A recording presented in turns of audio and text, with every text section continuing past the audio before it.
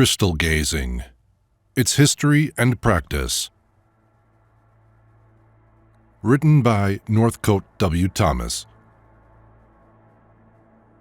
Narrated by Matthew Schmitz. Introduction. Do you believe in crystal gazing? Is a question which one is often asked. One can only reply, what do you mean by believing in crystal gazing? If you mean, do I believe that it is worthwhile to pay half a crown or a guinea as a fee to a person who professes to discover by crystal gazing the whereabouts of lost property or of a missing friend, or to foretell events? I do not believe in crystal gazing. One hears wonderful tales of successes in this kind, but not at first hand, and the people who tell them are not very critical, while the practicers are, to begin with, breaking the law. But if the question means, do I believe that some people have the faculty of seeing faces, places, persons in motion, sometimes recognizable in a glass ball, or in water, ink, or any clear deep? Then I do believe in the existence of this faculty. Whether the things thus seen ever answer, except by fortuitous coincidence, to thoughts in another person's mind, things unknown to the crystal gazer, is a different question, to which I return later. But as to the actual existence of an experience which the gazer can only describe as seeing such or such things in the glass ball, I have no doubt whatever. I shall use for the practice the old English word scrying, a form, one may guess, of descrying. Perhaps I may as well give the grounds of my belief as far as that belief extends. Like other people, I had heard and read all my life of magic mirrors. Ever since, in childhood, I pursued the notes to The Lay of the Last Minstrel and Scott's Story, My Aunt Margaret's Mirror, and Kingsley's Egyptian chapters in Eothen. Like other people, I thought the stories nothing but medieval or oriental romances, but Miss Goodrich Freer published an essay on crystal gazing in the Proceedings of the Society for Psychical Research. The essay contained a brief and interesting history of the practice and records of personal experiences by the author, Miss X, whose real name I did not know. I was staying at a hospitable country house, a castle with an ancient legend for being haunted. None of us ever saw any of the traditional specters. We went to London for a glass ball in which none of us could see anything that was not very natural and normal. The hostess was the last who tried. She found that the ball first yielded mere reflections, then seemed to grow milky, then black, and then pictures appeared. These, to some degree, rather disturbed her equanimity, being novel in her experience and not corresponding to any conscious thoughts in her mind, which might have suggested them to a person very capable of visualizing, that is, forming pictures in her mind's eye of the object of her conscious thoughts.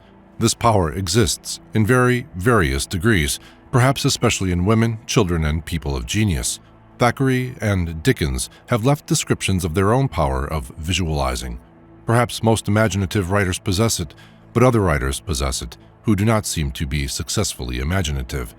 The crystal pictures, however, were seen not in the mind's eye, but projected outwards into the glass, and did not correspond to any thoughts which the gazer knew that he was thinking, or had ever thought.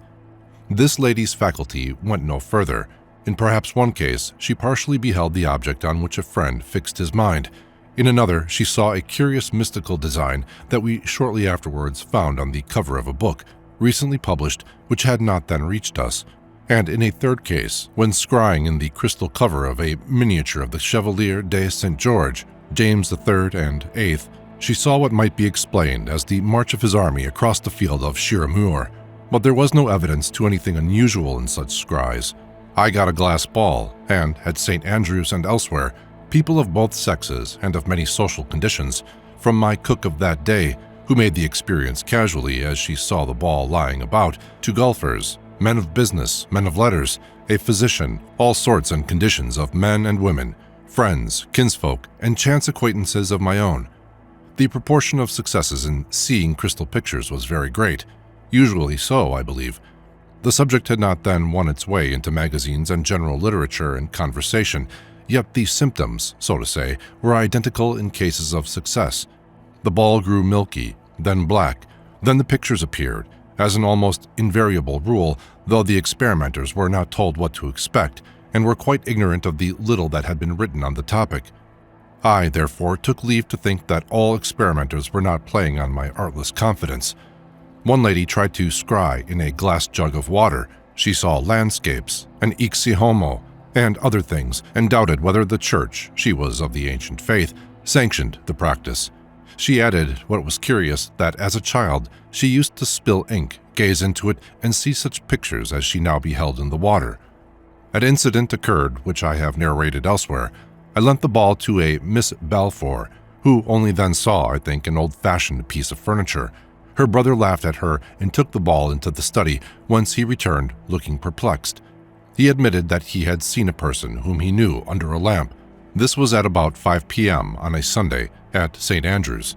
He would find out on Tuesday, he said, whether he had seen right or wrong. Miss Balfour told me this. On Tuesday, Mr. Balfour met at a dance in Edinburgh a lady, Miss Grant. On Sunday at 5 o'clock, he said, you were seated under a standard lamp, making tea. A man in blue serge was beside you. His back was towards me. I saw the tip of his mustache. You wore a dress, described, that I never saw you wearing. Were the blinds up? Asked the lady. I do not know. I was at St. Andrew's, said Mr. Balfour. The lady said that all the facts were correct, and she and Mr. Balfour wrote out and signed a report of the incident. I had heard Miss Balfour's account of the person seen under a lamp before I learned the conclusion of the story. Not long afterwards, Mr. Balfour lunched with me. We spoke of Miss X, Miss Goodrich Freer, and her experiments on the links before the luncheon. Afterwards, in my study, Mr. Balfour, who was smoking, gazed into a glass bowl of water. He saw as much of a house as you do see from the hall. The arrangement as to flooring, doors, windows, and staircase was of a kind unknown to both of us. A white Persian cat, in the picture, walked down the stairs. The picture lasted long, and I made several changes in the lighting of the room. When I drew down the blind, the picture remained, but the large window opposite the front door, in the crystal picture of the house, disappeared. I happened, later, to meet Miss Goodrich Freer, whom Mr. Balfour had never seen in his life, and told her what he had beheld. My house, my Persian cat, said the lady. I had never been in this house, but visited it on my return to town. Mr. Balfour's description of what he saw in the picture was absolutely correct, but the Persian cat was out. His existence, however, is amply attested. Possibly many crystal pictures, unidentified, have their actual model somewhere, but the prototype, in this case, was discovered by the merest chance. Mr. Balfour, a man of strong sense, argued that the picture of the cat was a whiff of tobacco smoke, and the house a thing fancifully constructed out of light, shadows, and reflections. The coincidence remained that out of these he had architected and furnished a house on a system utterly unknown to himself or to me, yet actually existing, and the house was tenanted by a white Persian cat. The instances which I have given are only a few out of the multitude within my experience. But your experience, the skeptic will say, is only that of a listener or a looker-on.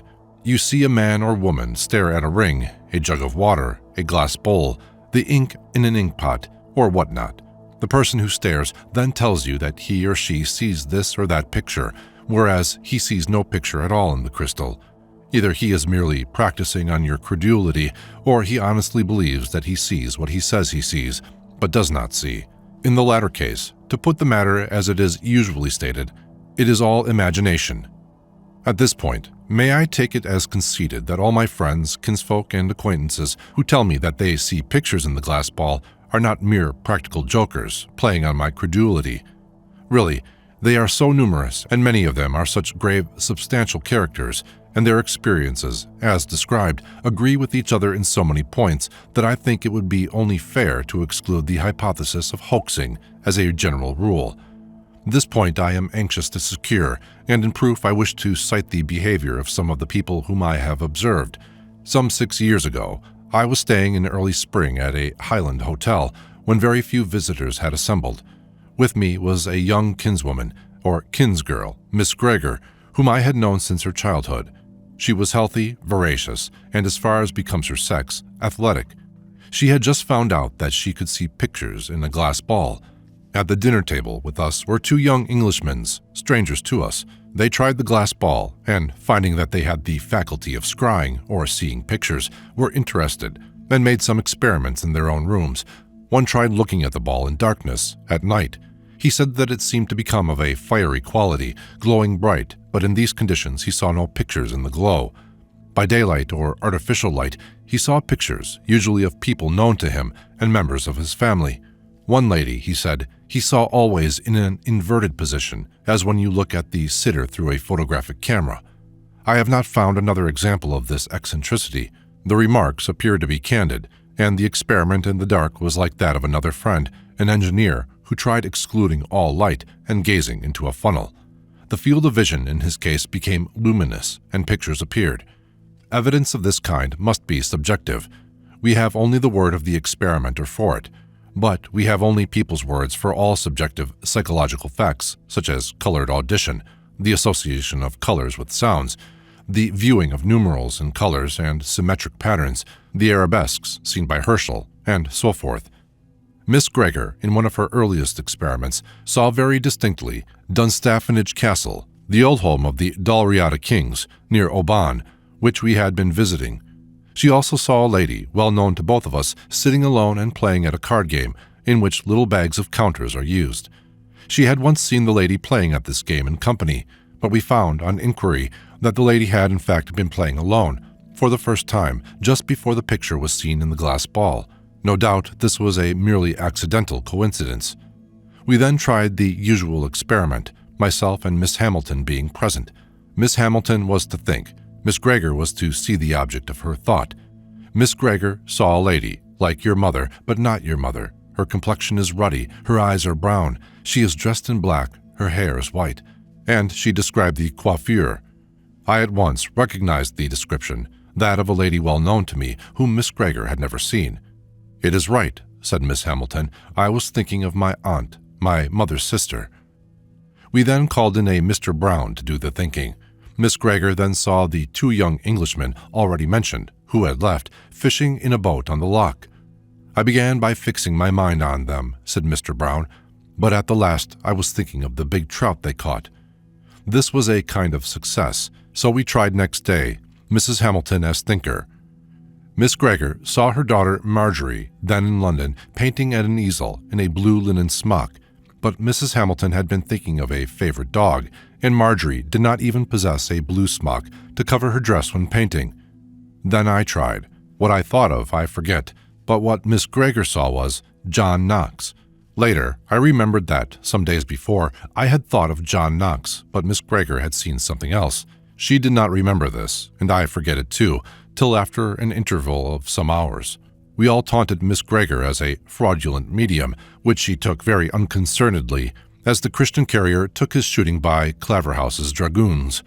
Out of 4 attempts, she had missed twice. Once scored a bullseye, and once an outer. As in many other cases, her efforts were wont to be there or thereabouts. In her experiment with her mother, she saw a back view of that lady and a friend, Mrs. Black, standing in a great hall looking upward. At what they were looking she did not know, but what Mrs. Gregor was thinking of was the tall Haida totem post in the hall of the Anthropological Museum at Oxford, which some weeks earlier she had visited in company with the lady here styled Mrs. Black. It is a gigantic post, carved with the totemic armorial quarterings of a Haida gentleman, and originally erected in front of his hut, as is the custom. Thus Miss Gregor was in close but not absolutely perfect contact with her mother's reflections, much as in the case of the men in the boat and the big trout. Whether these coincidences were mere chance work or had some other origin, everyone may decide according to his taste and fancy. But out of the whole universe of things thinkable, Miss Gregor made good shots in 3 out of 5 cases given. She had a memory picture of a thing forgotten by both of us in the John Knox case, and in Mrs. Hamilton's case, the picture seems to have been the result of a guess, conscious or subconscious. Another spontaneous and successful seeing of Miss Gregor's was the most remarkable known to me, as it involved the successful discernment of a string of names and numerals, and was thoroughly well attested. But in this instance, no glass ball was used. The names and numerals appeared as if written on a blackboard, no effort having been made to see them in the mind's eye.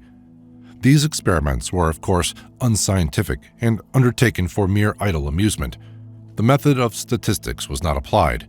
There were not, in my knowledge, more experiments made than those which I have chronicled, with one other on the same level of success as the affair of the totem post. One case, we have seen, was not an experiment.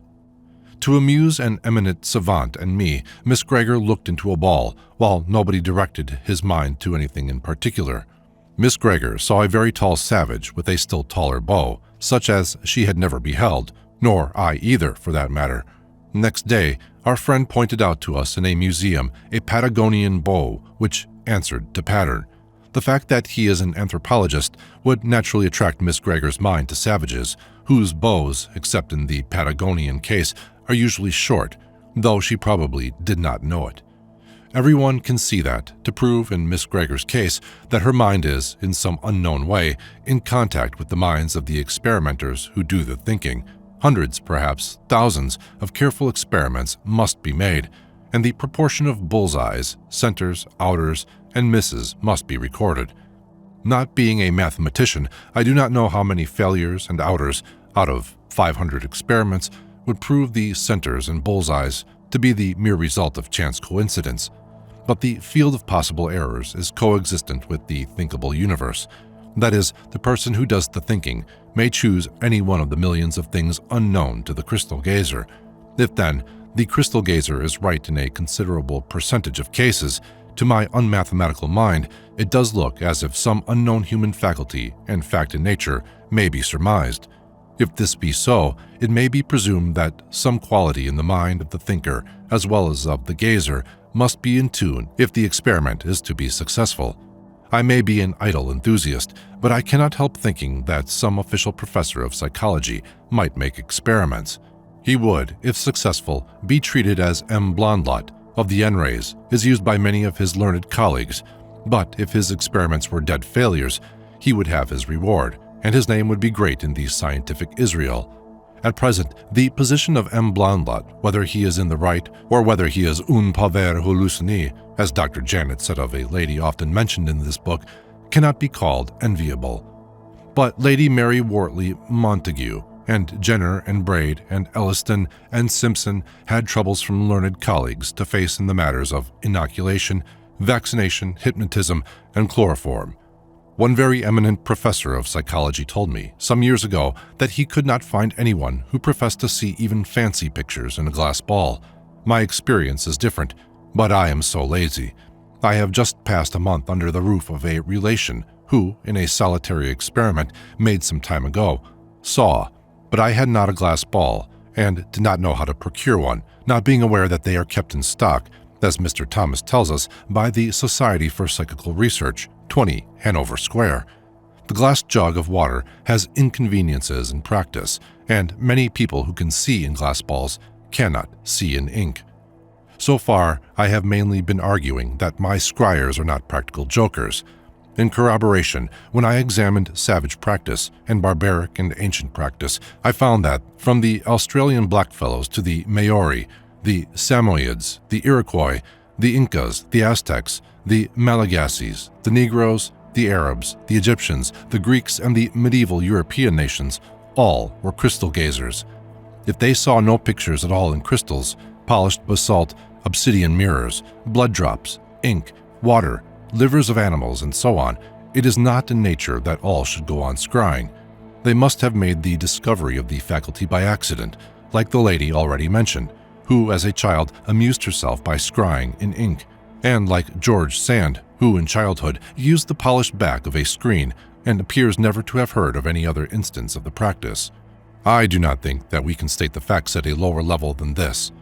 Some persons can, and others cannot, see pictures, not voluntarily or consciously evoked and visualized in a smooth deep.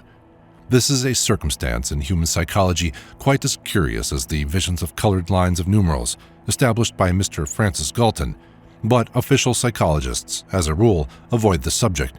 Are they influenced by an aversion to the inquiry as to whether the things seen, in some cases, appear to reflect the unknown thought of a party of the experiment?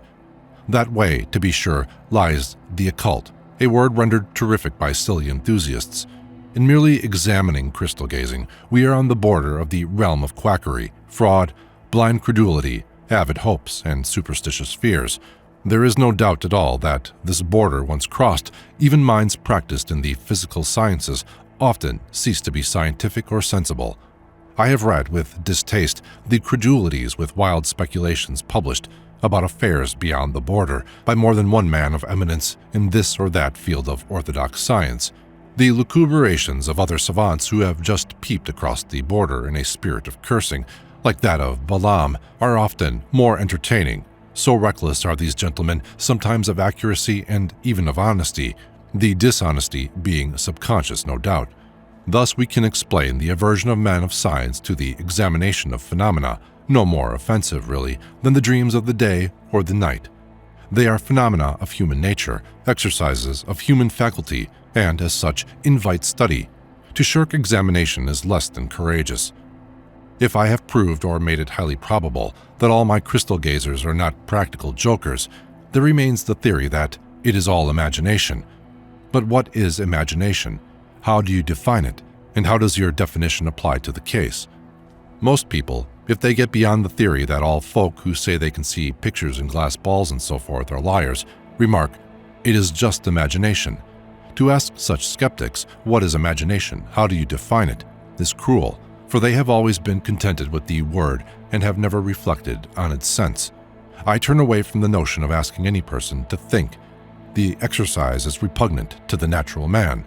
We may perhaps find out what the public mean by imagination if we examine the senses in which the word is currently used. We explain in common talk the tales which a child, or which many grown-ups, tell about their own adventures by saying that they are imaginative. The child tells you of his adventures with sharks in the pond or bears in the garden. He has heard or read of bears and sharks, and he has made a romance about them in which he himself is the hero. Vanity and the nascent literary impulse inspire him. A man tells you of his successes among the fair, or among trout or deer. In the former case, he is a cur, or a liar, or a fatuous fool. In the second case, you cannot tell whether he is romancing or speaking truth without considerable knowledge of his character and qualities. He may be veracious, and yet a listener who does not know by personal experience the strange chances of hill and wood and stream says to himself, the man is imaginative, just as he would say of the man who sees crystal pictures. Very probably the sportsman is telling the actual truth, and a fellow sportsman believes him. He is reckoned imaginative only by listeners who have not lived alone with nature and wild things. In the same way, the listener who has never inquired into crystal gazing thinks the scryer imaginative, yet he may no more be imaginative than the sportsman is. He may be only narrating matters, not in the experience of the listener. To this extent, then, we may discount the popular theory of it is all imagination. Again, we use the word imagination, commonly of the constructive faculty of the poet or artist. He broods on a theme, let us say, till he sees it with the inner eye, which is the bliss of solitude, with his mind's eye, and then he reproduces in words, sounds, clay, or colors what he has seen, reproduces it with more or less success. This we call constructive imagination, and it is exerted with purpose and with full consciousness as a rule. We all exercise or try to exercise this faculty when, on the dark, we strive to paint the face of a friend or the aspect of a landscape. The power exists in various degrees. I, for one, am almost without it. We call the process visualizing. Now, some crystal gazers can visualize a face, say in the mind's eye, and then transfer the picture into the crystal. I do not know if this power is common. However, let us suppose it to be common. Next, let us suppose that, in an experiment, A does the thinking, B guesses at the object of A's thought, visualizes what he has guessed at, and transfers the mental picture into the crystal. The guess may be right, as in the case of Miss Hamilton's aunt, or wrong, as in the case of Miss Hamilton's sister. In the instance of the aunt, Miss Gregor had never seen her, but she may have seen her photograph, guessed that Miss Hamilton was thinking of her, and then made a mental picture of the photograph, invented the coloring, and transferred it to the crystal. In this case, we have a lucky guess at Miss Hamilton's thought, a very lucky guess, for the lady had the whole universe to expatiate in maiden meditation, fancy-free. Secondly, we have an effort of a recognized form of imagination, namely visualization. Thirdly, Miss Gregor puts the mental picture into the crystal, or says that she does, persuades herself that she does so. Here all is conscious, purposeful work of the imagination. Again, in the case of the totem post, Miss Gregor knew that her mother had seen the post in company with Mrs. Black. She guessed, let us say, that of this visit to the museum her mother was thinking, and she guessed right. But why did she guess that the two ladies were looking upward in the large hall, and not guess that they were looking at the totem post? A point which would have made her conjecture much more telling. I do not know, but in any case, granting these explanations, we see how the thing works. Namely, first by a conscious and lucky guess, next by conscious exercise of the faculty of imagination, or of untruthful assertion. If I guess that you are thinking of Mr. Chamberlain, I can pretend that I see Mr. Chamberlain in the crystal, though I see no picture at all. Thus we eliminate even imagination and fall back on robust falsehood and lucky conjecture. Only those who, from long acquaintance with the scryer, believe him incapable of larking, need any other explanation. Imagination is superfluous. The successes are accidents. This argument brings us back to the skeptical starting point. Scryers are liars. But I really cannot repeat my reasons for not accepting this rather crude explanation.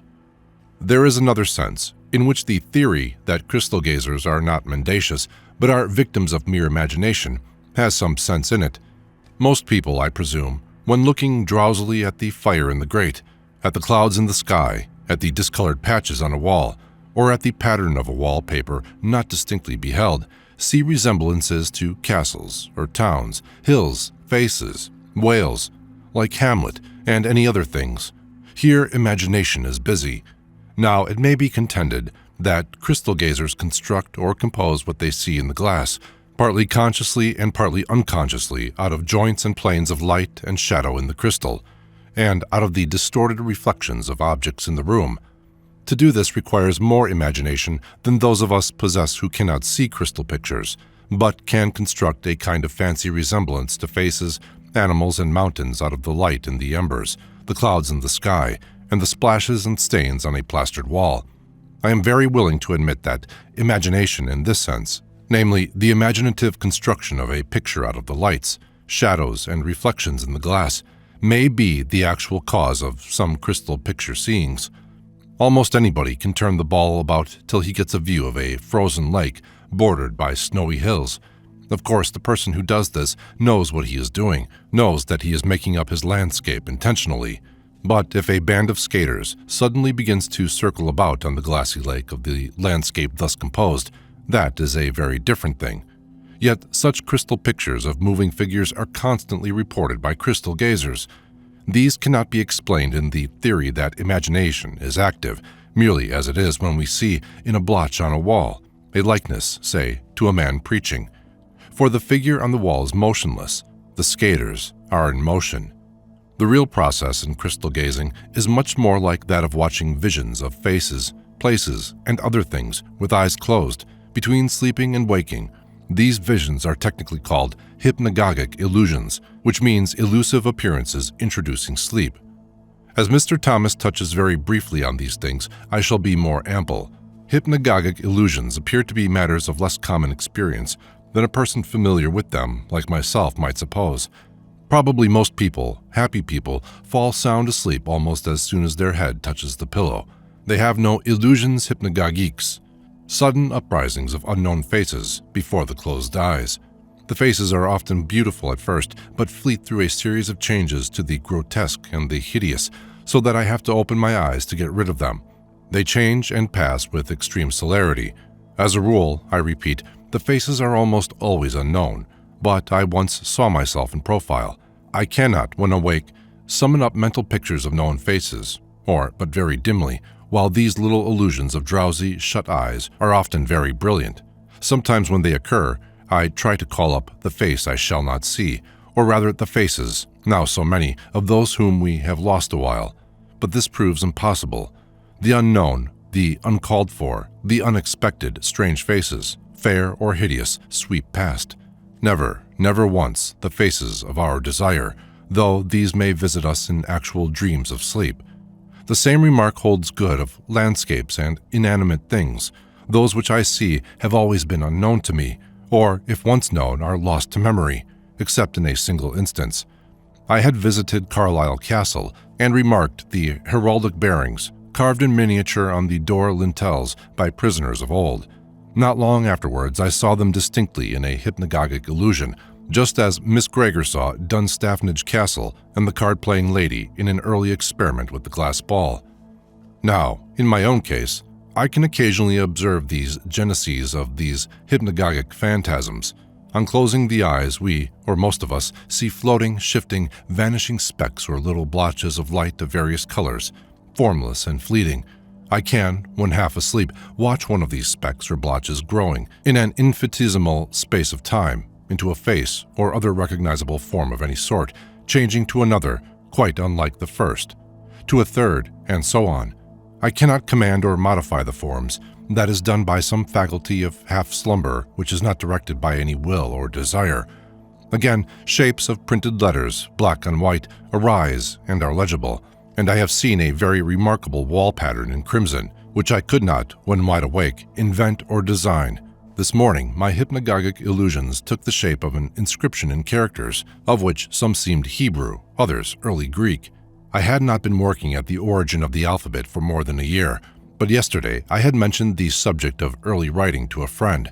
All this kind of phantasmagoria beheld between sleeping and waking is very closely analogous to the picture beheld by crystal gazers. Some of them, not many, Mr. Thomas names Mrs. Varale, can trace the genesis of the crystal picture to actual points of light and dark in the glass, just as I can sometimes see the speck of color before the shut eyes develop into the changeful face.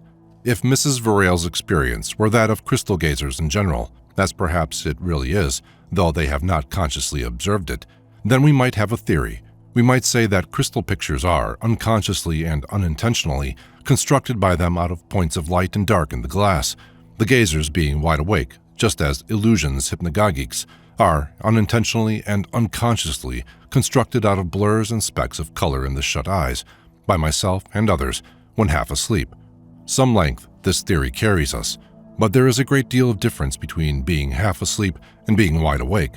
I must insist that, out of scores of cases of crystal gazers who saw crystal pictures, I have never met one who was other than wide awake during the process, talking and describing, criticizing, leaving off scrying to take tea, or smoking without leaving off. Very possibly, to stare at a fixed object may make some people drowsy, but it has not been so in any case within my personal experience. I have stared vainly at a glass ball for a long and many a time, but no more felt sleepy than I saw pictures. I was once able to test the theory of reflections converted into pictures in a curious way. The Mr. Balfour, already spoken of, was very skeptical about his own powers. As to the vision of Miss Grant at a tea table, he argued, I knew it was tea time and translated some reflection in the glass into Miss Grant making tea, and the man in blue serge, and the dress you did not know that she possessed. These appearances Mr. Balfour did not explain. At the time of this conversation, two young ladies who could scry were on a visit in the neighborhood. They were acquaintances of mine, not of Mr. Balfour's, who himself was on a visit to the place. These ladies had been witnesses or percipients with their mother and others, collectively and simultaneously, of a truly appalling specter seen one evening in a place where early the next morning a terrible disaster occurred with the loss of several lives. They told me that the tale and the phantasm was of such a novel type, so unconventional, that I made skeptical observations. Even Professor Ray Lancaster, if I know him, would have gone so far as to hint a doubt and hesitate dislike of the reported appearance. My tone irritated the ladies, and as I believed in scrying, they declared that scries were only reflections in the glass. I then arranged an experiment. I would bring 2 glass balls and introduced Mr. Balfour. I brought in Mr. Balfour, and one of the ladies scryed with her back to the window. Mr. Balfour was stationed at the other end of the room, beside the door. Both scryers indicated that they had seen. I took Mr. Balfour out of the room, along a passage beyond earshot. He had seen an old woman seated at a table. We returned to the drawing room and asked the lady what she had seen. She also had seen an old woman standing up. There was no old woman in the room to be reflected, and the reflections of the 2 opposite ends of the rooms were not likely to coincide in being construable into an old woman. In one scry, seated, in the other standing up, probably not the same old woman. Collusion was barred as the two parties to the experiments were entire strangers to each other. We have advanced, or I have advanced, whatever the reader may have done to this point, that crystal pictures are analogous to waking hypnagogic illusions, a contradiction in terms. It is no great strain on credulity to believe that a scryer, by concentrating attention on a given point of vision when awake, may have experiences analogous to, but usually much more durable than, the usual experiences of other persons on the margins of sleep. This theory would be much more easy of acceptance if I could say that my scrying acquaintances are drowsy when engaged in scrying, but they have invariably been, to all appearance, absolutely and normally wide awake. We now come to a topic already touched upon in the cases of Mr. Balfour and Miss Gregor, the perception by scryers of real persons or places unknown to them and distant, though perhaps present to the mind of the person who does the thinking in the experiment. If this kind of crystal picture could be statistically tested, and if successes occurred in a sufficient proportion of experiments, whatever that proportion ought to be, we should be in sight, I presume, of a result. Some cause, of a nature hitherto unascertained, would apparently determine the visions of the scryer which coincide with the thought of the person who does the thinking. Whether we christen the cause or process by the name of telepathy or thought transference or K-rays is a matter purely indifferent. We should be no nearer to understanding the process or processes. What nearer is it if we mix up M. Blondlot's N-rays, actual or imaginary, with the coincidence of A's thought and B's scry? We might as logically say Humpty Dumpty is abracadabra. We would be paying ourselves with words. An N-ray is not a phase of human consciousness. A thought is a phase of human consciousness that you may lay to, says Captain Cuddy. What our inquiry demands is proof of actual and constant, not causal and sporadic coincidence between A's unrevealed thought and B's scry. We require a long series of experiments, not with a scryer who has seen nothing more than unidentifiable crystal pictures, but with scryers known to be at least on the level of Miss Gregor. The proper persons to make such experiments are accredited professors of psychology and nobody else. What a causal amateur like myself may observe and record is of no scientific value, unless it has the effect of encouraging experiment by specialists. My own classical instance is the case of Miss Angus, to whom Mr. Thomas refers. He has not selected her cases, which most impressed myself. They are published in my Making of Religion, and I still possess the manuscripts, records, attestations, and signatures. I myself introduced the subject of crystal gazing to Miss Agnes, who had never heard of it before, and during the 3 or 4 weeks in which we were in the habit of meeting, her successes were numerous and peculiar, while of failures at that time I only heard of a few, once when she saw nothing, once or twice with myself, and once with a lady who is herself a scryer and a seeress. One failure was when I asked her to describe the study of a correspondent in Algiers, which I had never seen. The description seemed so improbable that I never asked my French friend whether it were wrong or right. Miss Agnes was not told his name, place of residence, profession, or nationality. This experiment, in popular phrase, was trying Miss Agnes rather high, for I have never seen my foreign correspondent, an eminent Egyptologist, nor did I try to fix my mind on a person whom I had never seen. On reviewing the past, I seem also to remember that Mr. F. W. H. Myers told me that Miss Agnes was unsuccessful in this case. Perhaps I had better mention all our own trial. On the first occasion, the second time of our meeting at a tea party, I asked Miss Agnes to see what I wanted her to see, adding that I would fix my mind elsewhere, namely on a card in a pack, and that a Mr. Johnstone, an undergraduate, would guess at the card. He guessed at the Ace of Hearts, which was the card I had selected. Meanwhile, Miss Agnes, seated at some distance off, was looking at the glass ball. She described the remote object, which I wanted her to see very minutely, adding an important detail which was not in my knowledge. I thought that this must be an error, but on making inquiries in the proper quarter, I found that it was correct. I confess that on this occasion, and only on one other in my life, a feeling of chill seemed to run down my spine. On the other hand, some weeks later, when I fixed my mind on an attempt to visualize Mr. W. G. Grace in cricket costume, Miss Agnes saw a limping old man. Thirdly, I had acquired some lammer beads, or amber beads, once the property of one of the Paisley witches, burned for bewitching Miss Christian Shaw of Bargeron, the founder of the Renfrewshire thread industry. I wrote to Miss Angus, who was at a distance, asking her to scry to the intention of some amber beads. What she saw was a lady and two men in old-fashioned costume in a room which had the air of being a chamber in a prison. Certainly I do not say that this was Miss Shaw with two friends waiting in the prison where Margaret Lang and 6 other victims accused of sorcery were examined and tortured. In this case, too, Miss Agnes was tried rather high. One other experiment, one which closes our account, was at least picturesque. We visited the ruined archiepiscopal castle of St. Andrews.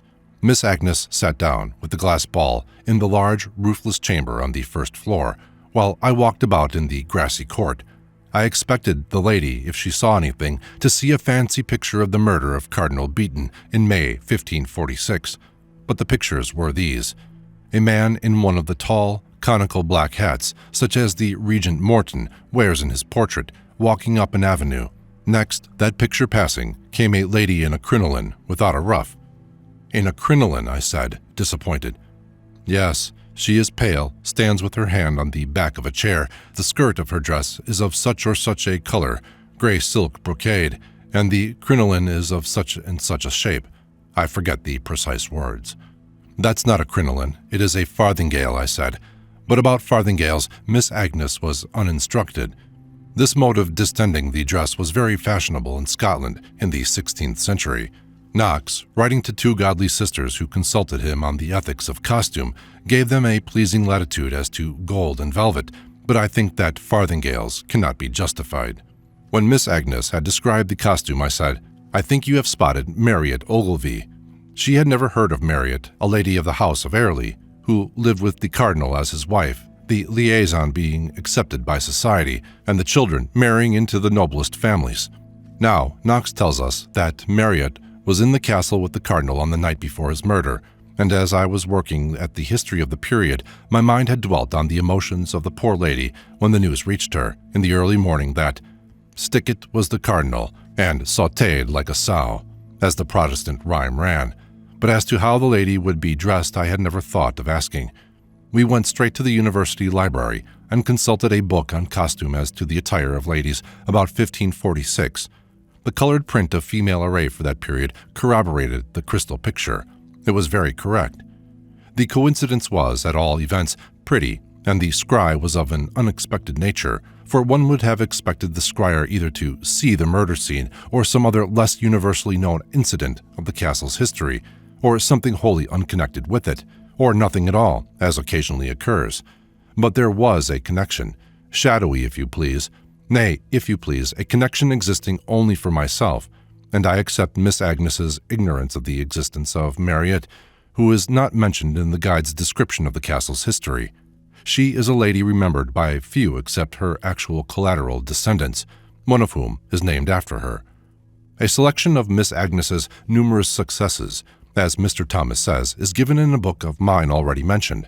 One case, unpublished, was of a sensational nature in connection with a lost object of value, but the incidents, for reasons which seem insuperable, cannot be offered.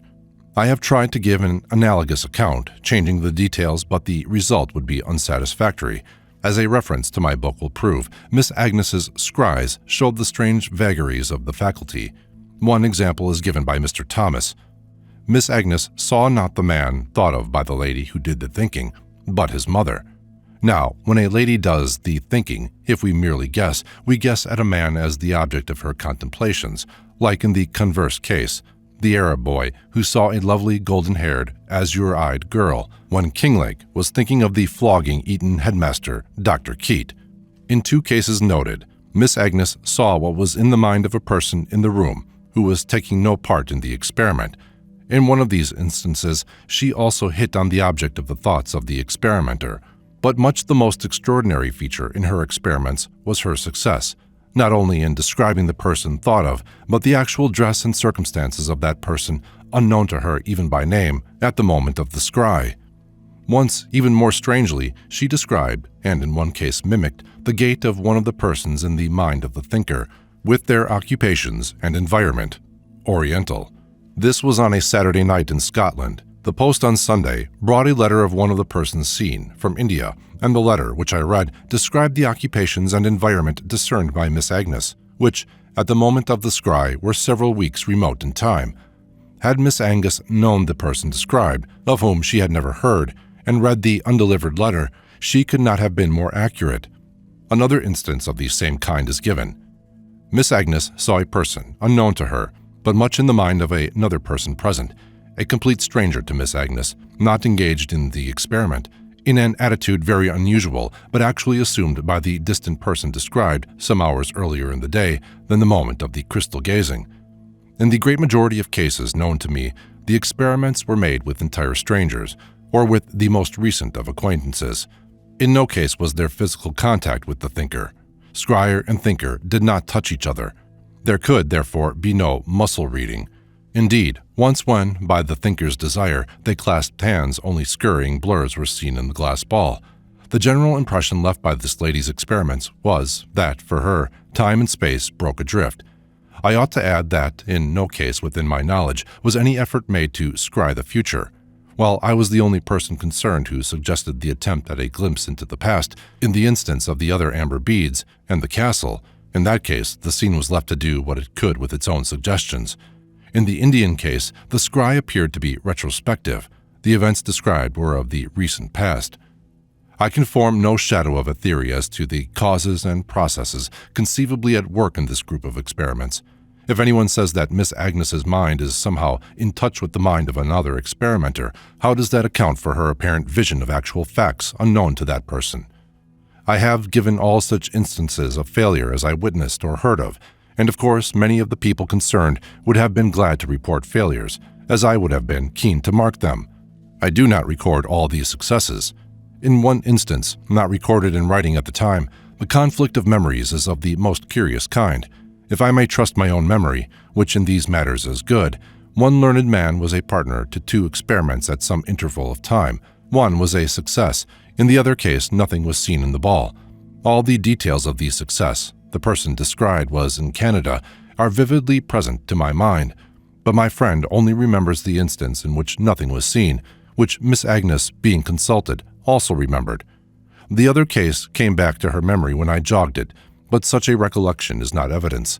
Did I invent the successful experiment, the name of the lady described, a person of rank whom I have only seen once, but who was a friend of the partner to the experiment? The large, empty, lighted-up room of state in which she stood, the snow in the streets, the sleighs in the snow.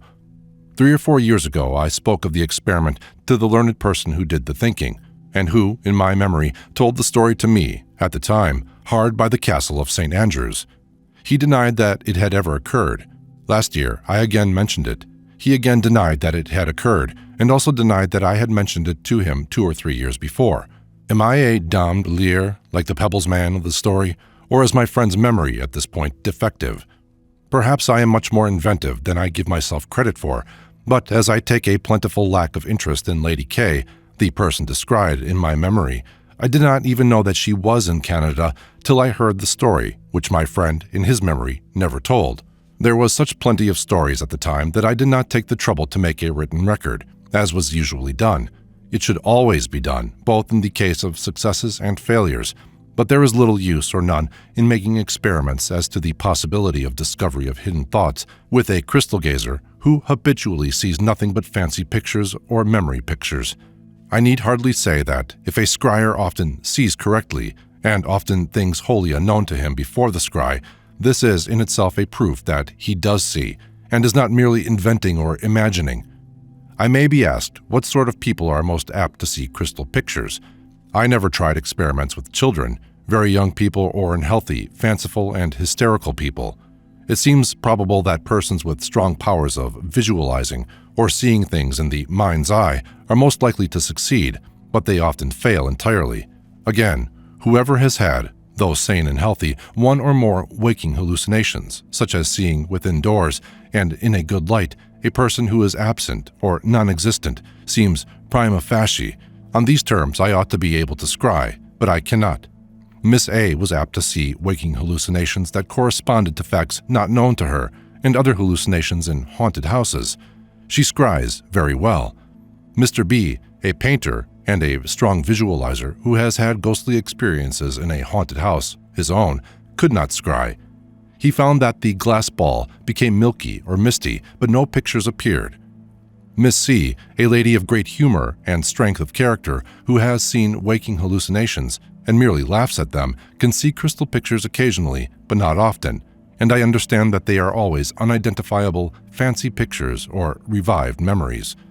In one case, she saw a friend in the act of writing a letter, and a letter reached her from the friend a post or two later, but that was not a notable coincidence.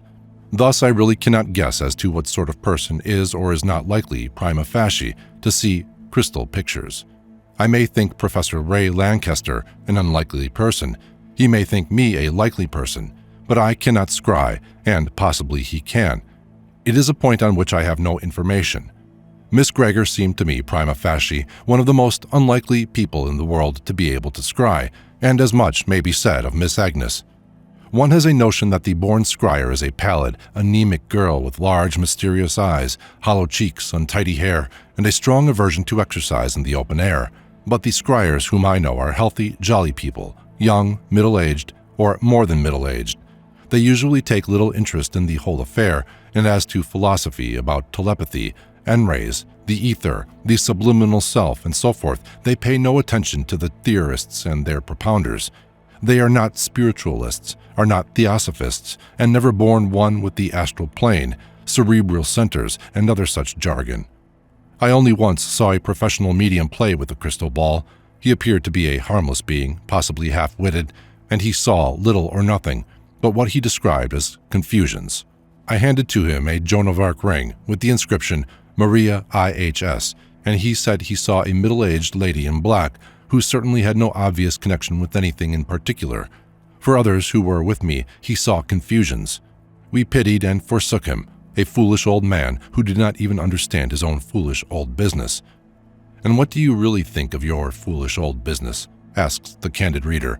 Or if a lady inquires, do you believe in crystal gazing? The question is unphilosophical in form, but I reply to what it is intended to mean.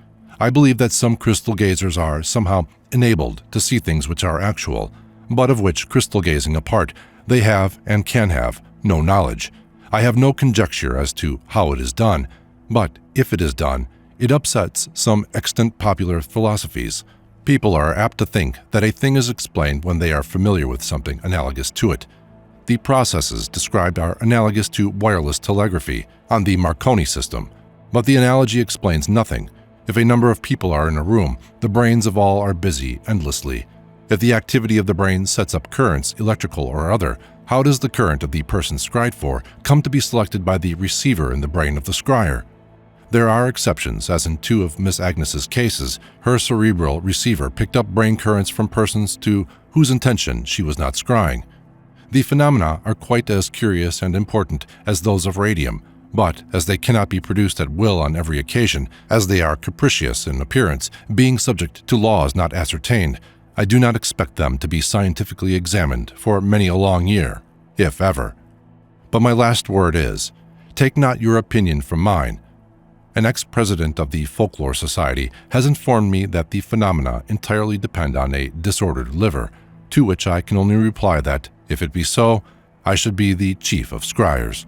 The questions at issue can only be settled after many long series of experiments conducted by psychological specialists working with sane and healthy subjects, British subjects for choice. 1. Superstition and incredulity.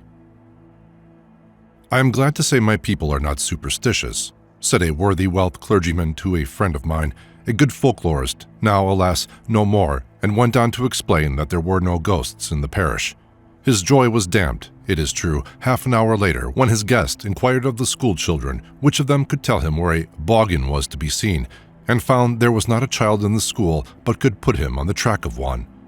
It is very commonly said that it is superstitious to believe in ghosts and crystal gazing and such rubbish. Many otherwise worthy people absolutely refuse to credit the fact that some of their fellow creatures, quite as voracious as themselves, may be able to see and hear what they cannot, or rather may have what are technically termed hallucinations, and may consequently be neither liars nor superstitious when they say they have seen a ghost or successfully scryed in a crystal ball or a glass of water. When we ask incredulous persons to explain wherein the superstition consists, it is by no means easy to get an explicit reply. While ghost-seeing may be a result of suggestion and depend on the belief that the souls of the deceased forefathers of the hamlet are wandering round the village churchyard at midnight to scare the bold wight who ventures forth, it by no means follows that all ghost-seers hold that view, or that they believe in ghosts at all, whatever that may mean. Since the International Census of 1889 through 1892, no one in his senses can doubt that a considerable number of sane and healthy people, otherwise indistinguishable from their fellows, occasionally see visions or hear sounds, and so on, which are not due to the external physical cause to which the unsophisticated savage refers them. In other words, the visions do not result from the stimulation of the retina by light waves, nor are the sounds due to air waves falling upon the ear. These sensations are initiated in the organism, probably in the brain, though if telepathy be a fact, we may in some cases have to look outside of the organism for the ultimate source of the phenomenon. A president of the Folklore Society once denounced the Society for Psychical Research and all its ways because it believed, or some of its members believed, in spirits, his own view being that it was absolutely essential to the progress of science to exclude once and for all the deadly heresy of animism, even when the human mind was the subject of inquiry. His ground for doing so was that savages believe in spirits. They attribute to the action of spirits many phenomena which men of science explain otherwise. Consequently, spirits cannot exist. A parallel argument will disprove the existence of horses. In the early days of the steam engine, a party of agricultural laborers stood gazing at one of the new and wonderful machines and finally solved the puzzle by postulating a horse or horses in its interior which made the wheels go round. Now, Mr. Clodd, if he be logical, will certainly admit that the conclusion to be drawn from this is that horses do not exist. 1. Savages explain many phenomena as due to spirits. 2. Many of these phenomena are not due to spirits. Ergo, spirits do not exist, he argues. 1. My laborers explain the action of a steam engine as due to horses in its interior. 2. There was no horse in its interior. Ergo, horses do not exist. The fact is, of course, that a mistaken explanation of one phenomenon does not invalidate the same explanation as applied to another phenomenon. If the Red Indian was mistaken in thinking that the aurora is due to the rubbing of the coats of celestial deer, an explanation at which he arrives by sound reasoning from his premises, one of which, a fact, was that earthly deer have coats which give electric sparks under certain conditions, and the other a hypothesis, or rather two hypotheses, that there were deer in the sky, and that the coat of a celestial deer alone could produce the results which he saw, he is hardly superstitious. Now Mr. Clodd, whom we may take as our scientific Galileo, would say, and therein be supported by the common consent of educated mankind, that the animism of the savage is a superstition. I agree, but is the savage explanation of the aurora a superstition too? Perhaps it is, but there is no suggestion of a ghostly deer, and nothing occult about this theory, any more than there is about the ether. If this aurora theory is a superstition, how about the horse theory of the steam engine? Here we are dealing with everyday facts and objects, and if Mr. Clodd calls the laborers superstitious, I do not think common opinion will uphold him. Let us assume, however, that he does. I go on to ask if the chemist of a century ago was superstitious when he talked of phlogiston or regarded heat as a substance. Here he was far more mythological than either the Red Indian or the laborers, for no one now regards heat as a substance. The man of science, to explain observed phenomena, was postulating the existence of a non-existent thing, which is just what the savage does when he invokes a spirit to explain the motion of the sun or the howling of the wind. The attempt to define superstition along these lines seems to lead, therefore, to an impasse. We fare no better, however, in other directions. It is useless to take the test of consensus of opinion, for no such consensus exists as is required to constitute a valid argument, and even if it did, there is no guarantee against either lack of knowledge or an epidemic of prejudice and want of common fairness and desire to get at the truth.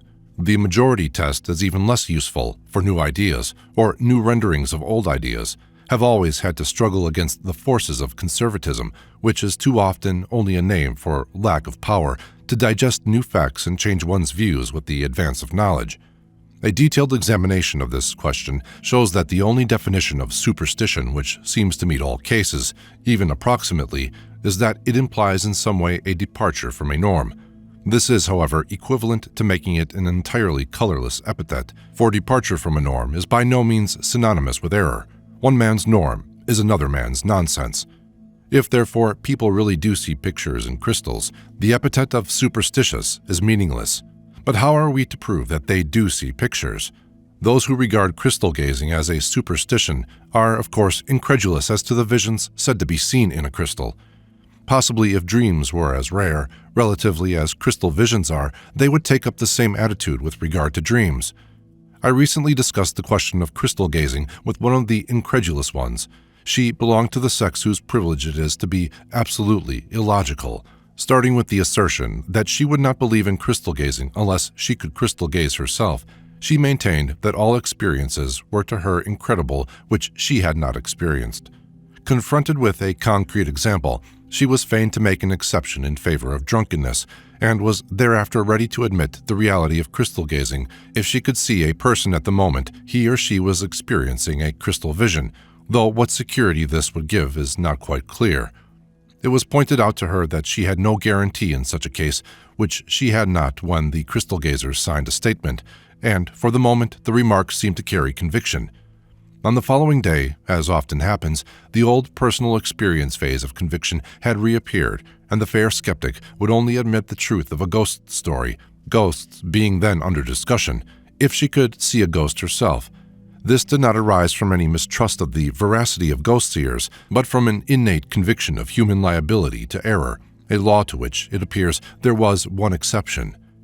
The attitude just described is perhaps more pronounced and more easily denounced than that of the average man who does not believe in all that nonsense, but it is hardly more illogical. In the case of ghosts and crystal visions, as of all other prima facie veridical psychological experiences, there are two questions involved.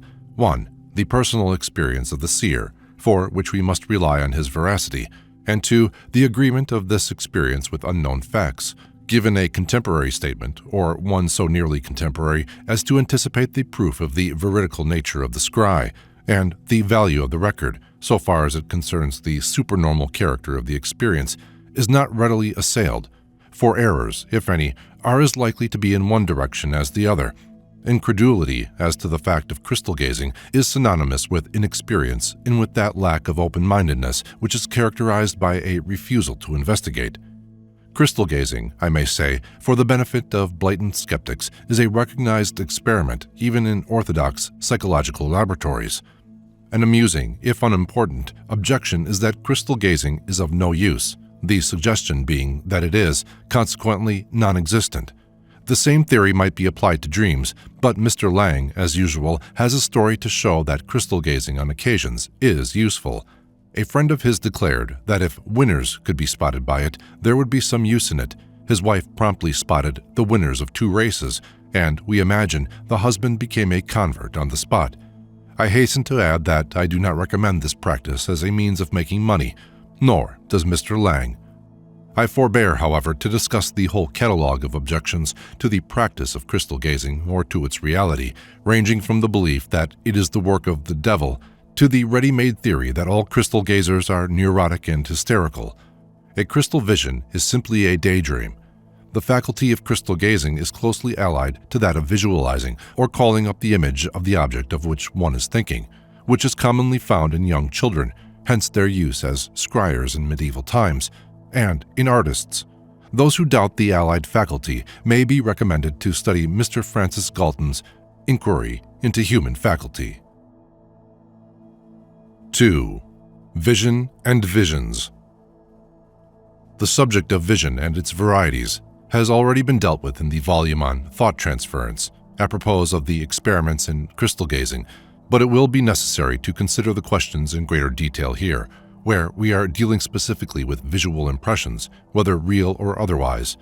To the ordinary man who does not concern himself with metaphysical subtleties, the things he sees are real when other people see them too, or when he himself can touch them or in some other way check the accuracy of the information supplied him by the sense of sight. It is true that we may suffer from hallucinations, which affect two senses. As we shall see later, it is possible for a scryer or crystal gazer to see the lips of his vision people move and at the same time hear what they say. He thus suffers from both auditory and visual hallucinations. Again, the test that more than one person sees a thing is apt to work out wrong in practice. Not only may two people see the same crystal vision, a case related by Mr. Lang is very much to the point.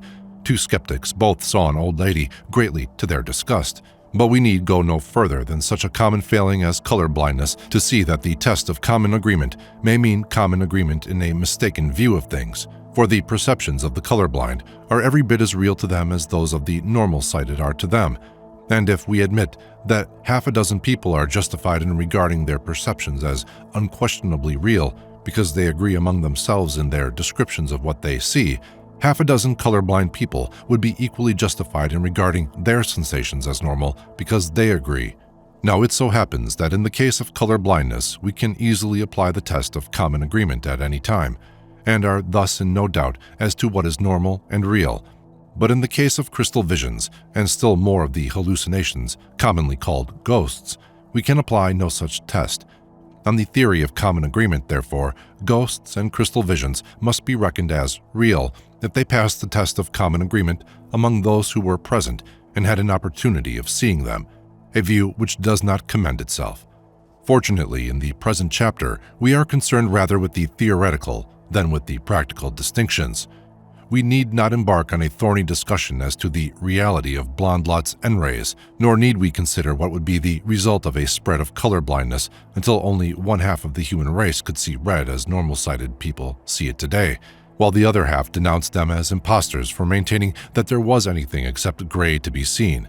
All that we are here concerned to do is to point out that we do agree that our senses, working in what we call the normal way, tell us of certain things which we call real. So far as the question immediately interesting us goes, it is a byway, but it may be pointed out that, in a sense, the unfortunate engine driver who brings a collision to pass owing to the fact that he cannot see a red lamp red is, in a way, justified in calling his sensations real.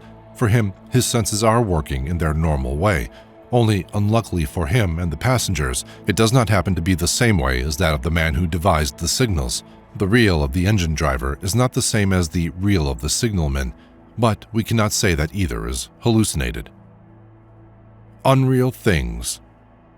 This brings us to the definition of the term hallucination, which has for most people unpleasant associations of delirium tremens, hysteria, and diseased conditions.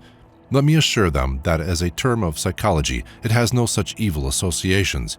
It may, of course, happen that the psychologist has to deal with a person suffering in the ways described, and then he is bound to speak of their perceptions as hallucinations. But in the ordinary course of things, there is no suggestion of disease in the mind of the psychologist when he speaks of a hallucination.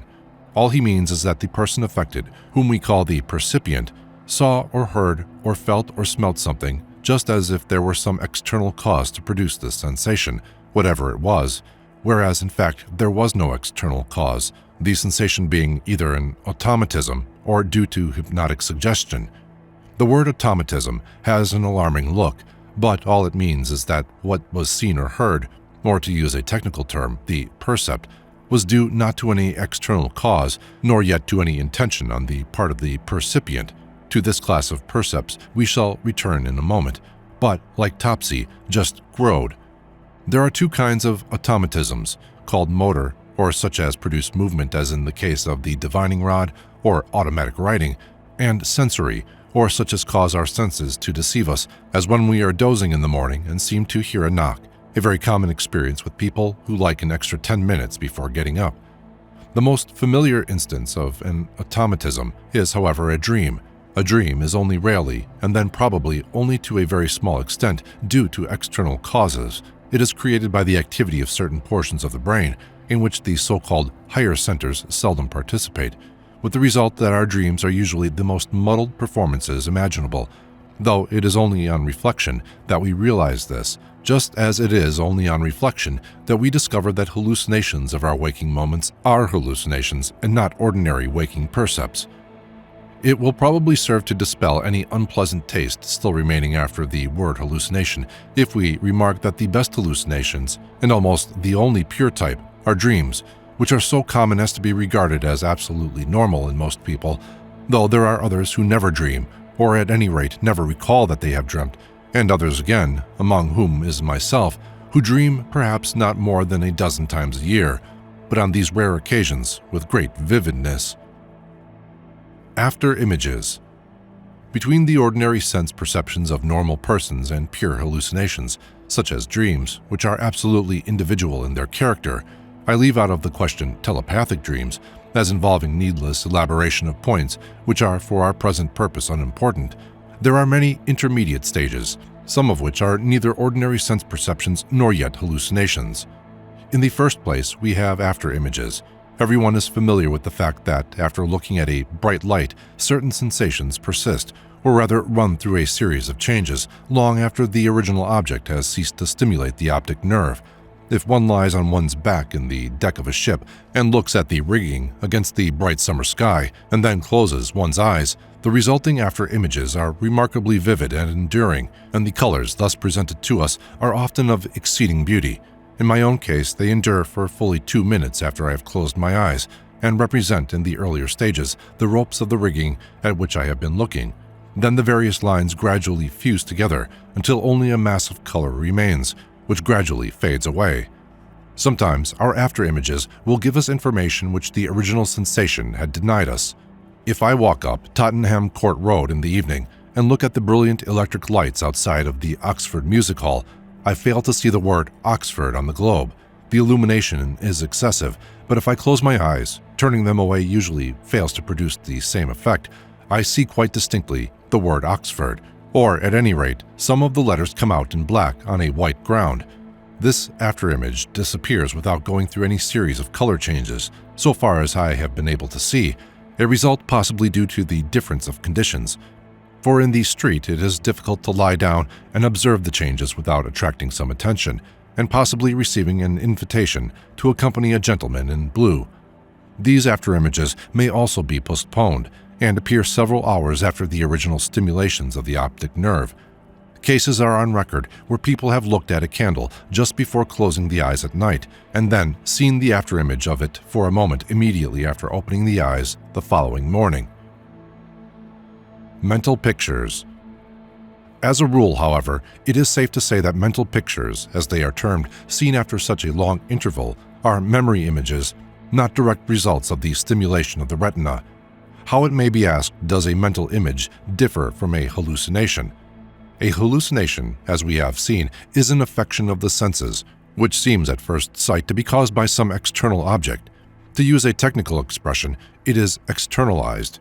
It seems to be wholly outside us, whereas mental images and some intermediate phenomena can be seen with closed eyes, or are, at any rate, independent of the external world, or take no place among the surroundings of the percipient, as is the case with hallucinations proper.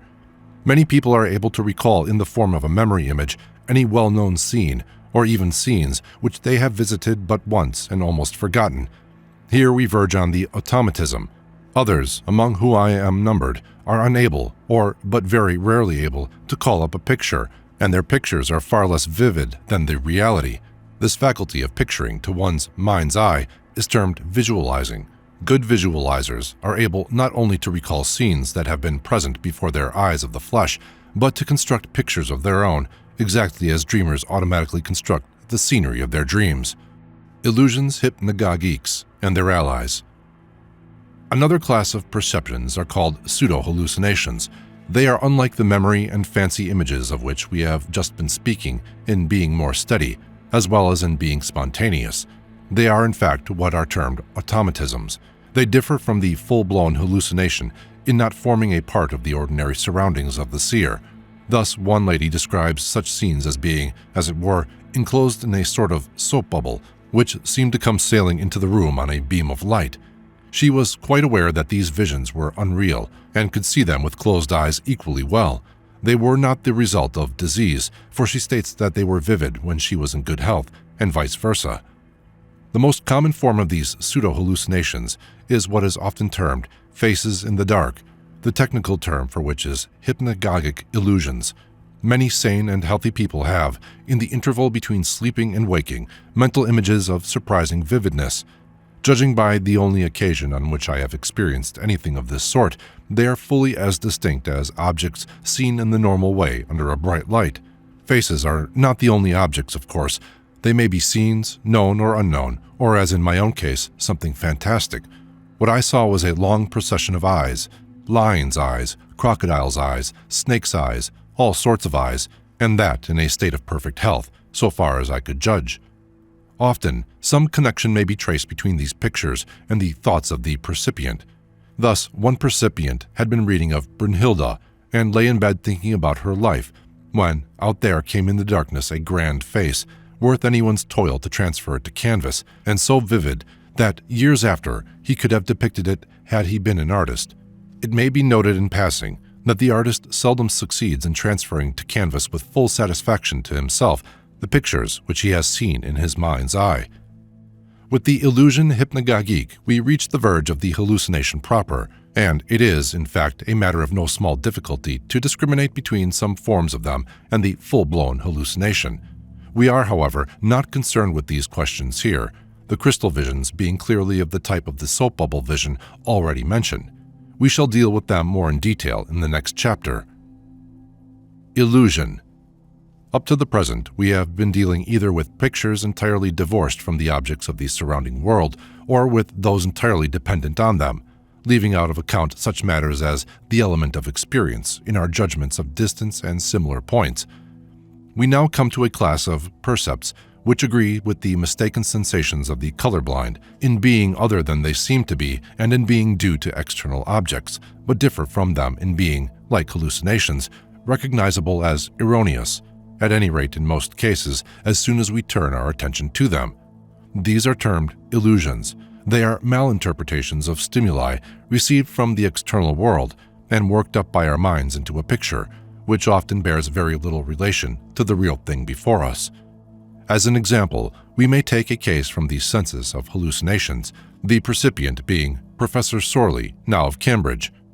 Lying in bed, he says, and opening my eyes voluntarily in order to drive away the imagery of an unpleasant dream, which was beginning to revive, I saw the figure of a man, some 3 or 4 feet distant from my head, standing perfectly still by the bedside, so close to it that the bedclothes seemed slightly pushed towards me by his leg pressing against them.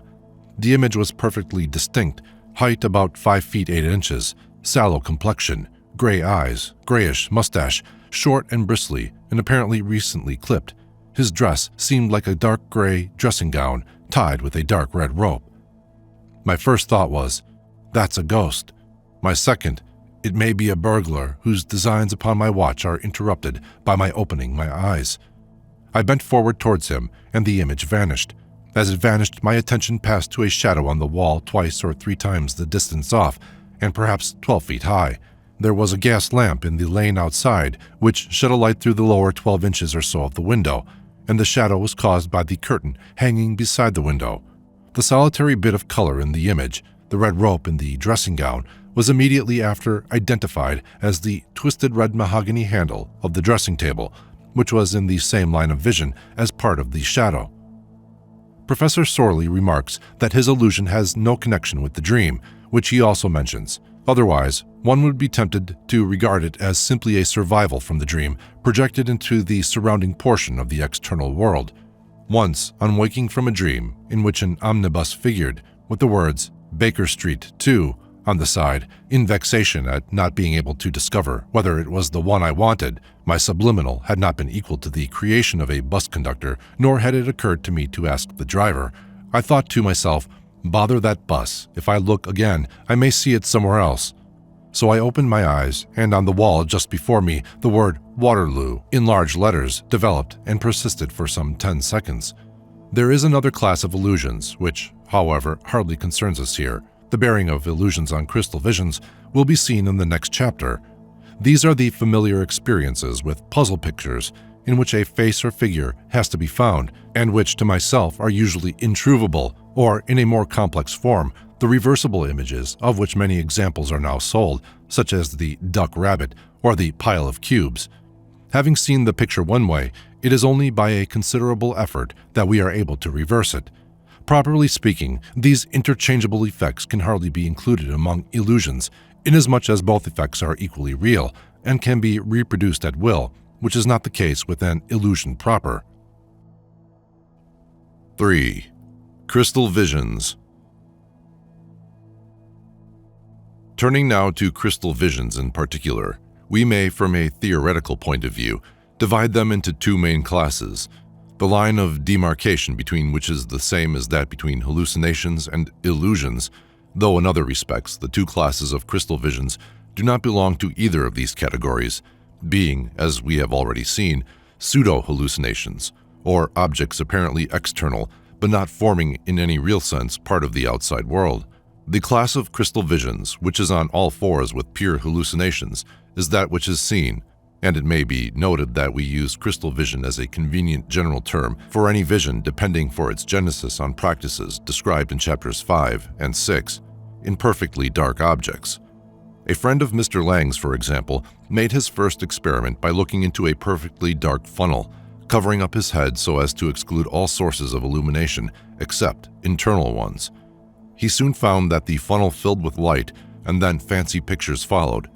Singularly enough, this experimenter does not recall a single dream, and if we may assume that his non-recollection is a proof of non-existence, never does dream.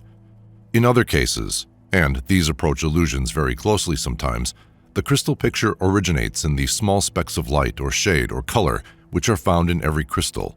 These are termed in technical language points de repère, or may, like an illusion proper, be manufactured out of reflections and shadows in the crystal, but once initiated, seem to be independent of them, and in this respect are, of course, sharply distinguished from illusions of the ordinary type. In the case of good scryers, the crystal picture seems to develop instantaneously. Mr. Lang records the case of a girl who picked up the ball and saw it in a piece of paper covered with writing which she took to be in the ball. Another actually turned the ball around, expecting to see the picture on the back. In other cases, the ball seems to fill with mist and perhaps ends by disappearing, or the mist may clear away and the picture be seen, as it would be if a curtain were drawn away. On this point, the observations of Ibn Khaldun are of interest.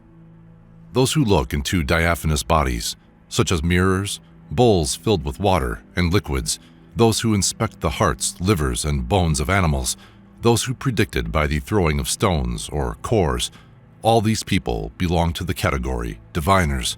They try to reach the goal by trying to concentrate all their perceptions. As sight is the noblest sense, they give it preference. Fixing their gaze on an object with a flat surface, they consider it attentively until they there see the thing that they want to announce. Some people believe that the image, seen in this way, is drawn on the surface of the mirror, but they are wrong. The soothsayer stares at this surface until it disappears, and a curtain, similar to a fog, comes between him and the mirror. On this curtain, the shapes he desires are drawn and seen, and this allows him to give indications, either affirmative or negative, on what we want to know. He then recounts the perceptions as he receives them. The diviners, during that they are in this state, do not see what is really seen in the mirror. It's another mode of perception which is born among them, and which operates not by means of sight, but of soul. It is true that, for them, the perceptions of the soul resemble those of the senses, do not deceive them, a fact which, moreover, is well known.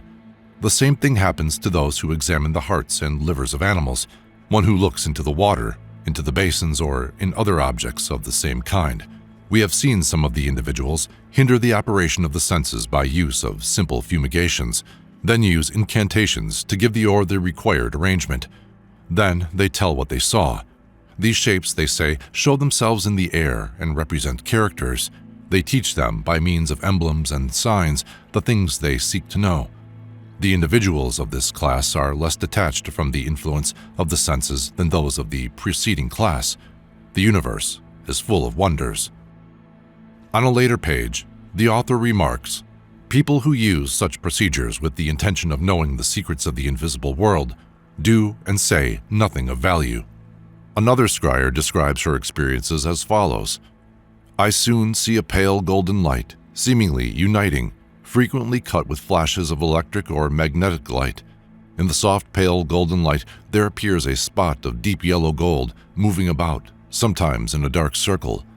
After watching it for some time, it resolves itself into something like an eye, with a dark, deep blue pupil, then with a ring of gold around the eye's center, then into a ring of lighter blue, resembling an eye. I first saw this object 2 or 3 weeks after purchasing the mirror. The first object I saw at all was in the evening, when I was sitting with back towards the bright lamplight. I had sat about 20 minutes, impatient and discouraged at seeing nothing but a black mirror, when suddenly the appearance described above showed itself near the left-hand lower corner of the disc, slowly passing upward 2/3 the way towards the right-hand upper corner, when it suddenly disappeared. This has been repeated several times with variations. Its size is that of a silver dime. R goes on. I know cases where that identical spot of golden light has resolved itself into an ethereal lane, through which magnificent supernal realities have been seen. More than this, I have known 3 persons at one time, in broad daylight, see the same thing, a magnificent living picture embodying the most splendid arabesque scenery. According to Miss Agnes, the vision sometimes appears small and far away, deep in the glass as it were. At other times, the glass seems to disappear, as described by Ibn Khaldun, but Miss Agnes seems to think that this disappearance is preceded by the emergence of the vision. As soon as she tries to analyze the picture or her sensations, the whole scene vanishes. The pictures, she says, are by no means stationary. Illustrative cases will be found in some of Mr. Lang's narratives, and it is particularly striking that a whole mass of minute detail is grasped in a momentary flash, for her pictures, like our dreams probably, seem to be very fleeting. Sometimes, but this may be a hallucinatory memory, she believes that she can recall fresh details an hour or 2 after the picture has gone. The only test of such an occurrence would be for her to give veridical details of something at a distance. In itself, of course, the thing is by no means improbable. To a less extent, the same phenomenon is observable in after images. While she is describing the first vision, Miss Agnes frequently finds that a second, which is related to the first in some way, appears. Miss Varale does not say how the pictures come into existence, but her remarks are of considerable interest and may be quoted here. She is a good visualizer and has no difficulty in calling up a mental picture, but the visions seen on looking into a crystal or glass of water are, she says, in some respects unlike all other visual impressions. A dim light is, in her case, most effectual, but she has seen the pictures in bright light too. Never, however, like Mr. Lang's friend, in absolute darkness. For Mrs. Varale, the picture is built up from the bright points in the crystal, but once produced, the picture has a reality which she cannot give to her mental images. She has seldom been able to investigate the effect of a magnifying glass on her visions, as they always temporarily disappeared. In some cases, however, they remained unaffected, and in one case a temporary enlargement took place, though this was not the normal effect on the lens. I do not know whether Mrs. Varale is very suggestible, nor yet, if she is, what her expectations were in the case of enlargement. The phenomenon suggests that optical laws had nothing to do with the case. Crystal visions are equally unaffected in other cases by the use of optical instruments. A friend of Mr. Andrew Lang gets crystal pictures, but they are unaffected by wearing spectacles. He, however, saw his visions more distinctly than real objects. In this connection, it is of interest to note that the pictures presented by Mirage in the desert are said to be rendered more distinct by the use of a field glass. The gentleman in question saw a face on one occasion, and on turning the glass saw it in profile. In some cases, however, experiments seem to show that the use of magnifying glasses and other optical instruments may modify the crystal picture. A well-known optician of Bond Street carried out a series of experiments with Miss Goodrich Freer some years ago and arranged the conditions so that she could not be aware of the normal effects of the 4 lenses employed on real objects. Suggestion was thus avoided. In all, 8 experiments were tried, and in 5 the pictures behaved like a real object. The lenses were fitted into 4 pairs of eyeglasses, and their respective effects on real objects at the given distance would have been A. To duplicate the object vertically, B. To blur it, C. No effect, D. To duplicate it horizontally. The experimenter, Mr. Dixie, handed the lenses personally to Miss Freer, and the experiments resulted as follows. 1. A gave distance. 2. B picture disappeared, then became more intense. 3. Picture disappeared. In all these cases, no such effect would have been produced on real objects. In 2 cases, 6 and 7, the result would have been attained in looking at real objects if the right eye alone had been used. They were 6. A lowered part of the picture. 7. D moved it to the right. In the other cases, the A, C, and D glasses had their normal effect. How far this difference of results between Mrs. Varale's experiment, carried out under the same conditions, and Miss Freer's is attributable to a difference in the type of their hallucinations, it is difficult to say. A priori, it might be expected that Mrs. Varale, who uses and knows that she uses points de repere, would be the one to find that her pictures behave like real objects, while Miss Goodrich Freer, whose pictures are as spontaneous as Mrs. Varale's and not preceded by any mist or curtain in the crystal, should find her visions unaffected, unless, indeed, her omission to notice the influence of points de repere does not mean that the points de repere play no part, or only a very small part, in the development of her visions. The point is an interesting one, and if any crystal gazer who reads these lines will try some experiments and communicate them to me, I shall be very glad. Of especial interest would it be to know what happens in the case of those persons whose visions are preceded by the disappearance of the crystal. 4. The speculum and the method of using it. In the following chapters, we shall see that a great variety of objects are used to promote the externalization of subliminal images. Not only is the plain crystal, or its congener, the black stone, used together with its first cousin, the mirror, and the primitive substitute of water, but almost any bright object seems to have been employed at one time or another. Thus we find the sword among the Romans, and in medieval Europe, polished iron is suggested in Faust's Hollenzwang. Lamp black is sometimes smeared on the hand, or, as we shall see later, a pool of ink poured into it. Visions are seen in smoke and flame, in black boxes, in jugs, and on white paper. In more than one place we find that diviners gaze at the livers of slain animals to provoke hallucinations, and a classical and medieval method, which has lasted until our own day, consisted in blindfolding the seer and suggesting to him that he should scry in a mirror with the top of his head.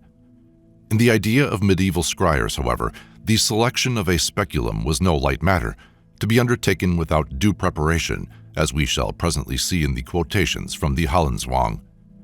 For the preparation of the speculum, show stone, symph, or triune, there are many recipes. Here are some of them. The abbot Tritium says, "Procure of a lapidary a good, clear, pellucid crystal of the bigness of a small orange, or about 1.5 inches in diameter. Let it be globular, or round each way alike. Then, when you have got this crystal fair and clear, without any clouds or specks, get a small plate of fine gold to encompass the crystal round 1/2. Let this be fitted on an ivory or ebony pedestal. Let there be engraved a circle round the crystal, with these characters around inside the circle next the crystal. See Plate 1, Figure 1. Afterwards, the name Tetragrammaton. On the other side of the plate, let there be engraven Michael, Gabriel, Uriel, Raphael, which are the 4 principal angels ruling over the Sun, Moon, Venus, and Mercury. The table on which the crystal stands must be inscribed as shown in Plate 1, Figure 2. Paracelsus recommends you take 10 parts of pure gold, 10 of silver, 5 of copper, 2 of tin, 2 of lead, 1 of iron fillings, and 5 of mercury. Melt the lead and add the mercury when Saturn and Mercury are in conjunction. Let it cool and reheat it when Jupiter is in conjunction with the 2 already named, and add the tin. When one of these planets is in conjunction with the Sun, the Moon, or Venus, add the gold, silver, and copper. Then at a conjunction with Mars, add the powdered iron. Stir with the dry witch hazel. Your mirror should have a diameter of 2 inches and should be cast in sand at a conjunction of Jupiter and Venus. Smooth it with a grindstone and polish it with tripoli and a piece of lime wood when the planetary influences are favorable. When the mirror is prepared, keep it in a clean linen cloth, and you may see it in the past and the present, and all the doings of men, all that has ever been spoken or written, and the person who said it, and his reasons. One account of Dr. D's speculum is that it was a flat black stone of very close texture, with a highly polished surface, 1/2 inch in thickness, and 7 1/4 in diameter, of a circular form, except at the top, where there is a sort of loop with a hole for suspension. Horace Walpole put the following note on the back: "The black stone into which Dr. D used to call his spirits, via his book. This stone was mentioned in the catalogue of the collection of the Mordaunts, Earls of Peterborough, passed into the hands of Lady Elizabeth Germain, from whom it went to John Campbell, Duke of Argyll, whose son, Lord Frederick Campbell, presented it to H.W. At the Strawberry Hill sale, it was purchased by Mr. Smith Pigott, and at his sale in 1853 was purchased by Lord Londonsborough. At the Tudor exhibition in 1890, 2 magic mirrors were on view, one a real crystal, lent by G. Milner Gibson Cullum, the other a pear-shaped polished black stone. Probably the real fact of the matter is that Dr. D had more than one speculum. A rock crystal ball is shown in the British Museum as Dr. D's showstone, but there is no reason to suppose that it is genuine. There are also, it may be mentioned, 2 crystals from a Saxon cemetery in the Isle of Wight, one dull, the other polished. Both are enclosed in 2 metal bands, with means for suspending them. An analogous crystal from Shetland was recently shown at the Folklore Society, and there stated to be, according to tradition, of Oriental origin. Other examples are in the Dublin Museum. In some cases, magic was practiced in order to ensure the efficacy of the crystal. A manuscript in the Ashmolean says, "First get a broad square crystal or Venice glass, in length 8, breadth 3 inches. Then lay that glass or crystal in the blonde of a white hen 3 Wednesdays or 3 Fridays.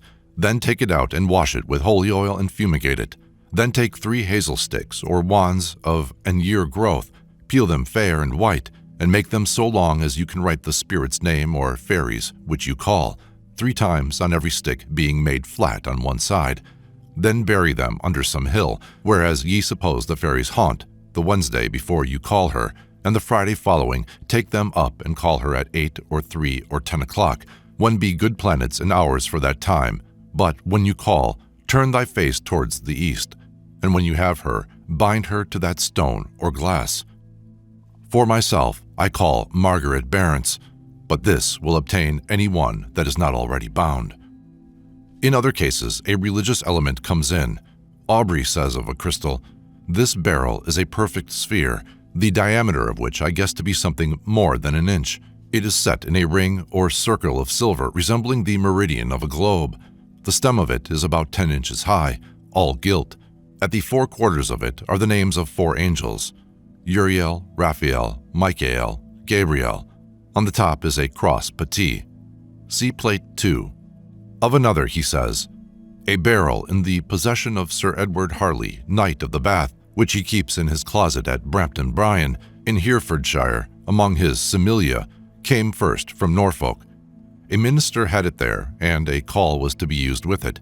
Afterwards, a miller had it, and both did work great cures with it, if curable, and in the beryl they did see either the receipt in writing, or else the herb. To this minister the spirits or angels would appear openly, and because the miller, who was his familiar friend, one day happened to see them, he gave him the aforesaid beryl and call. By these angels the minister was forewarned of death. Afterwards this beryl came into somebody's hand in London, who did tell strange things by it, insomuch that at last he was questioned for it, and it was taken away by authority, about 1645. Modern spiritualists or mystics have precepts for the use of crystals. A modern author says the mirror must be an oblate spheroid with 2 foci, so that the magical fluids slide along the surface from one to other. It must be concave, otherwise the fluid would bound off or collect underneath. It must be made of a thin film of gold, then a compound of 15 bodies associated with phthalic acid and paranaphthalene. These are elective and electric, and so on. I will not inflict a full description on my readers. These are dear, says the author. A cheap substitute is the following. Mold a lump of clay slightly convex, dry, bake it hard, and smooth its surface. Then press pasteboard till all is smooth and even. Now make a concave one to match. Sheet of fine plate glass between. Bake till it shapes itself. Make two alike. Between these two cemented, pour black ink till full. Seal the aperture. The same fanciful author says there are 3 sorts of crystals. 1. Mule or neuter. This is small. 2. Well-sexed or female. The foci are true. It is very sensitive. Abdul Aziz had one of a diamond, valued at 80,000, on the back of his watch. Maharaja Duleep Singh had a diamond, a ruby, and an emerald. 3. Male mirror. The foci 4 inches apart. The mirror is only to be handled by its owner or the magnetisms will be mixed. Others may look at it in a box. Clean it with soap suds. Rinse well. Wash with alcohol or fluoric acid and polish with velvet. It must be frequently magnetized. Make passes with the right hand, 5 at a time. This keeps it alive. If you make them with the left hand, it gives it sensitiveness. Have your back to the light always. The top must lean from the scryer. When several look, it must be suspended.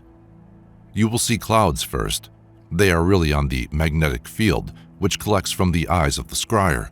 Persons of a magnetic temperament, brunette, dark-eyed, brown-skinned, charge it quicker, but not more effectually than blondes, who are of an electric temperament. Never expose the mirror to direct sunlight. The visions seen in the left hand are real, those in the right hand are symbolic. Ascending clouds means yes, descending clouds means no. Those who like to carry out Mr. Randolph's directions will give themselves a good deal of trouble to no purpose. The only useful suggestion which he makes is that the back should be to the light, a condition on which most crystal gazers of my acquaintance insist.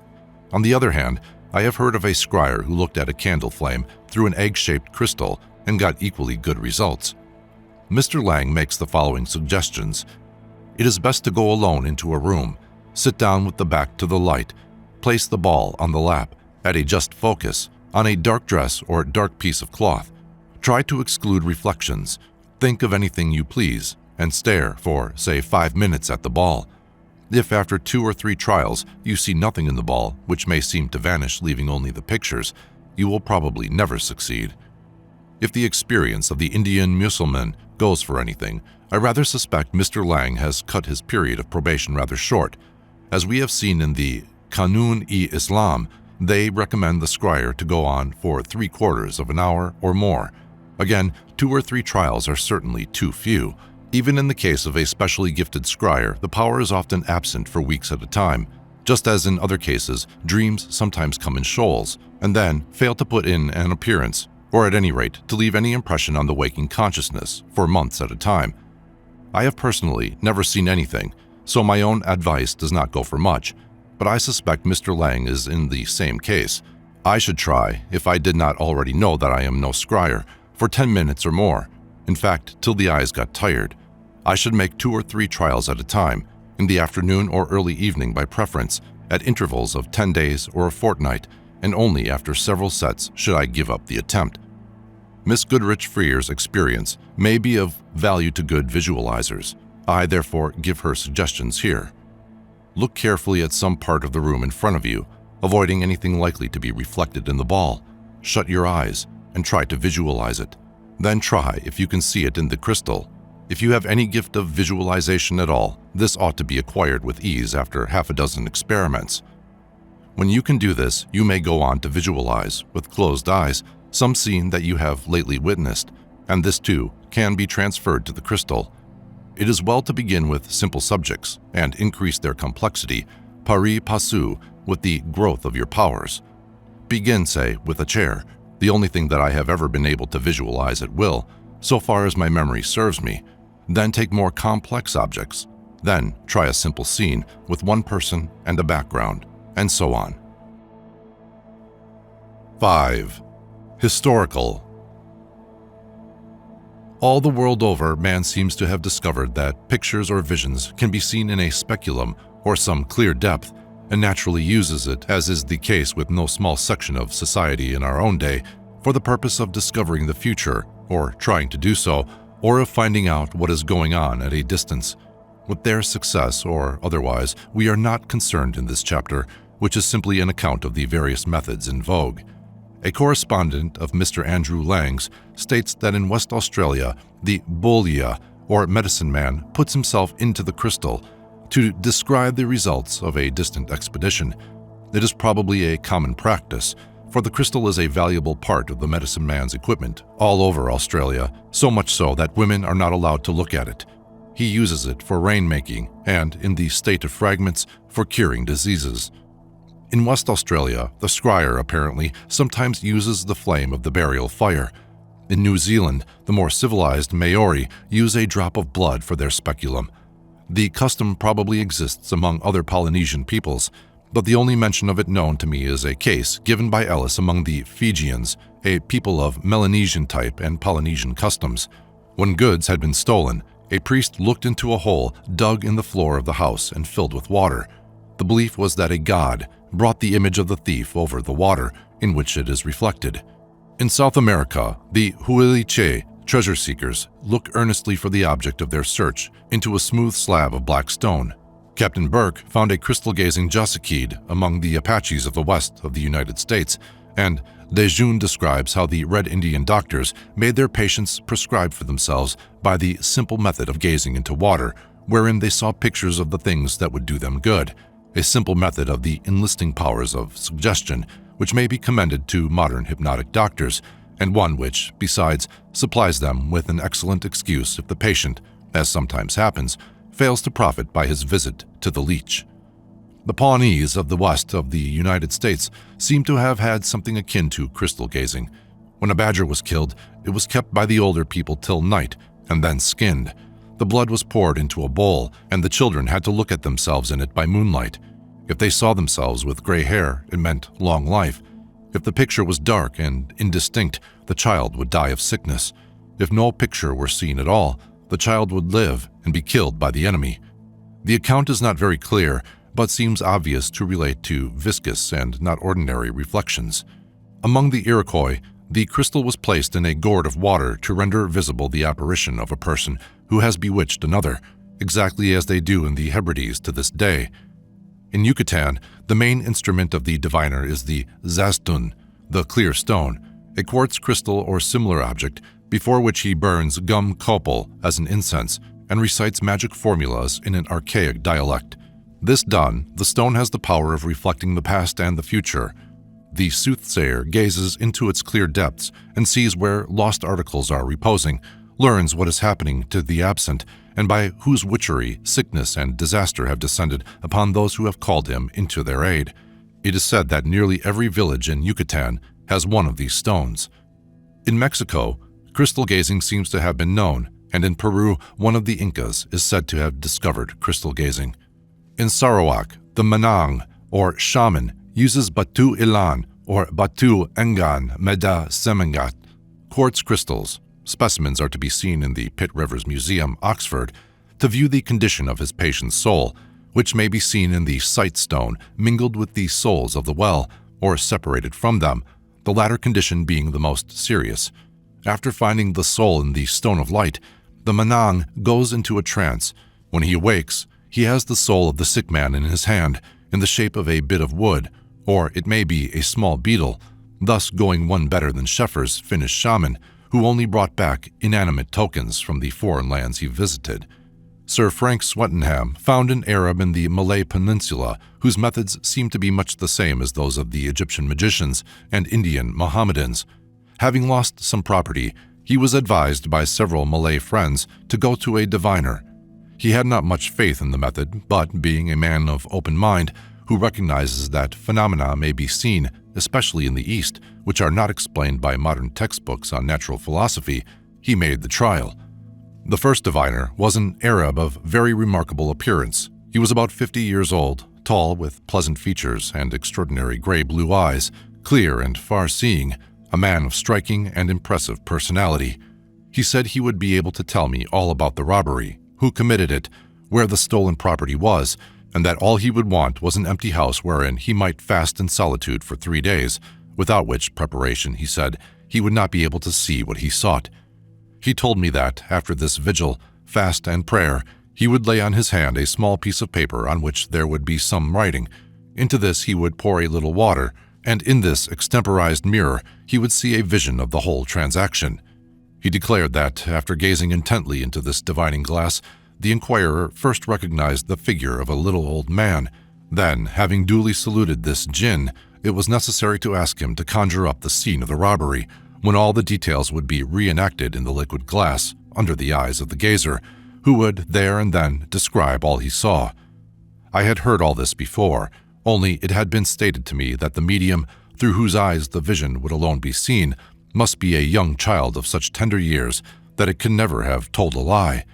The Arab, however, professed himself not only able to conjure up the scene, but to let me see it for myself if I would follow his directions. Unfortunately, Sir Frank was traveling when he met this diviner, and they never met again. A local chief professed to have the power, but his medium apparently became cataleptic as soon as the vision began to develop and was not restored for 2 hours. After that, all the mothers of tender-aged and possibly truthful children, says Sir Frank, declined to lend their children. The chief was not at the end of his resources, and a trial with a divining bowl, which moved in the hands of the holder when a piece of paper containing the name of the thief was placed on the top, was completely successful. Mr. Skeet J. informs me that more than one other method of gazing is in use among the Malays. I have mentioned that in Australia, the smoke and flame of the burial fire seems to be used for divination. In Malacca, they use the flame of a candle for gazing and profess to see visions in it. Unfortunately, I have no details as to the procedure or results. Another method is to chew betel and use the colored saliva in a metal cup or other vessel as a speculum. In Japan, black boxes are said to be used, and in Siberia and East Russia, the shamans look into the vessel. In the notes to the 1888 edition of the Chinese Criminal Code, we find the following details as to crystal gazing in China. It is known as Yang Kuang Fu Chao, the magic of the round glittering, and was practiced by a certain Sun Yuang Sheng. When anything was lost, he used to hang up a piece of white paper and utter a spell, having at the same time a strip of paper with magic formulae. Then he made a boy look at the paper, and he, without any picture on the paper before him, described the face and clothes of the thief. The magician, in accordance with the law against imposture, was punished for using spells. The Yang Kuang Fu Chao is very common in Peking, and the authorities take no steps to hinder the traffic. A story is told of a European who lost a valuable photographic lens and recovered it by the aid of a medium, he himself being the scryer. Possibly a shrewd suspicion of the thief and his identity, he was an official well known to the scryer, helped the development of the hallucination. Other methods of discovering the thief are the more familiar ones of the bowl of clean water and the mirror. The Indian Mohammedans use viewing of unjan, lamp black, or the magic mirror, for the purpose of ascertaining where stolen goods are concealed, or the condition of the sick who are possessed by the devil, or where treasure has been buried. They apply unjan to the palms of the hand of a child or an adult and desire him to stare well at it. This is practiced, it is said, by yogis and sunnakasis. Unjans are of 5 kinds. Earth unjan, used for discovering stolen property. Bhut unjan, for ascertaining what regards evil spirits, devils, and the condition of the sick. Dohuna unjan, for finding out where treasure is concealed. Sinwa unjan, for all purposes. Alope unjan, which is applied to the eyes or forehead of a person, renders him invisible to others while they remain visible to him. For 1 and 2, take the root of Acaranthus aspera and white Abrus precatorius, or else of Trianthema decandra. Triturate it well with water, rub it on the inside of a new earthen pot, and place it inverted over a lamp lighted with castor oil, and collect the lamp black. The latter is then mixed with oil and applied to the hand of a footling child, who can then describe what is required. For 3, a place of white cloth soaked in the blood of a cat, a king crow, or an owl was required. In it were to be rolled their eyes, liver, and gallbladder, and the whole was to be used as the wick of a castor oil lamp, and the lamp black used as before. For 4, a handful of seed of Dolichos lablab tar is required, which must be reduced to charcoal in a new earthen pot and well mixed with castor oil. After 3/4 of an hour or so, he will say, "First, I observed the furash, or sweeper, coming. He swept the ground and departed. Then came the water carrier. He sprinkled water on the floor and departed. Then the furash reappeared and spread the carpet. Next came a whole array of fairies, genii, demons, etc., and then their commander seated on a throne. To this commander must be put the question or questions to which answers are needed. Anyone can try this method. For the others, a child born foot foremost, with cats, or gray according to the work quoted, eyes, and a firstborn who has not been bitten by a dog and has no large scar of a burn upon him. Another way of divining is by the viewing of Hazarat, or the charm wick. For this method, certain charm wicks called pulita must be used. A new earthen pot must be taken, and an earthen cover, well washed with a few patches of sandalwood embrocation. Wreaths of flowers must be tied around its neck, and all sorts of fruit and sweet meats put near it, and further, pastilles must be burnt near it. The cover may then be put on the pot, and some sweet oil into the lid. Then light the pulita, and read some established spell over it in Arabic. The boy or girl must bathe and be decked out in clean clothes and adorned with flowers. He or she then stares at the flame. Some people use a spell pasted on the back of a looking glass into which the child looks. The following is recommended. Others write a magic square on a porcelain or copper plate, fill it with water, and desire the child to look into it. Such a magic square is. Some people, while performing any of these ceremonies, write on the child's forehead, "We have removed the veil from thee, and thy sight is become new this day. Come, genius, Hafier, son of Tiar." Another incantation is, "In the name of God, merciful and compassionate, Ushtitan, Shutitan, Kubushin, Shalisha, Shishan, Kurbutashin, Murmunin, Maimunin." According to a statement by Colonel A.T. Fraser, the whole of the Hindu methods are termed unjamu. One way of inducing the visions is to put a spot of pitchy substance made up with castor oil on a green leaf and stick it against the wall. In Africa, crystal gazing seems to be common. Mr. Lang cites a case from Madagascar where a woman is alleged to have seen a French vessel on its way thither and to have recognized its occupants weeks before the ship was in sight of land. The Africans of Fez used a vessel of water, and we shall see that at the present day a pool of ink is used in Egypt. The most singular account of crystal, or rather mirror gazing, comes from the Nokomis of the neighborhood of Cape Lopez, who are remarkable for practicing a species of blood bond between a man and an animal, if my authority can be trusted.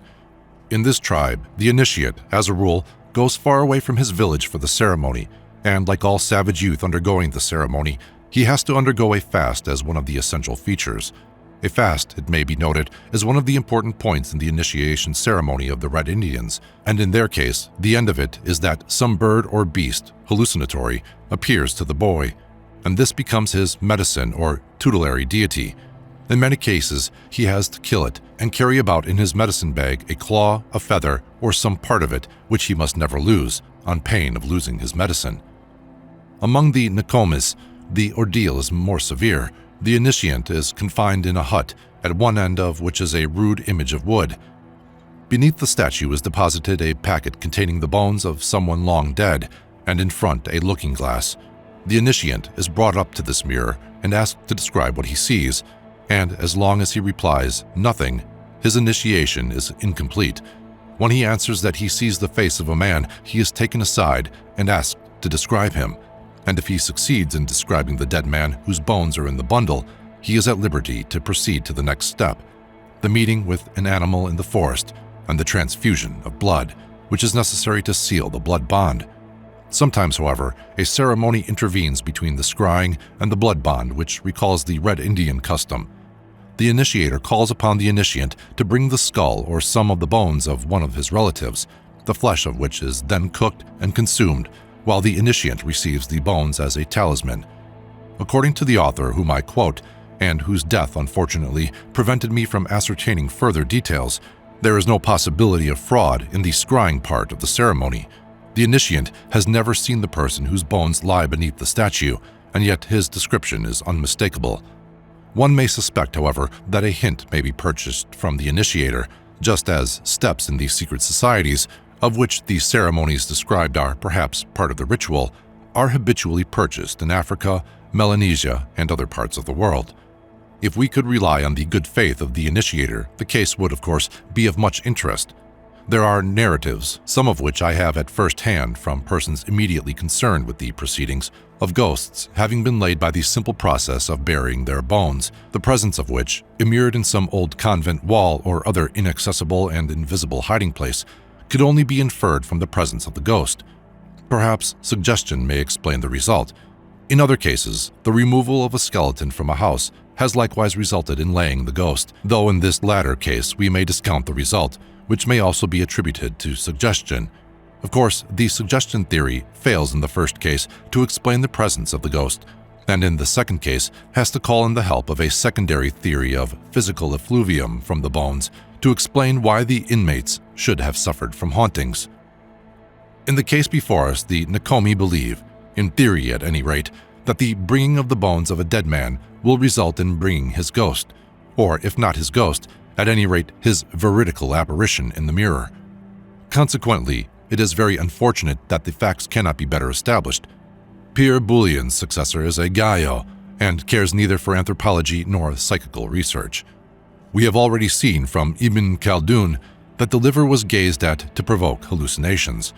Mr. Lang found the same method in Assam. Among the Berbers at the time of the Greek Empire was a mirror, which was kept in a church.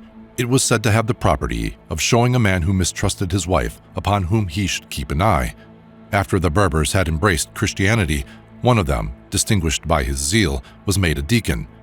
A Berber who consulted the mirror saw in it the said deacon's face, and lost no time in citing him before the emperor, who condemned the deacon, in accordance with the gentle manners of the times, to have his nose cut off and to be marched in procession. His compatriots, irritated at his degradation, broke the mirror, whereupon the emperor marched troops against them and exterminated them. On the Gold Coast at the present day, the magician looks for the cause of a disease in a vessel of water. On the Congo, when Maloango dies, the Mamboma of Loango calls together all the other Mambomas to elect a king in the stead of the dead Maloango. If they come to an agreement, well and good. If not, they go to the sacred grove of Mpuko Nyambi, the nephew of Bunzi, a mythological character, and there consult his Nanga, or priest, whose headdress is made of parrot feathers and small mirrors. The Nyanga, on being consulted, removes his headdress, gazes into a mirror, and sees in it the face of the Maloango elect. In Europe, there might be some suspicion of backstairs influence if such a method were adopted. Is the Negro more credulous or more honest? When there is a drought upon the land, the king of Congo goes to the same sacred grove to ask the reason. The Nyanga looks at his mirror and is then able to say if it is God palaver, or due to the caprice of their god, or if man has occasioned it by his misdeeds. Another Arab author says that in a mirror angels and archangels will appear, from whom one can obtain all that one desires. On the side of the mirror must be written the names Gabriel, Michael, Azrael, Asraphel, with some words of the Quran which, being translated, mean, "His word is true, and His is the power." Incense must be burnt, and a fast of 7 days undergone, and then someone must hold the mirror, or one may hold it oneself. After the recitation of certain prayers, the angel will appear. A Persian novel called The Springtime of Knowledge mentions a mirror which was covered with ink when anyone desired to see anything. Various Persian authors relate, quite seriously, that Jemshid and his successors possessed a cup, or rather a globe or mirror, in which could be seen the whole universe. According to Mustada, the pharaohs had a similar instrument in which they discovered the state of distant provinces and were able to provide against famines.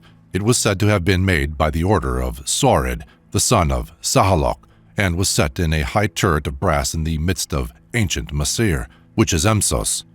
Alexander is said to have put a mirror on the lighthouse of Alexandria, in which objects could be perceived even at a distance of several days' journey. Aristotle was said to have made it. On the subject of this mirror, Norden says that Arab authors stated its circumference to be 3 foot 9 inches. Some said it was of crystal, others of polished Chinese steel, or an alloy of different metals. In the same way, the Colossus of Rhodes was said to have a mirror around its neck by which they could see ships on their way to Syria and Egypt. Hercules was said to have founded Corunna and placed there a tower and a mirror by which the most distant ships could be seen. In Mexico, the god Tezcatlipoca was believed to see in his golden mirror, Itlachia, the looker-on or viewer, all the doings of the world. In Europe, Merlin's mirror showed friends and foes, whether near or far, and Cambuscan's showed whether love were returned, what trouble was in store for the scryer, and whether a person were friend or foe. In the Gesta Romanorum is the story of a knight who went to Palestine and was shown by an Eastern magician what was going on at home. Joseph's divining cup, too, must be mentioned, though it by no means follows that he used it for crystal gazing. The appearance of the liquid, or of oil floating on it, was used for divination, or pieces of gold and silver thrown in. Of the magic mirror on the wall, which tells who is the fairest of them all, we most of us have heard in our childhood. Note to Chapter 5. In that store of ancient folklore, maxims known as the symbols of Pythagoras, the interpreting and perverting of which taxed the ingenuity of many generations of scholists and classical scholars, we find a recommendation not to look at one's face in the river, nor to wash it therein. The wisdom of the commentator has discovered in this an allusion to the mutability and impermanency of the things in this world, and the modern rationalist might be inclined to say that the precept was a wise one, for the incautious might tumble in. But in all probability, the explanation lies in the facts of crystal gazing or hypnotism. We find the same injunction in the laws of Manu and the Greek fable of Narcissus, who pined away for love of his own image reflected in the water, is probably an etherealized form of the same belief. In The Golden Bough, Dr. Fraser has abundantly illustrated the savage belief that a person's shadow or reflection is his soul, and if my suggestion is right, this view, like so many other savage theories, rests on a misinterpreted groundwork of fact. More explicit on the question of gazing into water is the Bavarian belief, which asserts that if one lies in the grave for 3 hours, or if a child gazes long into a glass of water, the soul quits its abode. The emphasis here laid on the fact that a child is more subject to the disaster makes it clear that the foundation of the belief in crystal gazing is hypnotism, for it is a well-known fact that children are more readily hypnotized than adults, and as medieval records show, the superiority of the juvenile scryer has long been recognized. A cognate subject is the practice of covering up mirrors after a death. Some of Dr. Fraser's examples are explicit in assigning as the cause his fear that the soul of the living, projected into the glass, may be carried off by the dead. But it is by no means improbable that, in part, the belief rests on the facts of crystal gazing. In the census of hallucinations, the examples are fairly numerous in which the apparition, coincidental or otherwise, has been seen in a mirror or other bright object. When we consider that, for the Eskimo, the Red Indian, and others, that the apparition of a spirit is equivalent to giving the seer power over that spirit, another explanation of the practice of covering up mirrors suggests itself. The Indian youth at initiation is able, by the magic power of his fast, to summon the spirit of the animal which is, afterwards, his medicine. The savage all the world over avoids mentioning the name of the dead, for by the magic power of the name, which some savages carefully conceal, the dead man may be summoned. Every well-brought-up child knows that to mention a bogey is to run a great risk of bringing the bogey to the spot, and the Papuans hold the same view, as a story in the report of the Cambridge Anthropological Expedition shows, where a party of New Guinea youths and maidens, after playing hockey, ladies versus gentlemen, on the beach, return home, and one luckless maid, finding that her mother has cooked the second-best fish for her admirer, who goes back with her to tea, sits down and weeps and will not be comforted. In an ill-advised moment, someone mentions a bogey, apropos of a heartless, practical joke of the village lads, who are imitating outside the traditional bogey noises, and in less than no time, the bogey is on the spot, and carries off the tearful maiden. Thus the fear of summoning spirits and monsters, and the belief in the possibility of compelling them, is a very common one. All the world over, man has discovered that he can see visions in a clear, deep, or bright object. It seems possible that the practice of covering up a mirror was due to the fear of summoning the dead, though the dread of losing the souls of the living may have contributed its quotum to making the custom popular. 6. Historical continued. Although we have but few notices of crystal gazing among the Greeks and Romans, it would be rash to infer from this that the practice was uncommon among them. But for the symbols of Pythagoras, we should know very little of the popular superstitions of the ancients. Yet these precepts, to which we shall return later, are nothing but a collection of the wisdom of the folk, and would be readily intelligible to the present-day savage, far more readily, in fact, than to the commentators who have surpassed themselves in discovering allegorical meanings for the simplest savage ideas, such as that you should not look into deep water. Pausanias tells us of a practice at the temple of Demeter at Petrae, on the coast of Achaia. Before the temple was a fountain famous for the accuracy of its oracles. It was consulted mainly for the sick, and not indiscriminately, so there is some doubt as to whether we have to do with crystal or mirror gazing, or rather with some other form of divination. The manner of divining was this. A mirror was lowered into the fountain by a small cord until the lower edge just touched the water, but was not covered by it. Prayers and incense were then offered to the goddess, and recourse was had to the mirror, from whose reflections and images they drew conclusions as to the patient's chances. According to Augustine, Varro says that Numa practiced hydromancy and saw in the water the images of the gods, or rather sports of demons, from which he learnt what rites to perform. Unless an older authority is quoted, this evidence is, of course, as valueless as the remark of a later commentator that the myth of Numa's marriage with Egeria clearly referred to this practice, for she was a nymph of the mountains, and consequently a fit mate for one who divined by means of water. Diogenes tells us in the life of Isidorus that a woman had a marvelous gift of inspiration, for by filling a vessel with water she was able to see all future things, and prophesied from her vision what should come to pass, and the truth of these prophecies was known to the writer himself. In another story related by Varro, we hear of a child who was consulted as to the war with Mithridates. Spartianus tells of a prophecy given by a child whose eyes were bandaged and who was, nevertheless, able to scry in a mirror by means of the top of his head, just as some of the early hypnotists record cases of transferred sensation. The only thing that one does not understand is why it was necessary to have a mirror if the picture were hallucinatory. Andronicus Comnenus had recourse to a hydromantic diviner to discover his successor, whom he intended to dispose of by violent means at the first opportunity. The water, as is sometimes the case with the crystal in the hands of present-day scryers, gave such messages as were vouchsafed mirror-wise. In other words, the letters S.I., which formed the whole of the first answer and were interpreted to mean Isaac Angelus, appeared in reverse order.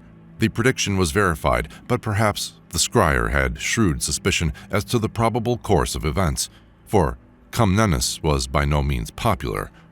Apropos of the story from Spartianus narrated above, Casaubon tells a story of a Latin Christian who was mortified by the too frequent success of the opposite faction in the games.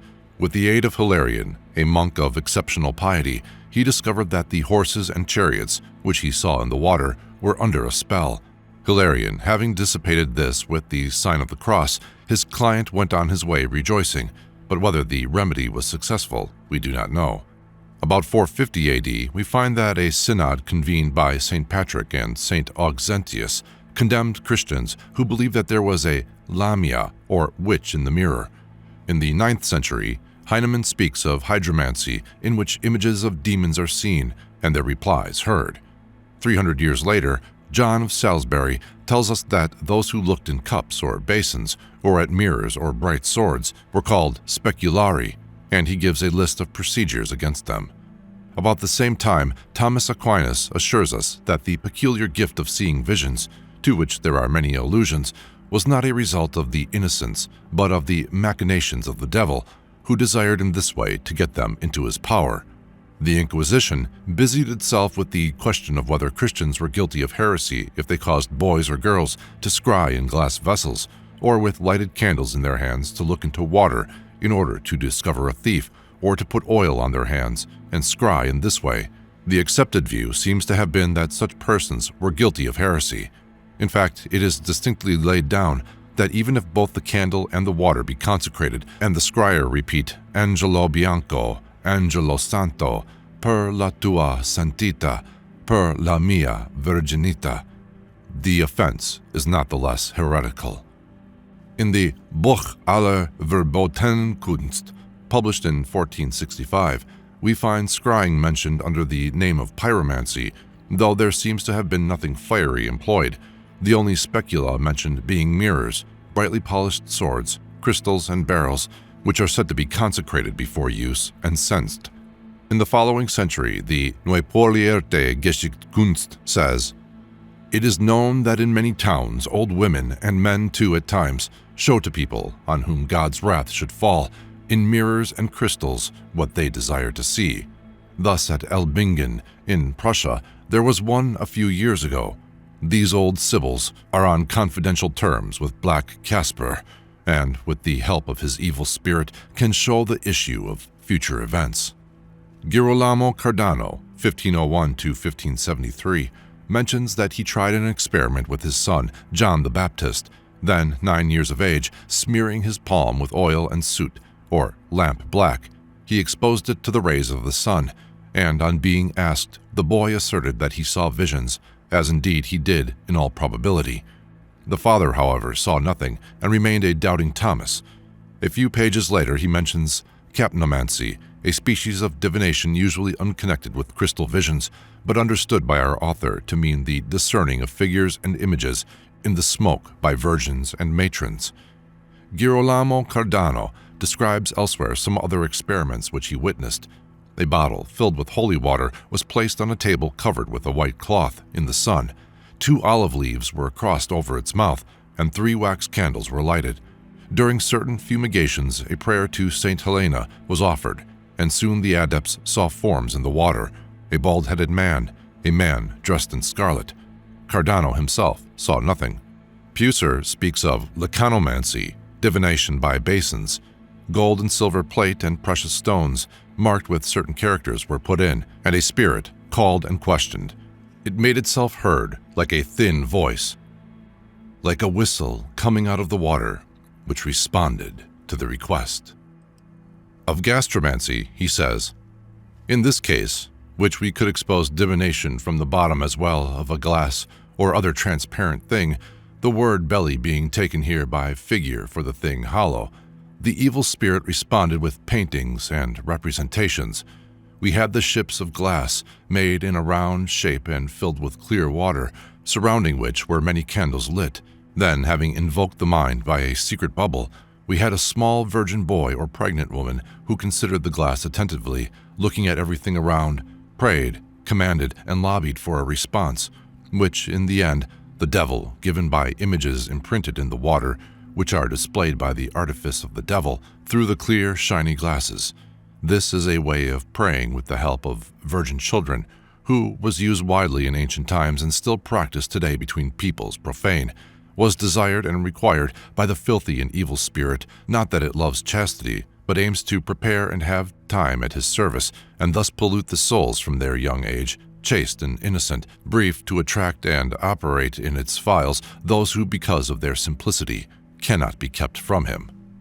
Of divination by the fingernails, he says, "Onomancy was made with oil and soy, with which we rubbed the nail of a little virgin boy who was turned towards the sun, because they thought that the shapes of desired things were made by the mixture of oil, sweat, and the rays of the sun, even though they were made by the imposture of the devil." An anonymous German work called the Kunstika, written in the 17th century, says, "One of the most glorious reigning monarchs of the time, Kaiser Rudolf II, 1552 to 1612, came in Italian to his chamberlain and offered through him a secret to the emperor, by which he could tell what the King of France did in his most secret cabinet. The emperor was not to be persuaded, but is said to have given the Italian 100 Reichsdaler and sent him away.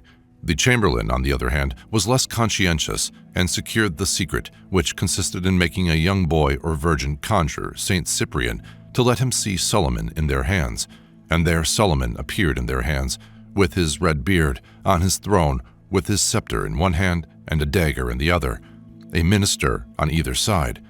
When the apparition had made its appearance, the scryer put his hand over his ear, and then asked his question, and Solomon answered.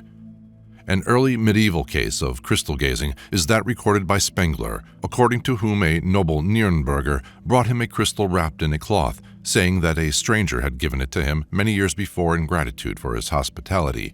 He had, so he said, made many trials of the power of his glass to disclose the whereabouts of lost articles, and never failed of success, his server being a boy, and on one occasion his wife. The first thing that became visible was the form of a man, and he remained during the whole scry.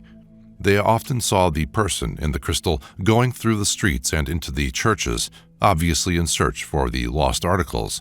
The crystal was frequently appealed to when anyone concealed the truth or a crime, and on one occasion a party of savants read in the crystal the answer to a problem that had perplexed them. The noble, after using the crystal for many years, seems to have been seized with scruples in his old age, and that was why he brought it to Spengler, who broke it in pieces and disposed of it. The chief source of our knowledge of continental crystal gazing in the Middle Ages is the Faust literature. Students of the Faust legend are aware that a great part of the literature attributed to him is apocryphal. Among the most authentic of his Faust books, however, is the authentic Hallandswang. There are spurious editions of this too, a collection of magical recipes, which was certainly in print in the first years of the 17th century. The historical Faust lived in the first half of the 16th. 4 chapters of the Hallandswang deal with crystal gazing and allied subjects. The first of these is concerned with the famous Erdspiegel, or Bergspiegel, a mirror which was intended to show all the hidden treasures of the earth. The directions for the preparation of this are as follows. Buy a new mirror on a Friday and pay for it whatever the vendor asks, in order that no evil spirit may injure it. Bury it in a man's grave in a churchyard at midnight, exactly on the face of the dead man, and let it lie there 9 Fridays. On the 9th, go back and take it out. Go to the crossroads and lay it in the middle, in the name of 3 spirits, choosing them according to the nature of the service required. Thus, for treasures hid in the earth, you must name Ariel and Marbual, for they are swift messengers. After them, name Asiel, who will show you the treasure, and keep off all attendant spirits.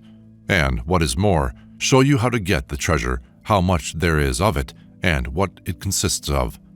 Here, too, the mirror must remain for 9 Fridays, and then the 3 spirits must be put into it, care being taken that the operator does not see into it himself.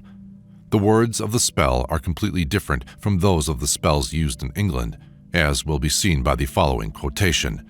I ban thee, spirit Ariel, thee spirit Asiel, thou spirit Marbual, into my mirror in the name of Rory, Ipse, Loisant, and Dortam, Bolemi, Ekam, Salem, Queavatil, Samas, Rastasia, O Adonai, O Jehovah, Prasa Deos, I conjure you by Rolamakan, Hippite, Agla, Elohim, Rear Mish, by Sham, Shmakadas, Machshme, Ishalam, Ishalem, by Adonai, Agla, Pashalam, O Aglam, Ishaelis, Casrialis, O Jehovah, Shailis, O Amisielis, O Sadalakia, O Arialis, O Casrialis, O Gabrielis, Amanish.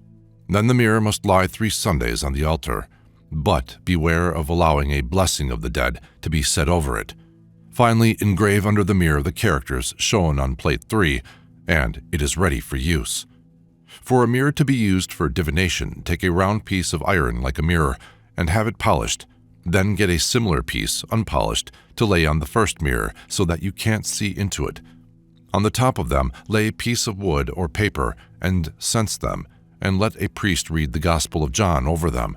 Then cut the wood or the paper so as to fit the mirror into it, and write Tetragrammaton and various other words thereon. Various names must then be said, and the mirror is ready. In the 72nd chapter, directions for crystal gazing are given. The crystal must be crossed with olive oil, and a prayer said to Saint Helena, this at sunrise. A boy of 10 or 11 must take the crystal in his right hand, and he will be able to see what you desire. Another method, useful for discovering a thief, is to take a glass bowl, or rather vase, and fill it with holy water, put it on a bench covered with consecrated cloth, and light 3 wax candles. On the mouth of the vase, lay crosswise 2 olive leaves, and say the Paternoster on your knees. Then make a cross with the right thumbnail on the mouth of the vase, all in the dark, and say a prayer. The 71st chapter gives still another method, which must be tried in a solitary place, where no cockcrow nor sound of the church bell can be heard. On a Friday, by waxing moon, put on clean clothes, take a clean glass and fill it with water. Cover it with a linen cloth and set it on a marble slab, and say a prayer or spell over it, calling upon a spirit to enter it. As soon as he is in, close the glass hermetically with wax, and keep him there. In this spell, the magic names are different again: Zoima, Zople, Pastorum, Coronum, Premonum. And if the spell is not effectual, go on for a whole hour, and finally a beautiful man or woman will appear. He will fetch you what you want, even human beings, and will take you over land and sea and bring you back unharmed in body and soul. Finally, chapter 72 gives directions for the preparation of a crystal of metal or glass, which is, however, not so powerful as a mirror. For the use of this, Mephistopheles himself must be present, he says, and Azaruel and Adadiel. They can show stolen things, give diagnosis of illnesses, disclose evil magic, and so on. The characters to be inscribed on the crystal are shown on Plate 3, Figure 2. Another method is to buy a crystal and lay it in holy water with which a firstborn boy has been baptized. Let it lie in it 3 weeks. Pour the water away in a churchyard and read John chapter 6 over the glass, and then the following spell. Crystal, thou art pure as a young maiden. Thou standest at the gate of heaven, and nothing is hid from thee, be it on field or meadow, be it master or servant, be it mistress or maid, etc. The same 72nd chapter gives an account of how to summon the 9 aerial spirits, whose names are Nector, Goemi, Manto, Kasesi, Hasaka, Mentanta, Hustro, Phos, and Fahasur. A glass must be filled with spring water on any day but Saturday or Sunday, with the moon in Gemini, Libra, or Aquarius, and by good weather. The spirits' names are then to be written in gold or some yellow fluid, or better, with the blood of a black hen or a black lamb on new parchment. If the scryer and the director of the operation can sing or play, so much the better. Face the east, sprinkle hands and face with rose water, and call upon the spirits. The first 8 will appear, and they will fetch their king, to whom you must say, "My king, your royal majesty, we want to be welcomed with God, together with our loved ones, relatives, and servants." The king is then asked to fetch the throne and book of Solomon, and take a solemn oath to answer truly. If he did so, he was not to be kept beyond the proper time. He will then answer you with legible writing, or show you the person you desire.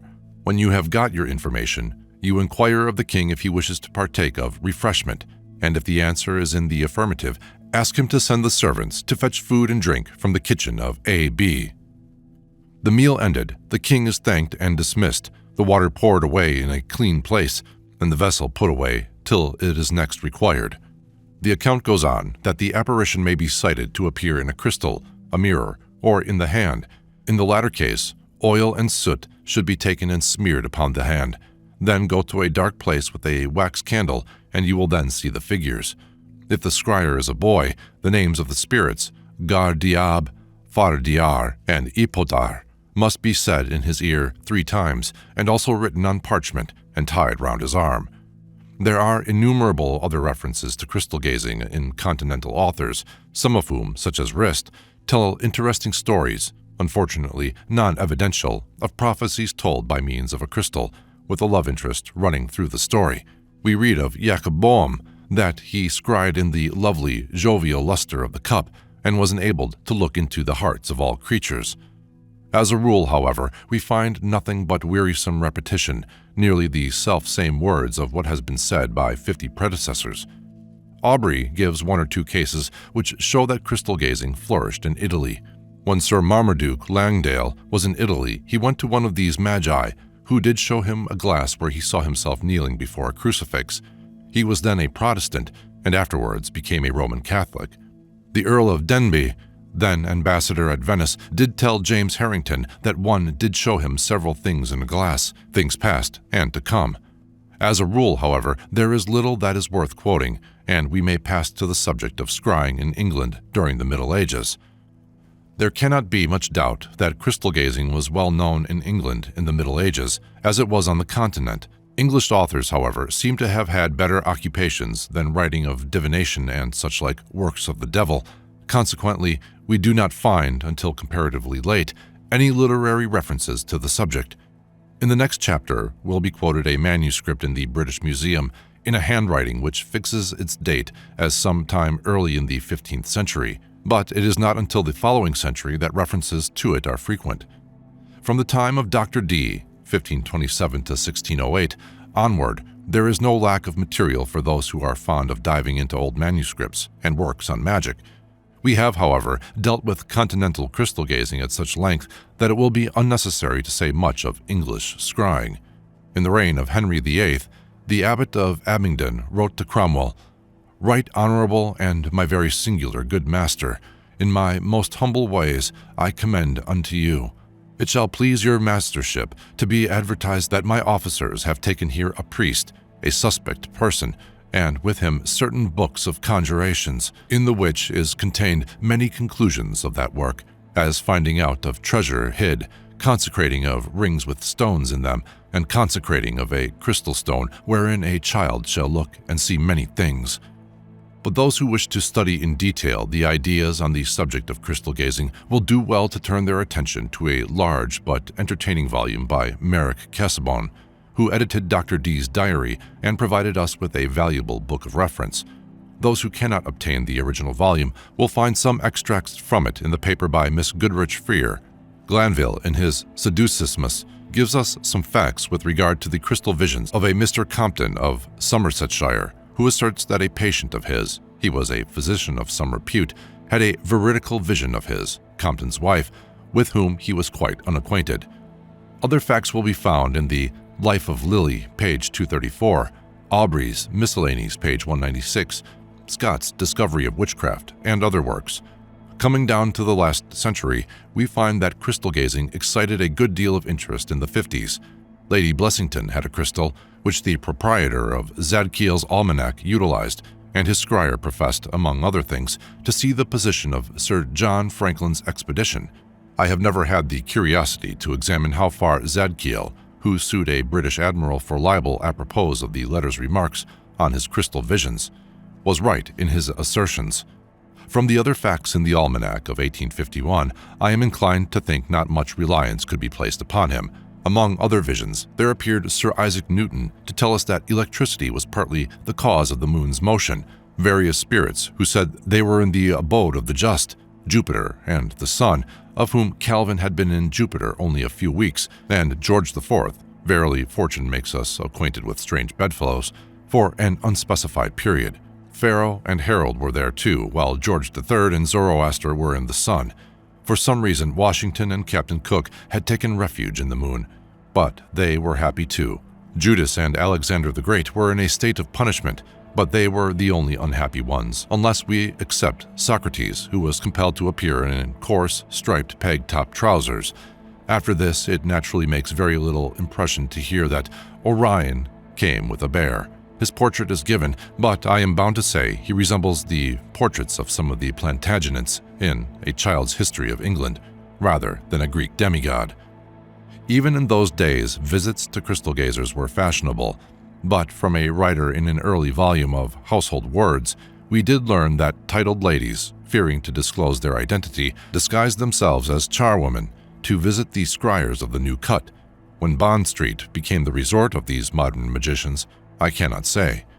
Among curious cases of scrying, the following case is probably unique.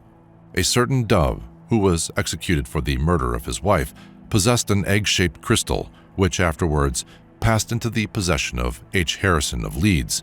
Into this crystal the aforesaid dove, by name though not by nature, gazed immediately before giving strychnine to his wife, but with what result, history does not say. 7. The incantation or call. In accordance with the animistic philosophy of classical and medieval times, which is shared by some modern crystal gazers, the scryer's visions are naturally held to be the work of spirits, or in many cases, to be the spirits themselves, disporting themselves before his eyes. This being so, it was natural to ensure their presence by an incantation, subsequently known as a call, and to provide by magical or other means, against injury to man or beast at the arrival and departure of the spirit. We have no examples of classical crystal ritual so far as I know. The earliest call I can quote in English is from a manuscript of the late 15th century, but of course not necessarily composed at that date. A more approved method, however, was to address the spirits in Latin. A lengthy example of which I quote only a portion will be found in Sloane manuscript 3848, which is headed, "Here followeth an experiment approved and unknown of a Scariel, to see most excellent and certainly in a crystal stone what secret thou wilt.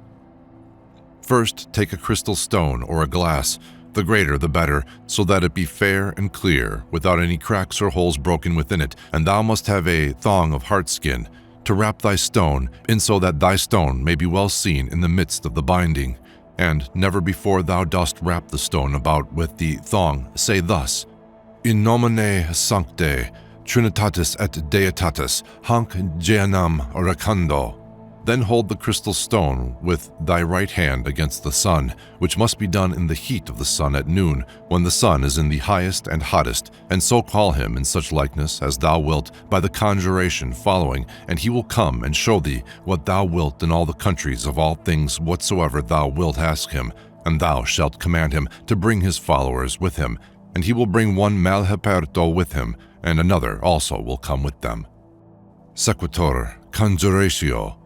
The conjuration begins, Conjuro vos, centoni, seton, meseton, mesetan, mesiron, vel meseteron, qui habitatis in Basco, and calls upon the spirits known by these remarkable names, and in particular a certain Ascariel, to appear in the crystal on pain of being sent into the fire that is not quenched until the day of judgment.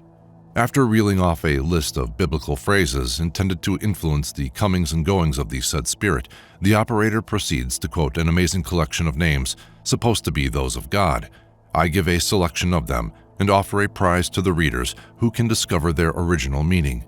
Ehel, Abiel, Anathael, Ame, Hagios, Otheos, Deus, Omnium Potentius, Hyactata, Grammaton, Onathion, Almaran, Stimulaton, Eliorum, Elsopharis, Existon Historion, Russus, Lea Bacon, Cryon, Elibra, Seiton, Lecom, Leiste, Letisbon, Almerius, Raber, Onela, Elbrak, Egapat, Abraca, Bota, Legeta Amazim, Sade, Eiffel, Helenon, Abicor, Ye, Ya, El, Sare, Imas, Annabona, and so on.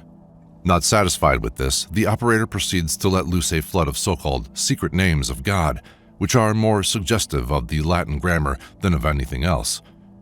Agnes, Ovis, Vitilis, Arius, Panis, Flos, Vitus, Mons, Pons, Janua, Petra, Panton, Creton, Aegirion, Albinago, Telseia, and so on.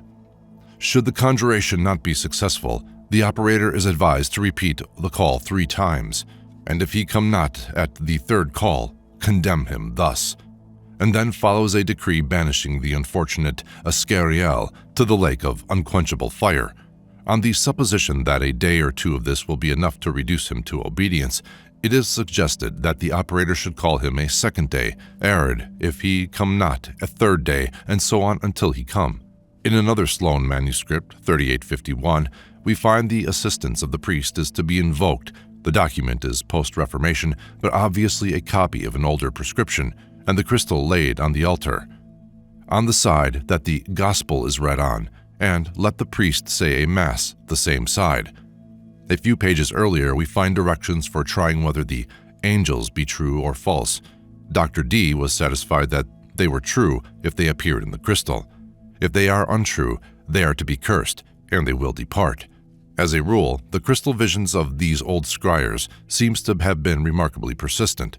In the same manuscript we read, "These angels, being once appeared, will not depart the glass or stone until the sun be set, except you license them.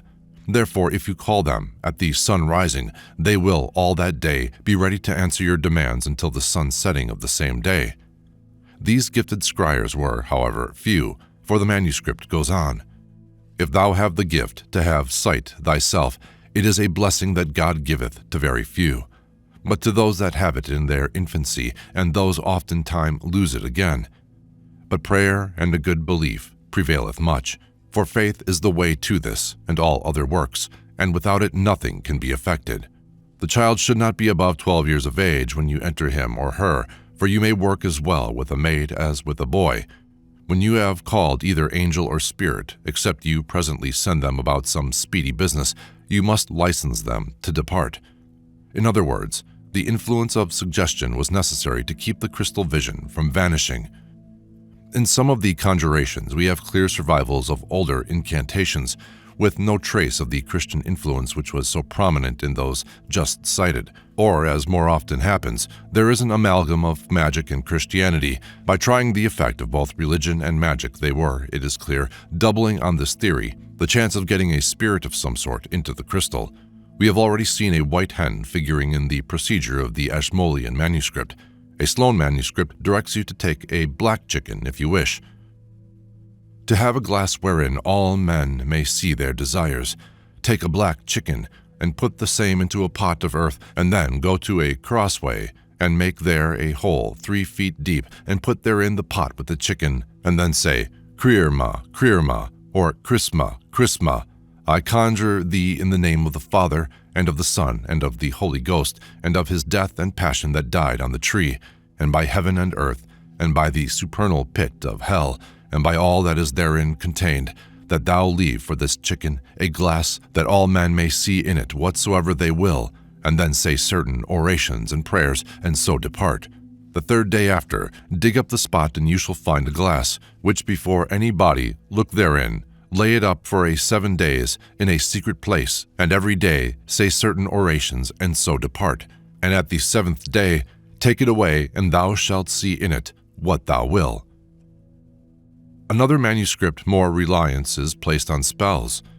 The manner to shut a spirit into a crystal stone that will show thee anything thou desirest. Provide a clear crystal stone, and wrap him in virgin parchment, and write on the backside of the parchment, Osimilis, Oraban, Malchalis, Ascariel, Bayon, Ophriel, Koskiel, Teketh, Bariel, and upon the side that the stone is wrapped in write, Cerberus, Chimphogro, Phrodisma, Hundalgunda, Memebelo, Gemanjondaisit, Lunda Magnusa. Then say presently, wrapping the stone within the parchment, as followeth. Then follows a prayer. A good deal of medieval scrying had a very practical purpose, the discovery of stolen goods. A 17th century manuscript, Sloane 3849, gives certain exhortations, which you must repeat. Let the child name them by these names, Sange Entor, Anasor, Analor, show me the persons and then the apparel of them that hath such a man's money to this child, and he will declare the person or persons and the apparel of them that had such a man's money. And if he come not the 1st day, follow still to the child until you may have a sight of them, for they will appear personally, as they to be known, and the will declare how much of the money is spent, and how much is unspent. And the fairer day the better, and let the child sit with his face toward the sun, looking in the crystal, and ever ask him what he hath seen as you read. In other cases, the object was to find lost friends. You angels of God, there is a friend of mine called A. B. of C. in the country of D. that I have not seen nor heard of a long time. Tell us, ye angels of God, how he doth, whether he be in health or not, and whether he be dead or alive. Then they will tell you. Then you may say, You angels of God, show us the said A. B. and what he is doing, whether he be in house or field, or in what place he is, and what he is now doing. Show us the truth in the name of Jesus. Then they will show you, but they will name no place except you name it first. Therefore, make your demands then, you angels of God. Tell us truly in the name of the Holy and Blessed Trinity how far it is of the place where this A.B. is. Is it 5, 6, 7, 8, 10, 20 miles of? Tell us in the name of God. Then they will tell you. Then say it is east, west, north, or south from this place. Then they will tell you. Then say, is it such a place? They will answer, it is or it is not. If they say it is not, name some other place. They will show the child the town, house, sign, if it have any, the very room and what furniture, pickers, etc., is in the room and what else you will demand.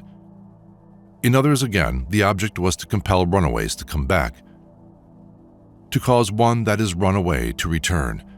Seek out the said A, B, wheresoever he shall be upon the face of the earth. Thou shalt haunt him, vex him, and torment him with such ugly, odious, fearful, and dreadful sights and apparitions, as if 20 devils in the likeness of ramping lions or roaring bears were always haunting and following him, as if they were carrying him away with such horrible, fearful, and dreadful hauntings that no creature is able to endure or behold. Astrology seems to have mated itself with crystal gazing in some cases. Thus we find a manuscript in the British Museum written early in the 17th century by a certain Arthur Gauntlet, who practiced physic and lived in Gray's Inn Lane. He says, "Whosoever hath the following figure and shall use the invocation presently, shall, Oberian, come in likeness of a beautiful man, like a soldier, personally, in the air or in a glass. The first day of the moon increasing and ascending, when she shall be strong in the hour of moon, take a sheet of lead or of silver, and the graven image of the foresaid spirit, and his sign above his head, and his name on his forehead, and the sign of the O in the right part about the arm, and the name of the angel of the O, which is Skorax, and the sign of the moon in the left part, and the name of the angel of the moon, which is Carmelian." Here follows the invocation, to appear in the air in the likeness of a boy of 7 years of age. We shall see later that the incantation forms an important part of the ceremonies in Egyptian scrying. The reason of these long invocations and charms is not far to seek, especially if they are recited or sung, as stated by one of the authors to be quoted in the next chapter. The monotonous voice of a dull speaker has a notoriously soporific effect, which is due as much to the absence of modulation as to the lack of interest in the matter. The hypnotist, too, who uses the method of verbal suggestion, keeps his voice subdued and on the same note. We need not invariably suspect hypnotic influence. Mr. Lang, indeed, denies that hypnotism has any connection with crystal gazing, but he has probably not read the Egyptian cases. There can be little doubt that the good scryer is in an absolutely normal state in many cases, but there is equally little doubt that he or she is often drowsy. When there is no hypnotic influence, the charm consists in distracting the server's attention, so that the reflections are not too obvious. This, in hypnotism, is the raison d'être of the invocation or call. 8. Egyptian Scrying. The most famous experiments in Egyptian magic are those of which Lane has given an account. At the time he was fully convinced of their supernormal character, but subsequently he revised his opinion and was disposed, though with how much justice may be questioned, to lay all these successes at the door of a renegade Scotsman who officiated as interpreter. In preparing for the experiment of the magic mirror of ink, which, like some other performances of a similar nature, is here termed Darb el Mendel, the magician first asked me for a reed pen and ink, a piece of paper, and a pair of scissors, and having cut off a narrow strip of paper, wrote upon it certain forms of invocation, together with another charm, by which he professes to accomplish the object of the experiment. He did not attempt to conceal these, and on my asking him to give me copies of them, he readily consented and immediately wrote them for me, explaining to me, at the same time, that the object he had in view was accomplished through the influence of the first two words, Tar Shun and Teriushun, which he said were the names of two genii, his familiar spirits. I compared the copies with the originals and found that they exactly agreed. The magic invocation and charm. Tar Shun, Teriushun, come down, whither are gone the prince and his troops? Where are El Amar, the prince and his troops. Be present, ye servants of these names. And this is the removal. And we have removed from thee thy veil, and thy sight today is piercing. Correct, correct. Having written these, the magician cut off the paper containing the forms of invocation from that upon which the other charm was written, and cut the former into 6 strips. He then explained to me the object of the latter charm, which contains part of the 21st verse of the Surat Kaf, or 50th chapter of the Quran, was to open the boy's eyes in a supernatural manner, to make his sight pierce into what is, to us, the invisible world. I had prepared, by the magician's direction, some frankincense and coriander seed, and a chafing dish with some live charcoal in it. These were now brought into the room, together with the boy who was to be employed. He had been called in, by my desire, from among some boys in the street, returning from a manufactory, and was about 8 or 9 years of age. In reply to my inquiry respecting the description of persons who could see in the magic mirror of ink, the magician said that they were a boy not arrived at puberty, a virgin, a black female slave, and a pregnant woman. The chafing dish was placed before him, and the boy and the latter was placed on a seat. The magician now desired my servant to put some frankincense and coriander seed into the chafing dish. Then, taking hold of the boy's right hand, he drew, in the palm of it, a magic square, of which a copy is given here. Plate HL, Figure 3. The figures which it contains are Arabic numerals. In the center he poured a little ink and desired the boy to look into it and tell him if he could see his face reflected in it. The boy replied that he saw his face clearly. The magician, holding the boy's hand all the while, told him to continue looking intently into the ink and not to raise his head. He then took one of the little strips of paper inscribed with the forms of invocation and dropped it into the chafing dish upon the burning coals and perfumes, which had already filled the room with their smoke, and as he did this, he commenced an indistinct muttering of words, which he continued during the whole process, except when he had to ask the boy a question or to tell him what to say. The piece of paper containing the words from the Quran he placed inside the forepart of the boy's taqiyye, or skull cap. He then asked him if he saw anything in the ink, and was answered no. But about a minute after, the boy, trembling and seeming much frightened, said, "I see a man sweeping the ground. When he has done sweeping," said the magician, "tell me." Presently the boy said, "He has done." The magician then again interrupted his muttering to ask the boy if he knew what a bayrak, or flag, was, and being answered yes, desired him to say, "Bring a flag." The boy did so and soon said, "He has brought a flag." "What color is it?" asked the magician. The boy replied, "Red." He was told to call for another flag, which he did, and soon after he said that he saw another brought and that it was black. In like manner, he was told to call for a third, fourth, fifth, sixth, and seventh, which he described as being successively brought before him, specifying their colors as white, green, black, red, and blue. The magician then asked him, as he did also each time that a new flag was described as being brought, "How many flags have you now before you?" "7," answered the boy. While this was going on, the magician put the second and third of the small strips of paper upon which the forms of invocation were written into the chafing dish, and fresh frankincense and coriander seed having been added, the fumes became painful to the eyes. When the boy had described the 7 flags as appearing to him, he was desired to say, "Bring the Sultan's tent and pitch it."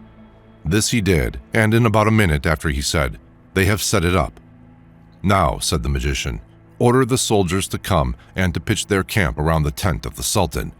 The boy did as he was desired, and immediately said, "I see a great many soldiers with their tents. They have pitched their tents." He was then told to order that the soldiers should be drawn up in ranks, and having done so, he presently said that he saw them thus arranged. The magician had put the fourth of the little strips of paper into the chafing dish, and soon after he did the same with the fifth. He now said, "Tell some of the people to bring a bull."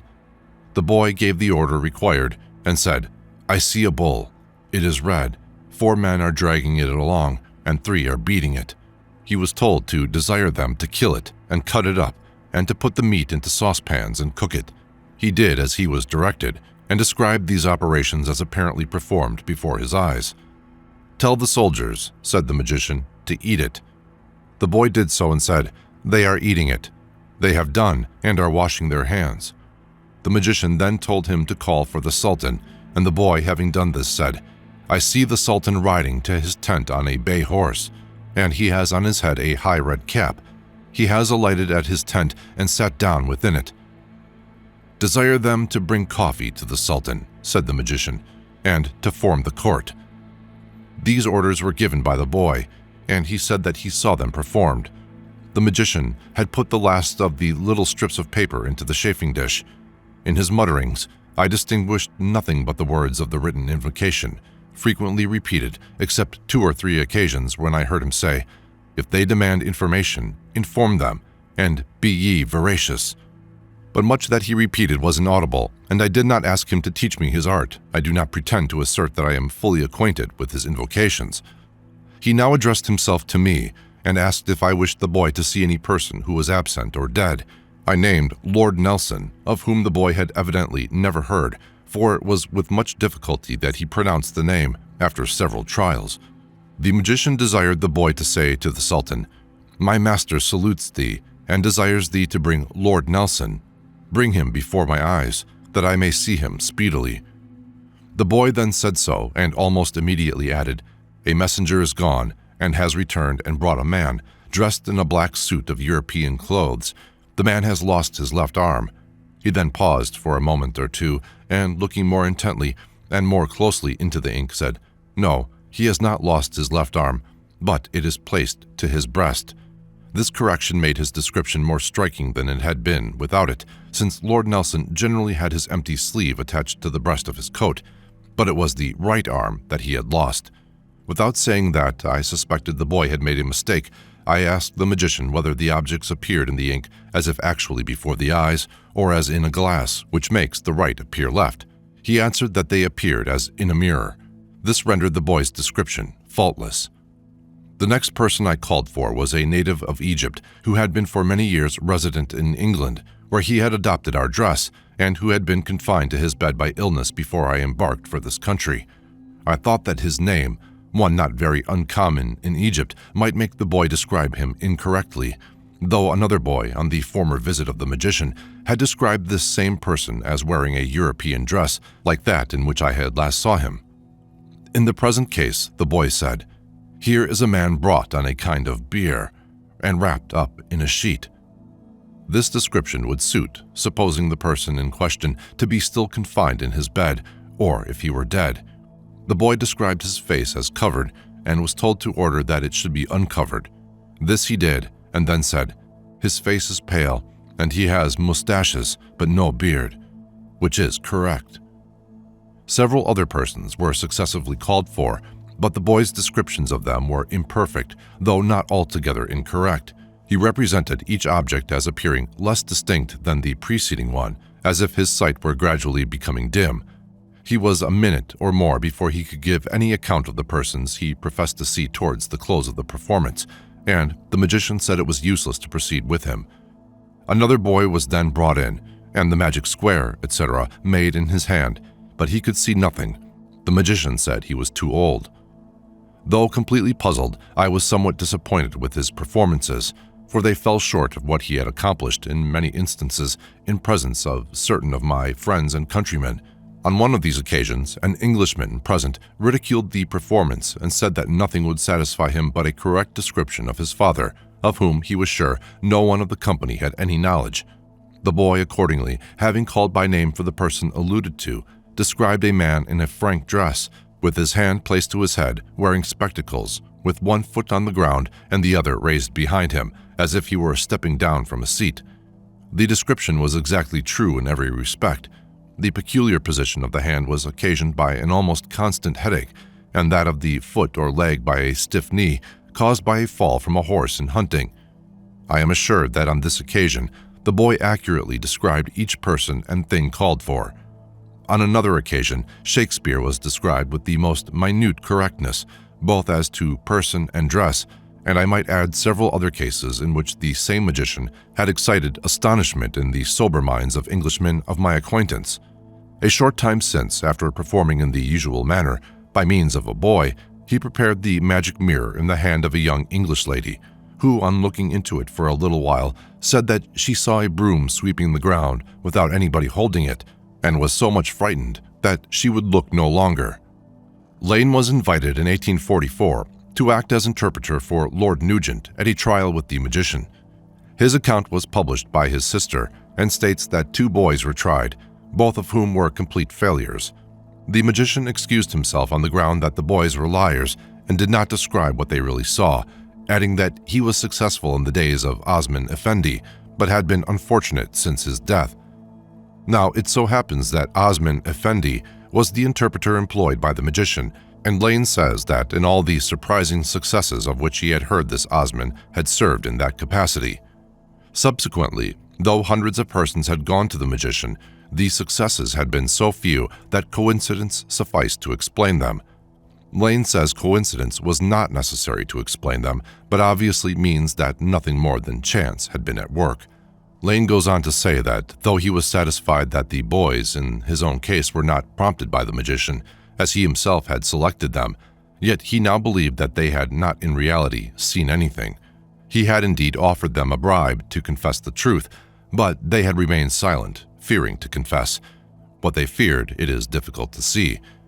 To the obvious objection that Europeans, as we shall see later, had succeeded in seeing things in the ink, Lane replies by propounding this hypothesis, sufficiently remarkable at a time when the efficacy of verbal suggestion was virtually unknown, that in their case it was the interpreter who helped them to accomplish their feats, and that he did it by means of suggestions. But if this explanation, by no means improbable, fits the case of the Europeans, it is difficult to see why Lane supposes the boys to have seen nothing. If he had been prepared to go a little further, and admit that the boys frequently saw ink visions, which were, in the main, or at any rate on some occasions, the result of suggestion on the part of the magician, he would probably have hit the mark. An important point remains to be mentioned. The aforesaid Osman Effendi was in reality a Scotsman, an ex-soldier who had been taken prisoner in 1807, who had gone over to Mohammedanism and subsequently became second interpreter at the British consulate. His avowed theory of morals was that we did our whole duty if we did what we thought best for our fellow creatures and most agreeable to them, a doctrine which has more than once been put into practice by friends of my own in reporting their psychical experiences to me. It is, therefore, highly probable that Osman was acquainted with the appearance of a good many celebrated Englishmen, including, of course, Nelson. Lane was astonished to hear an accurate description of Burckhardt, knowing that the magician had never seen him, but perhaps the mystery vanishes when we hear that Burckhardt had been Osman's patron. Osman had also known well the gentleman described to Lane as lying on a sofa. He had even, Lane believed, inquired about his health and been told that he was suffering from rheumatism. It is, therefore, small wonder if the boy described him as lying on a sofa and looking ill, though the facts just disclosed throw grave doubts on the cases of Nelson, Shakespeare, and others, with whose appearance Osman would probably or possibly have been familiar. There remains a good deal of evidence in favor of veridical scrying, as we shall see in the next chapter. It must not be forgotten that Lane, in his earlier narrative, asserts most positively that collusion was impossible and that Osman held no communication with the boy, while the magician, who perhaps was hardly likely to have crammed descriptions of English celebrities, for his part did not seize the opportunity of cheating when it was possible for him to do so. On the other hand, the numerous failures recorded by European observers, and admitted, if Lane's account is correct, by the magician, tell strongly against the telepathic theory, for it is difficult to see how Osman's presence could have helped thought transference between the Arab urchin and the European observer. As example of these failures, we may quote the following. Lord Lindsay had previously heard of the magician's performances and was determined to test him. On the second occasion he was alone, and the magician is said to have failed egregiously, only one trial, and that the first, being successful. The process of becoming a magician was, it appeared, somewhat complicated. 13 words or names apparently not Arabic had to be learnt by heart. Then for 7 days a fire must be made 7 times a day, and incense thrown on it. Round this fire the initiate had to walk 7 times, pronouncing 7 times the 13 names. It reminds one of the man who was going to St. Ives, and then go to sleep, to wake with the desired faculty. Before the boy was brought, the magician wrote several lines in Arabic, which he afterwards tore into 7 pieces, each containing a distich. He then drew a double-lined square with strange marks in the angles on the boy's hand, put ink on his palm, and bade him look in. A chafing dish was now brought in, and the wizard, beads in hand, began mumbling prayers or invocations, probably the same words over and over again, at first in a loud voice, then sinking it till it was quite inaudible, though his lips continued to move. From time to time he placed incense and one of the scraps of paper on the fire, frequently breaking off to ask the boy if he saw anything. At last he said, "I saw something flit by quickly," but nothing more came, and the wizard asked for another boy. After a repetition of these ceremonies, the new boy saw a man, who at the word of command began sweeping. Then he made the boy call for 7 flags in succession, which made their appearance, and finally the Sultan, who was described as drinking coffee. "Now," said the magician, "the charm is complete, and you may call for anyone you like." The first person summoned, a clergyman, whose name is not given, was on the whole accurately described, but this was the only success. The others would not come, or appeared by proxy, a result which, with an ingenuity which has its parallel nearer home, the magician ascribed to the fact that it was the month of Ramadan. Daniel Lambert appeared as a scarecrow, and Miss Biffin, a legless and armless freak with the usual number of human properties. In spite of failures, Lord Lindsay was satisfied that the children did see crowds of objects, and that collusion was out of the question. Lord Nugent gives a brief description of 2 seances, the second being the one at which Lane was present. At the first, after the usual incense burning, the magician placed a paper with some written characters under the cap of the boy, who had been brought from a distance by Sir Gardner Wilkinson. The preliminary pictures were, in the main, the same as those already described: persons pitching a tent, a man sweeping, spreading a carpet, etc. After this preparation, the inquirers were asked to name their fancy, and selected a person distinguished for the longest and bushiest beard in the British Isles. He was, however, described as having a chin very like that of the youngest person in the company, Lord Mountcharles. After several failures, the magician suggested that they should ask for someone who had lost a limb, as they be more easily recognized. Sir Henry Harding was selected, and the boy, after being led astray by inquiries after his eyes and feet, mentioned that he had his hands crossed on his heart, the real fact being that he had lost one of them, which led O'Connell to abuse him in Parliament as a one-handed miscreant. The second séance was likewise a total failure. Kinglake's curiosity was aroused by the reports of the magician's feats, and he had had a séance, but the result was a lamentable failure. Dr. Keat, the headmaster of Eton, was described as a fair girl with blue eyes, golden hair, pallid face, and rosy lips. Miss Martineau's scryer was equally unsuccessful. As a subject, she showed signs of getting results, but got alarmed and broke off the experiment. She says that the magician did not come the first time. On the second occasion, kind treatment and special attention having been promised him, he made his appearance, and as interpreter Stanley Lane Poole, but all the experiments were failures. The Arab boy had been brought by the magician himself, or at any rate he was not selected by any one of the investigators. He crouched close to the magician, and his pans of charcoal, the incense from which was so powerful that 3 of the party, in spite of their promise of special attention, were soon fast asleep.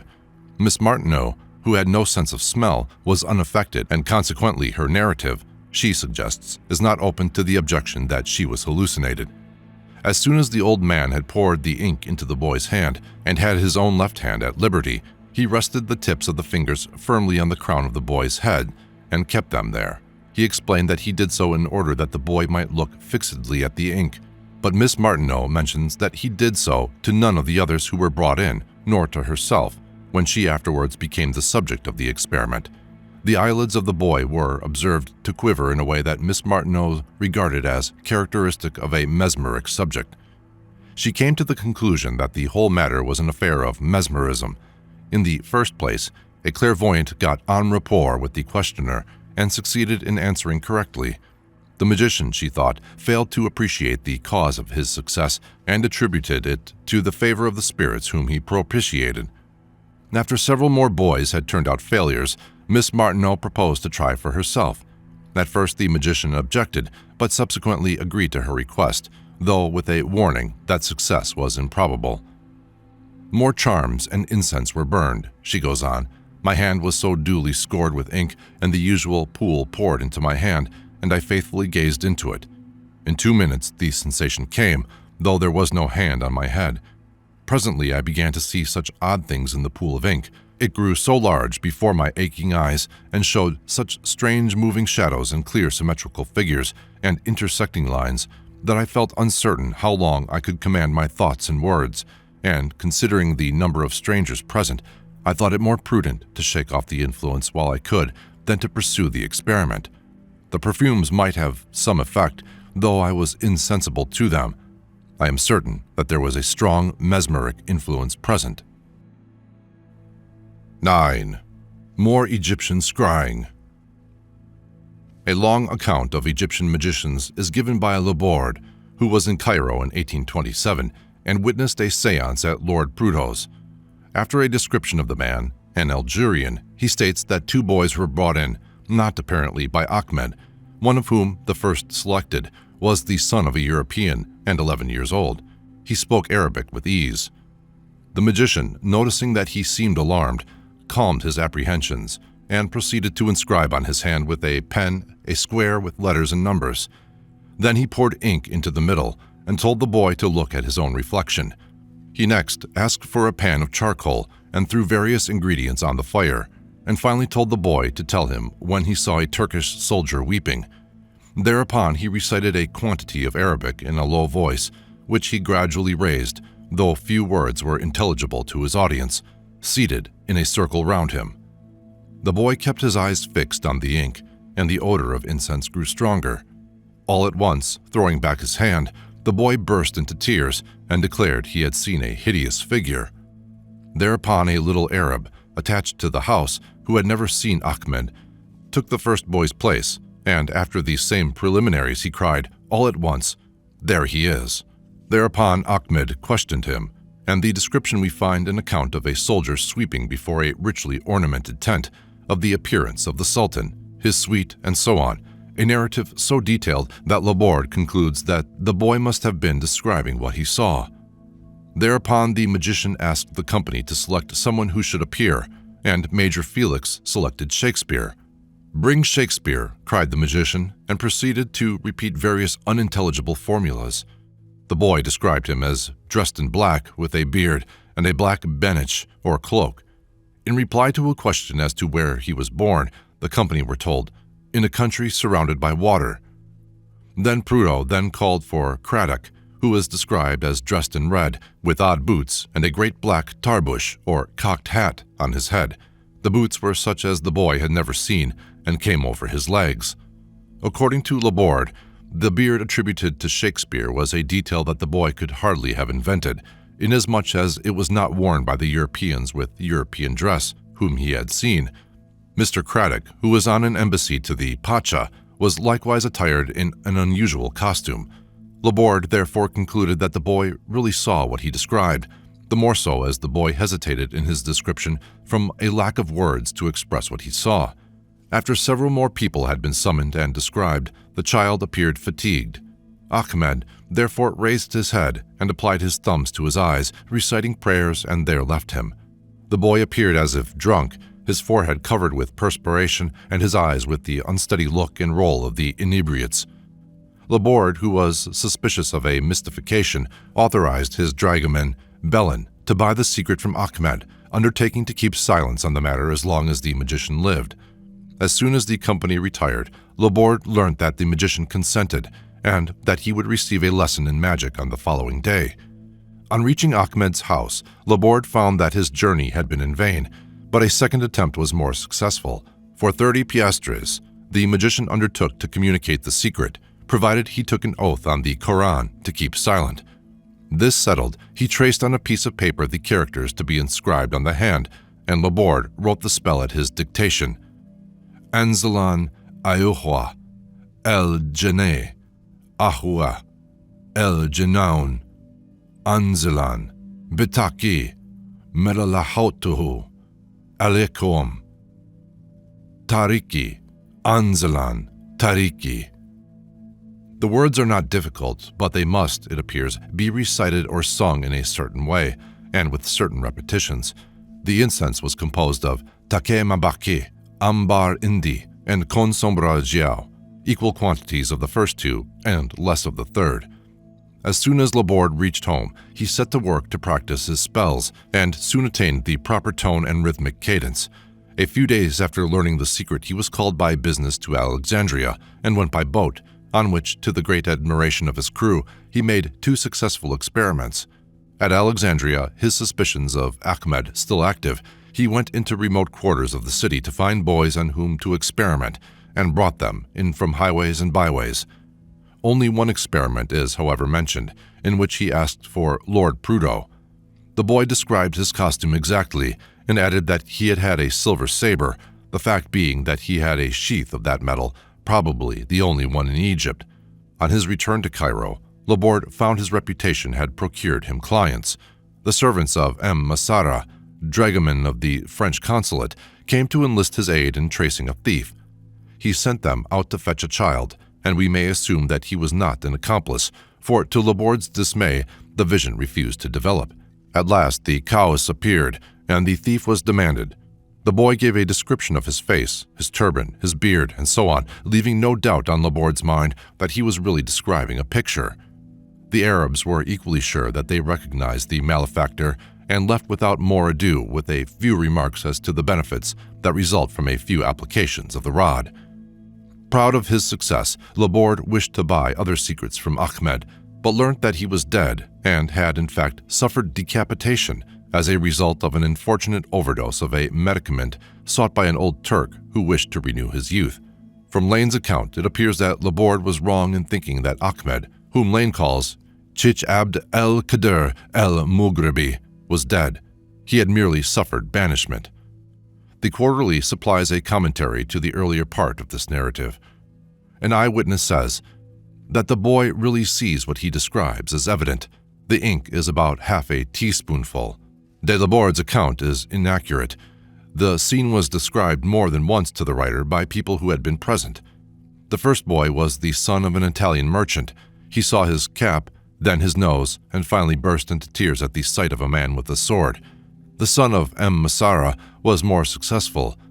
De Laborde asked for the Duc de la Rivière without telling anyone of his intention, and the boy described him as having a uniform with silver lace on the cuffs and collar.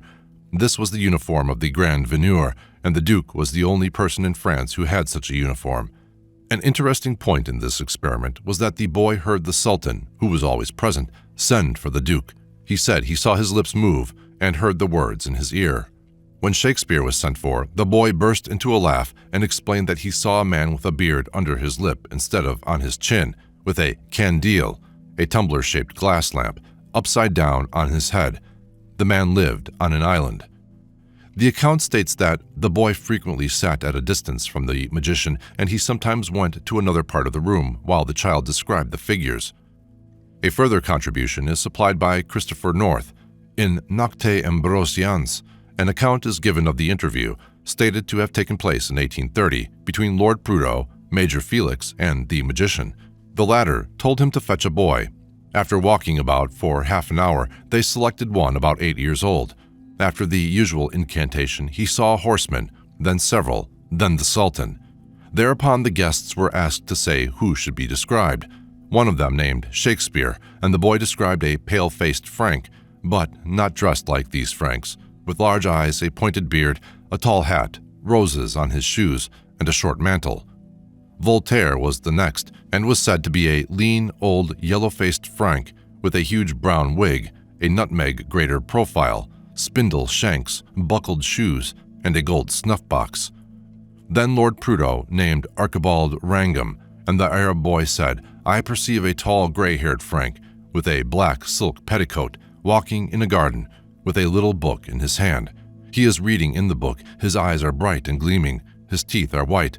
He is the happiest-looking Frank I ever beheld." A more recent narrative is that of A.J. Butler. One day Butler, who was tutor to the Khedive's sons, heard from him the following story.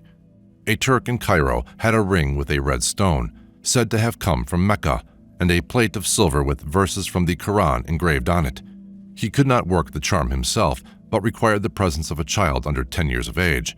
The child took the ring, the silver plate was put on its head, and in a little while the color of the stone changed to white. Thereupon the child looked into it and saw visions. Such was the account given by the Khedive. He went on to say that, being quite incredulous, he asked permission to make a private trial at home. The owner consented, and at the Ismailia Palace, a little girl 8 years old, the child of a nurse, quite ignorant and unable to read or write, was selected. When the plate was put on her head, she cried out, "The stone has turned to white." Thereupon the Khedive asked questions about people whom the child had not seen and received correct descriptions. Another person present asked, "How many children have I?" "2 sons and a daughter." "That is right. What is the elder son like?" "He wears a coat with a row of buttons down the front and striped trousers, and he has a saber." "What is the second son like?" "He has a coat with 2 rows of buttons in front, little gold cushions on his shoulders, and an anchor embroidered on his cuffs." One was in the Turkish army, the other in the Turkish navy, and both were absolutely unknown to the child. Collusion was impossible, for even a wizard would find it hard to penetrate into the ladies' apartments of the Khedive's palace. Moreover, the questions were too rapid and too varied to admit of shuffling. Butler says that the story was subsequently told in French in his presence, and that the second version was absolutely the same. The Khedive attempted to get the ring for further experiments in Butler's presence, but the owner, Ahmed Agha, would not be persuaded. Subsequently, Butler was unable to find him, but learned that he had made a reputation for curing people of rheumatism by sticking needles into the affected part. No blood flowed, and no pain was inflicted. On the whole, the narratives in this chapter go far to rehabilitate Egyptian magic. If Osman were the deus ex machina in the case of Nelson and Shakespeare, we can hardly suppose him to have been intimately acquainted with the appearance of Voltaire. It may be said that he got up descriptions, but they remain Archdeacon Wrangham and the Duc de la Rivière, and Osman Effendi could hardly have got up their personal appearance, even if he had known beforehand that they would be asked for. More convincing than all, there is the description of Lord Prudo, given by the street urchin of Alexandria, far from the renegade Scots private's baneful influence. The more recent experiments, described by Butler, told at second hand, however, point in the same direction. 10. Prophetic and telepathic scrying. In the historical and ethnographical chapters, we have seen more than one hint of the reasons which made the crystal and similar visions so popular, their telepathic or alleged telepathic character. Savage scryer and civilized crystal gazer both allege that by the use of the crystal, they are enabled to discover events which are happening at a distance, and some even claim that their visions give them the means of foretelling the future. In the volume on thought transference, we have seen what minute precautions are necessary in order to make the experiments evidentially valuable.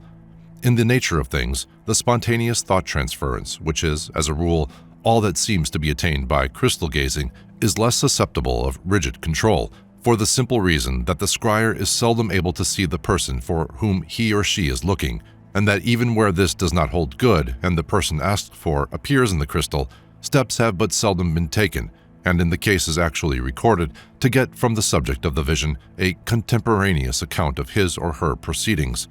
It is true that there is, as a rule, but little reason to distrust the post facto statements of the unconscious parties to the experiments, if, in asking for details corroborative of the vision, the inquirer is, as he should be, extremely careful not to suggest the answer for which he is looking, if perchance he regards the scry as prima facie telepathic.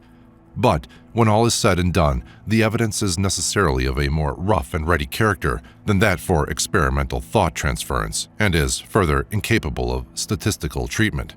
Numerous though the reports of telepathic and other supernormal cases are in the literature of the subject, much caution is needed, especially in dealing with older accounts. Catherine de' Medici is said to have consulted a magician in the castle of Chaumont in order to see if her children would succeed to the throne. According to Pasquier, she was shown into a room, and the magician then drew a circle outside of which appeared all the kings of France that had been and that were to be, and they walked round the room once for each year of their reign.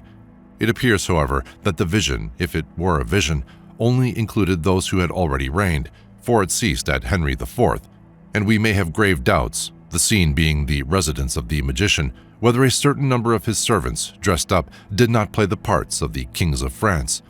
As an illustration of how such stories grow, we may quote the account of another author who assures us that Catherine de' Medici made use of the magic of her diviners to learn who would succeed her son, and that by means of a mirror she was shown all future kings, beginning from Henry IV.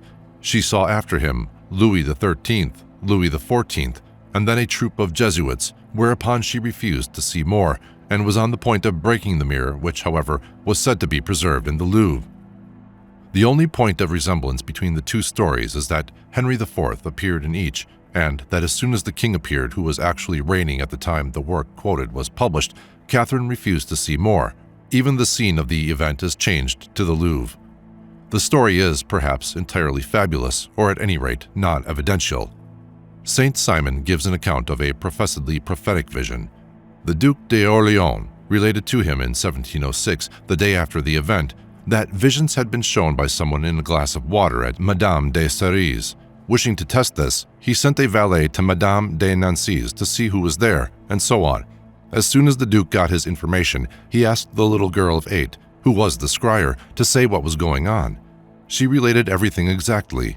To make sure, Madame de Nancy was dispatched, and he confirmed the exactness of the description.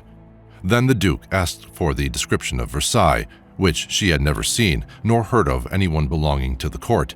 She described the king's room, Madame de Maintenon, Fagin, the Duchess of Orléans, the Princess of Conti, the king himself, the Dukes of Berry and Bourgogne, and the Duchess of Bourgogne she did not describe.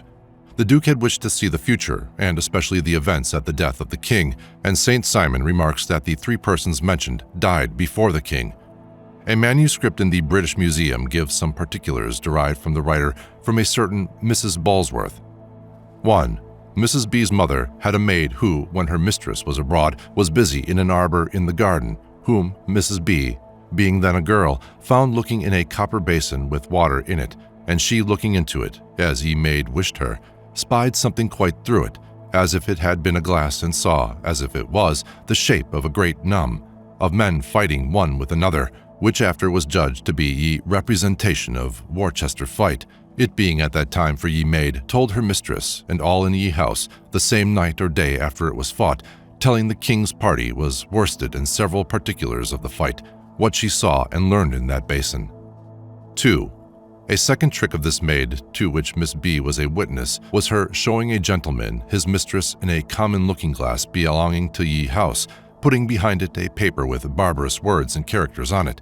She bid the gentleman, whose name was, and 2 or 3 more, with that Mrs. Balsworth, to look in it, and they all, as they said in Mrs. B.'s hearing, and she particularly for herself averred that she saw a gentlewoman very distinctly in ye glass in the daytime, picking her teeth, which the gentleman confessed was his very mistress. They desired the maid to show her again in the afternoon, which Mrs. B. and the rest saw again in another posture, with a book in her hand and sitting in a coach. This gent, after asking his lady her postures and business those 2 times, she confessed it was true what they saw. 3.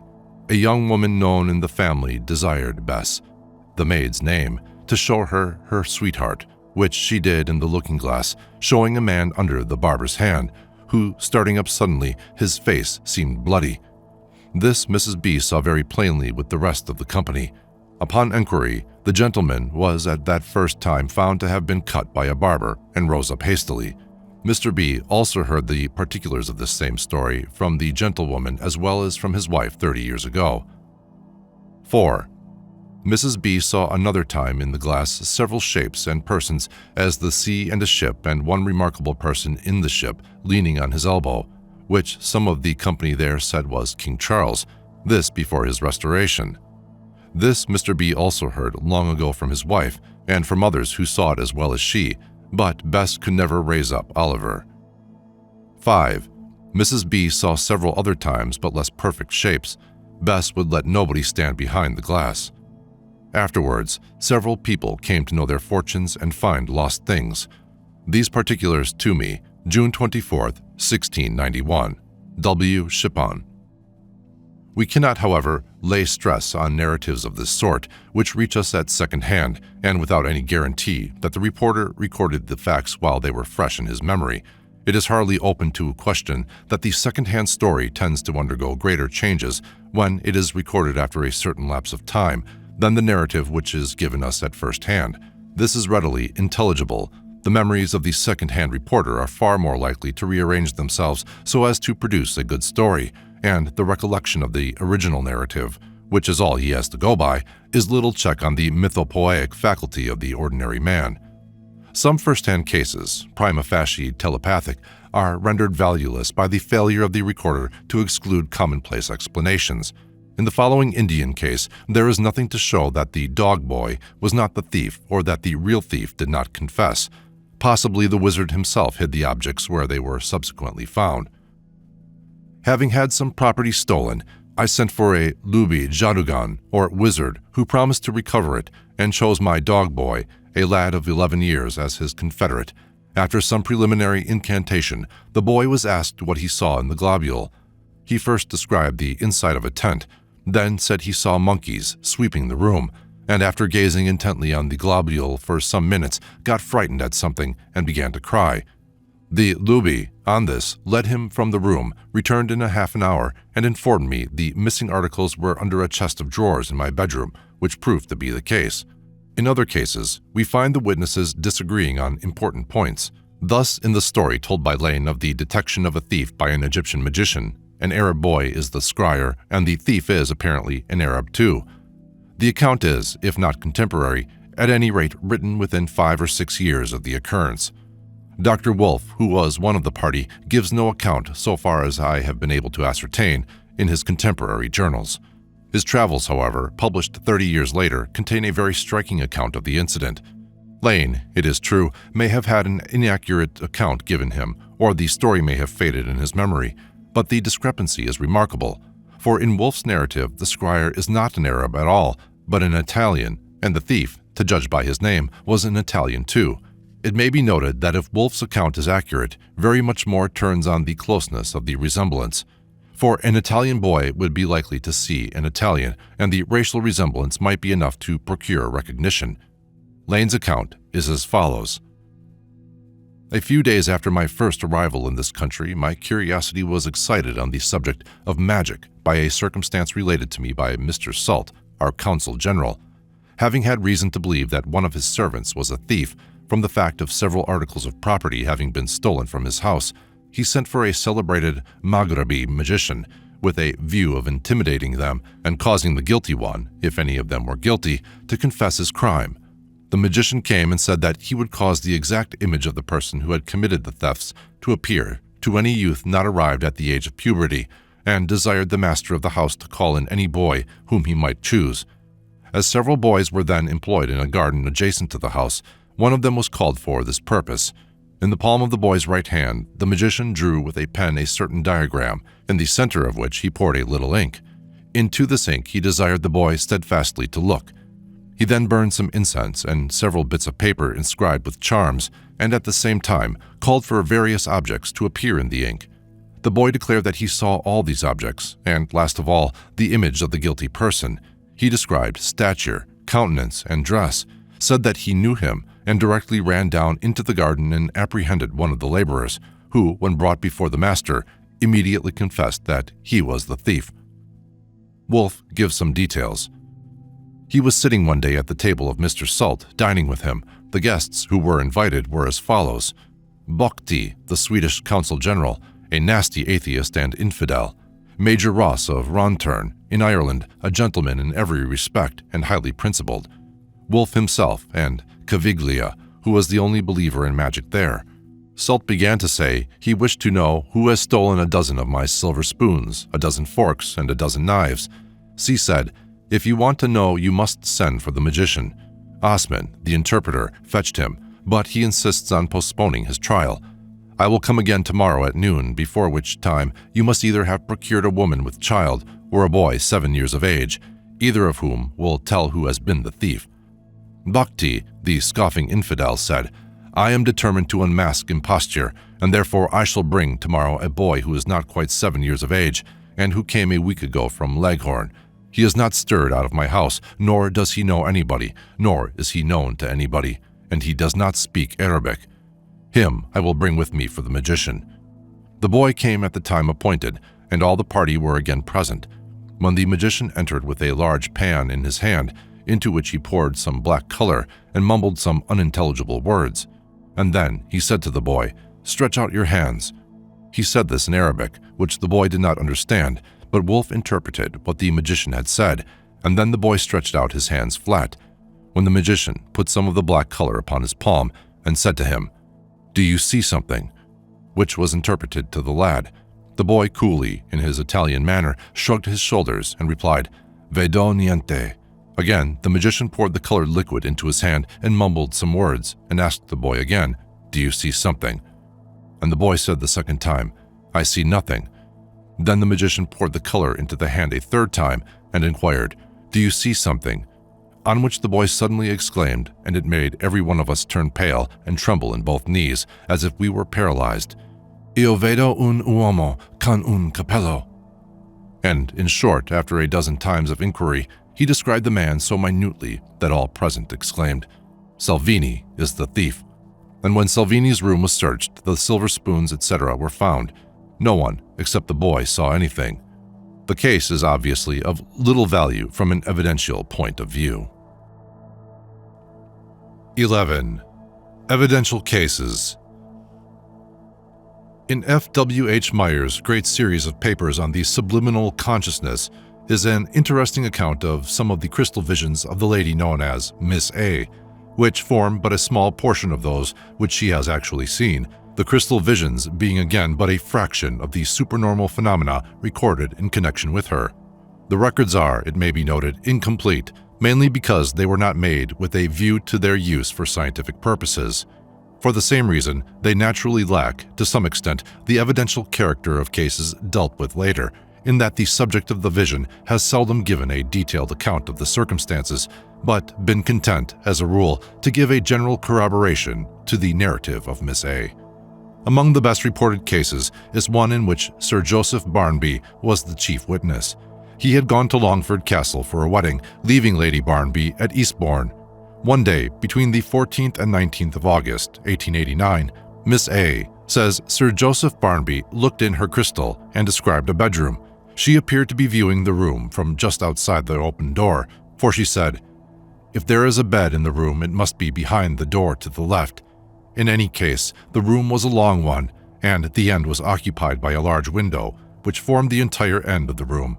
She added, "There is a lady in the room, drying her hands on a towel." She described her as tall, dark, slightly foreign in appearance, and with rather an air about her. This described, with such astonishing accuracy, my wife and the room she was then occupying, that I was impelled to ask for particulars as to dress, etc. She stated that the dress was of serge, with a good deal of braid on the bodice and a strip of braid down one side of the skirt. This threw me off the scent, as my wife had expressed regret before I started for Longford that she had not a serge dress with her. My astonishment, therefore, was great on returning to Eastbourne to find my wife wearing a serge dress exactly answering to the description given above. The sequel to this incident comes some 16 months later on, when my wife and I were attending a performance given by the Magpie Minstrels, a society of musical amateurs, at Prince's Hall, Piccadilly.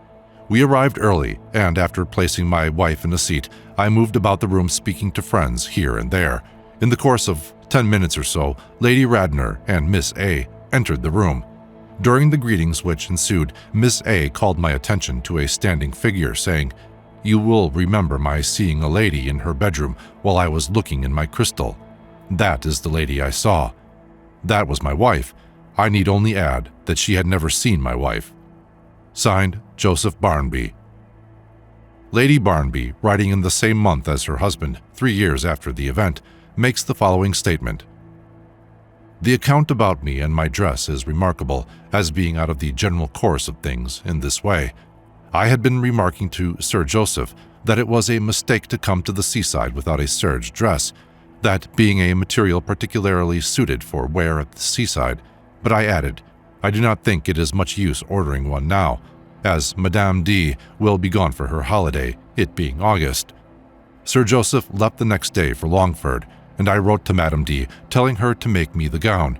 She got the letter on Tuesday, 13th of August, 1889, and in the marvelously short time by Saturday, I received the gown. Then again, it is not usual in a hotel to have one's bedroom door open when one is occupying the room, but the reason for it on this occasion was the fact that I was to meet Sir Joseph on his return from Longford, Tuesday, the 20th of August, 1889, as a surprise in the new serge gown, and having no clock in our bedroom, which was at the end of the corridor, with my daughter's room at an angle to ours, where she slept with her maid, I, thinking I was somewhat late for meeting the train, opened the door to call the maid to tell me the time as I washed my hands standing at the wash-hand stand in a line with the open door. I do not suppose I have ever done such a thing at a hotel before or since. Signed, Edith Mary Barnby. Although this narrative was first written 3 years after the event, it is important to notice that the dates were confirmed by Lady Barnby's diary and that the maid confirms the statement as to the dress being first worn on 20th August. The superior person will probably dismiss the whole story as unworthy of credence. This is the familiar, short, and easy method with unfortunate facts. If it were permissible to simplify the universe by excluding from the category of existing things all that does not tally with our idea of the universe as it should be, matters would be vastly less complicated than they are. Every German professor of philosophy, there are 48 of them, each with a system of his own, not to speak of those who are dead and gone and those who hope to step into the shoes of the present professors, would rejoice in the consciousness that his system was unassailable because the universe was what he made it. Many of them seem to believe this to be the case now, and there would be at least 8 and 40 different universes in Germany alone. This method, admirable as it is from an abstract point of view, is not, however, found to give good results in practice. Consequently, it may be questioned whether a simple denial of the truth of this and all similar stories is an ideal method of dealing with the facts of experience, whether it be adopted by the man of science or the common or garden individual who knows all about it. It may be remarked in passing that when men of science condescend to offer some remarks on the subject of psychical research, they are frequently unfortunate, if not downright inaccurate. Professor Ray Lancaster recently wrote to The Times to accuse Sir Oliver Lodge of willfully deceiving the public by alleging that the SPR had discovered telepathy, whereas, in fact, no such thing had been discovered. In such cases, the logic is sometimes on par with the tone of the assailant, and Professor Ray Lancaster's assault merely served to show that he did not know the meaning of the word telepathy, which is no more than a thing than gravitation is a thing. But this is, by the way. If we do not put Miss A's crystal vision out of the way by declaring that the parties concerned developed concordant hallucinatory memories, it hardly appears possible to explain it as the result of coincidence. As Lady Barnby explains, the circumstances were distinctly exceptional. They might indeed, with the exception of the open door, have been in her mind, and the case thus reduced to one of telepathy à trois, if the open door business were an everyday occurrence. But this anticipation of a certain moment is too distinctive a feature of the vision for it to be possible to get rid of the premonitory element in this way. Moreover, the story by no means stands alone. I have recently heard of another case in which altogether exceptional incidents with regard to the purchase of a house were foretold by a crystal vision 3 weeks before they became facts. More than one case has been made known at private meetings of the SPR, where even more elaborate predictions than that of Miss A's have been made by automatic writing months before they came off, and under circumstances that precluded the possibility of errors as to dates, for these predictions were in the hands of others before the event, yet they afforded no loophole for the ordinary cause, even if we include among ordinary causes telepathic hypnotism, for statements were made as to a person of whose name the writer was not aware. There could, then, have been no element of mental suggestion in the causation of the acts. Professor Ray Lancaster will, doubtless, be prepared to charge all concerned with deliberate fraud, even without waiting to hear the details. But then, Professor Ray Lancaster knows all about the universe and was quite sure 20 years ago, even before trying any experiments, that there was no such thing as telepathy, or, to be more accurate, no process to which such a designation can properly be applied. If I had any doubts as to the fact of such premonitions being part of the order of nature, my doubts would be removed by an incident in my own experience in which the premonition, which was reported to me on the day on which it was communicated to my informant, related to 2 incidents in my own life. Of these, one might have been foreseen by one person, who was not, however, present when the fortune-teller, who had never seen me, gave her prophecy. The other, on the other hand, was not predictable by anyone, so far as I can judge, in the ordinary course of things. Both the foretold incidents, I may say, struck me at the time as extremely unlikely. An interesting account of an experiment, recorded with unusual, though not excessive, still less superfluous promptitude, was tried in Russia by Miss Gurnet, an associate of the SPR. The other persons present were a Miss Clado, a private medium, who also wrote good books for children, of quality, however, inferior to her mediumistic performances, and an English lady, Miss T, from whom the hoped-for thought transference was to take place. The speculum was a glass of water, near which were 2 high candles, lighted so as to give the necessary brilliant spot to gaze at in the glass. This is not usually found requisite. The conditions suggest that the lady was in the habit of inducing some degree of auto-hypnosis. She believes, however, that she remains in the normal state. It was agreed that Miss T was to think of a lady, name not mentioned, and besides unknown to the percipient, whose surroundings were, the statement says, a mystery, or, in plain English, likewise unknown. Of the lady selected, Miss T herself knew little, never having been to her house and being unacquainted with her mode of life. After 10 or 12 minutes, the usual very small picture formed in the brilliant circle thrown by the lights on the glass, which stood on a smooth white paper. It was characteristic of Miss Gurnet's pictures that they were usually black and white, with no color save the natural flesh coloring. First, she saw a slender woman with very fair hair, and in a costume which puzzled me as to her doings. I described in measure all that went on in the glass, Miss T saying nothing as yet. The figure then began to move, and I could make out that she was dressing. She walked down the room, lifted her arms, took something from a board, then stayed in front of what was probably a mirror. I saw only the dark side, and dressed her hair on her forehead. Then she washed her hands, and the moving to and fro from me of her arms and of the assuée mane she held was perfectly distinct. She had a tea gown of light color with long Greek sleeves. The scene changed all at once. I saw her in another room, better lighted, and a gentleman stood beside her, to whom she seemed to talk in an animated way. The gentleman was inclined to be stout, with a light beard and hair a shade darker. When it came to this, Miss T burst out laughing and said, "Now I believe in it." The description of the lady fitted to an extraordinary degree, and in the gentleman Miss T recognized one of her relatives, who was reported to be a devoted admirer of the lady. The narrative goes on to say that, at this point, the scryer realized that she was intruding on a neighbor's private life, and she broke off the experiment. She adds that Miss T inquired of another relative of hers if the devoted admirer had paid his respects on the previous evening, and was told that he had done so, and was received by the lady in a light gown with long sleeves. To this narrative is appended the corroboration of Miss Clado, who states that the facts were verified on the morrow, that Miss Gurnet had no knowledge of the long-sleeved lady, and that the vision was described as it progressed.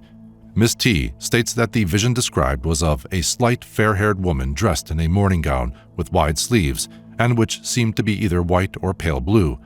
Then my friend told me she saw the door open, and a gentleman entered the room, and on my friend describing his person, I recognized it at once.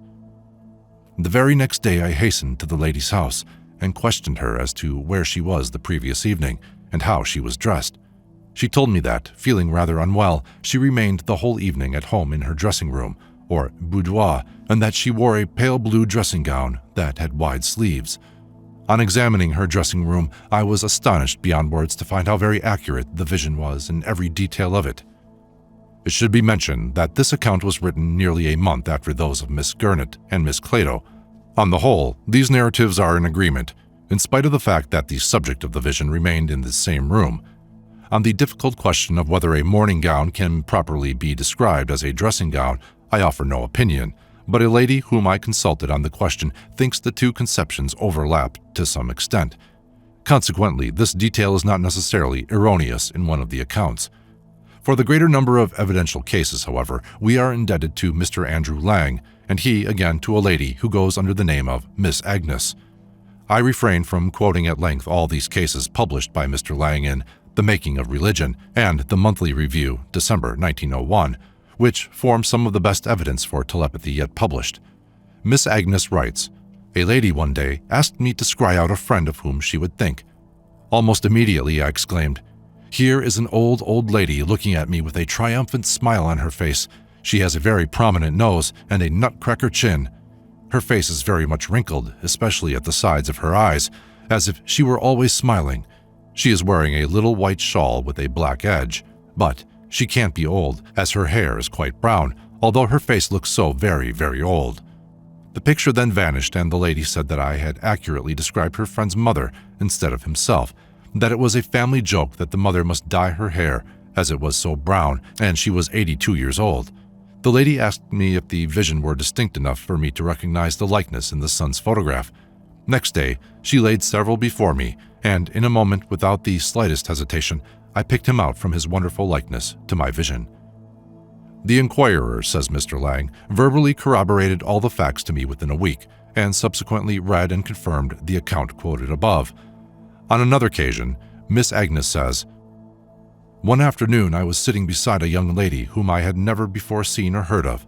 She asked if she might look into my crystal, and while she did so, I happened to look over her shoulder and saw a ship tossing on a very heavy, choppy sea, although land was still visible in the dim distance. That vanished, and as suddenly a little house appeared, with 5 or 6, I forget now the exact number I then counted, steps leading up to the door. On the second step stood an old man reading a newspaper. In the front of the house was a field of thick, stubbly grass, where some lambs, I was going to say, but they were more like very small sheep, were grazing. When the scene vanished, the young lady told me I had vividly described a spot in Shetland, where she and her mother were soon going to spend a few weeks." Mr. Lang states that this case was communicated to him within a day or two of its occurrence, and again confirmed by the other lady. He was aware of his own knowledge that both ladies were perfect strangers. Another case given by Miss Agnes is as follows. It is attested, it may be said, by a friend of the Agnes family, the person mainly concerned, who had, however, only seen Miss Agnes once before. He was a civilian. The importance of this will be seen when the story is read. Miss Agnes says, "I had only met Mr. the day before, and knew almost nothing about him and his personal friends. I took up the ball, which immediately became misty, and out of this mist a cloud of people appeared, but too indistinctly for me to recognize anything, until suddenly a man on horseback came galloping along. I remember saying, 'I can't describe what he is like, but he is dressed in a very queer way, in something so bright that the sun shining on him quite dazzles me, and I cannot make him out.' As he came nearer, I exclaimed, 'Why, it's a soldier in shining armor, but it's not an officer, only a soldier.' 2 friends who were in the room afterwards said Mr.'s excitement was intense, and my attention was drawn from the ball by hearing him say, 'It's wonderful, it's perfectly true. I was thinking of a young boy, the son of a crofter, in whom I am deeply interested, and who is a trooper in London, which would account for the crowd of people round him in the street.' This account was given to Mr. Lang some 3 months after the event. The prima facie agent wrote his narrative in December of the same year, and after mentioning that the subject of crystal gazing had come up apropos of Mr. Lang's gift of a crystal a short time previously, he goes on, 'I fixed my mind upon a friend, a young trooper, as I thought his would be a striking and peculiar personality owing to his uniform, and also because I felt sure Miss Agnes could not possibly know of his existence.'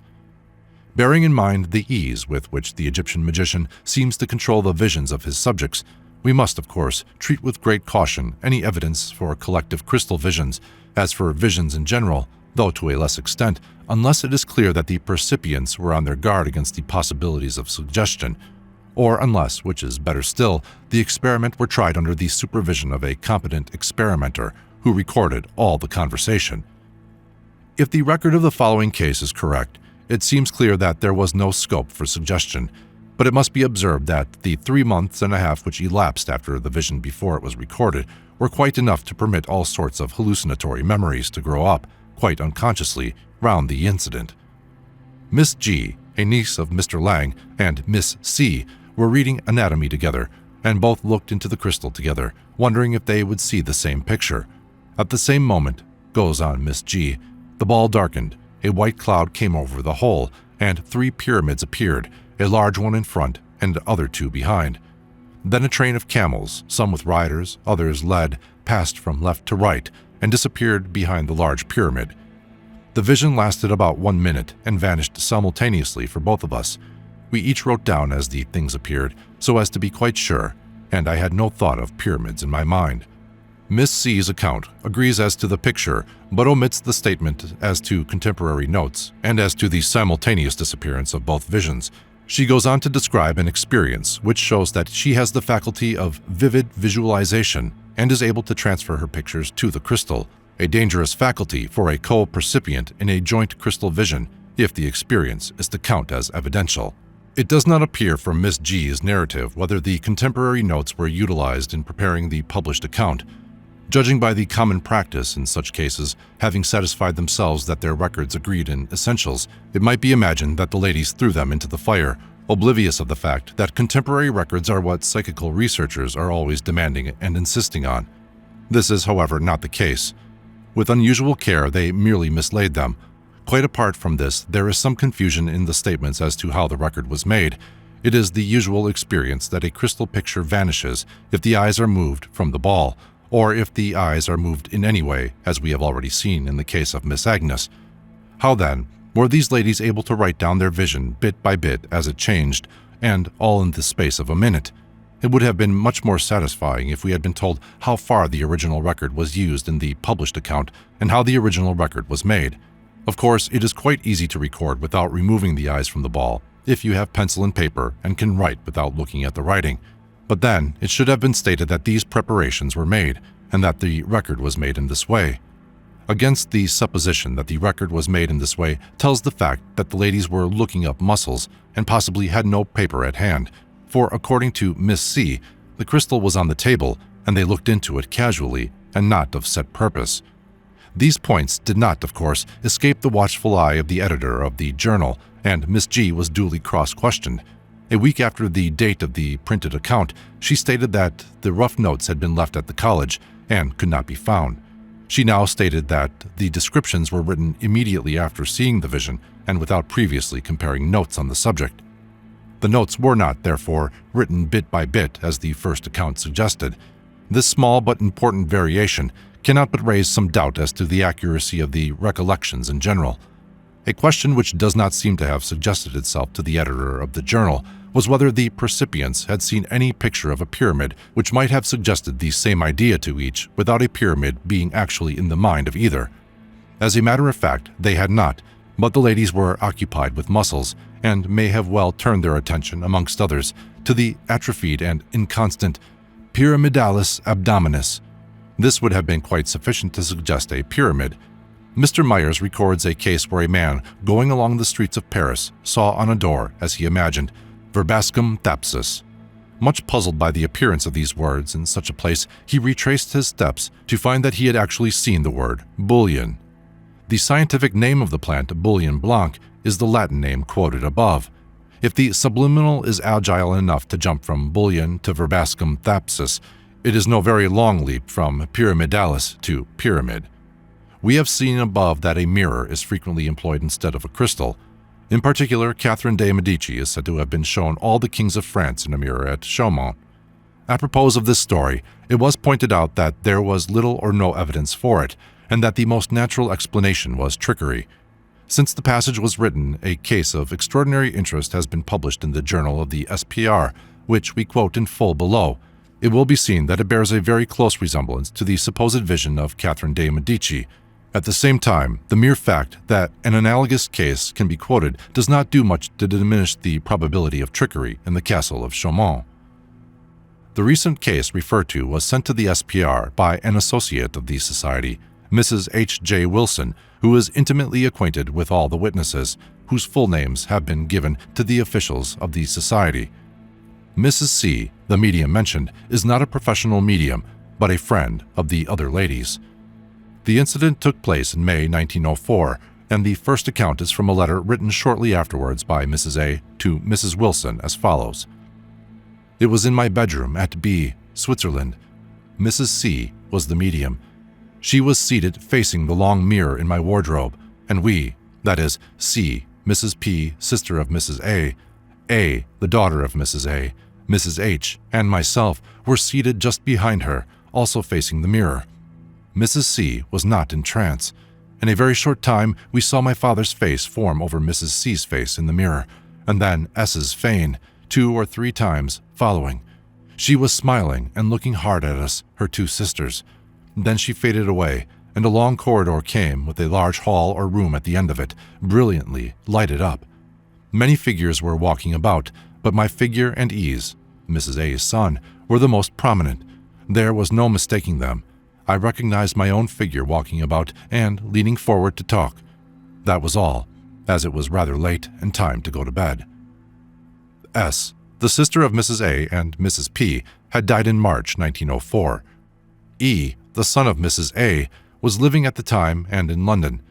The account of the other sister, Mrs. P, was dictated to her by Mrs. Wilson and sent enclosed in a letter from Mrs. Wilson dated 3rd of October 1904. It is as follows. It was at B, about 1st May 1904 at 8:30 p.m.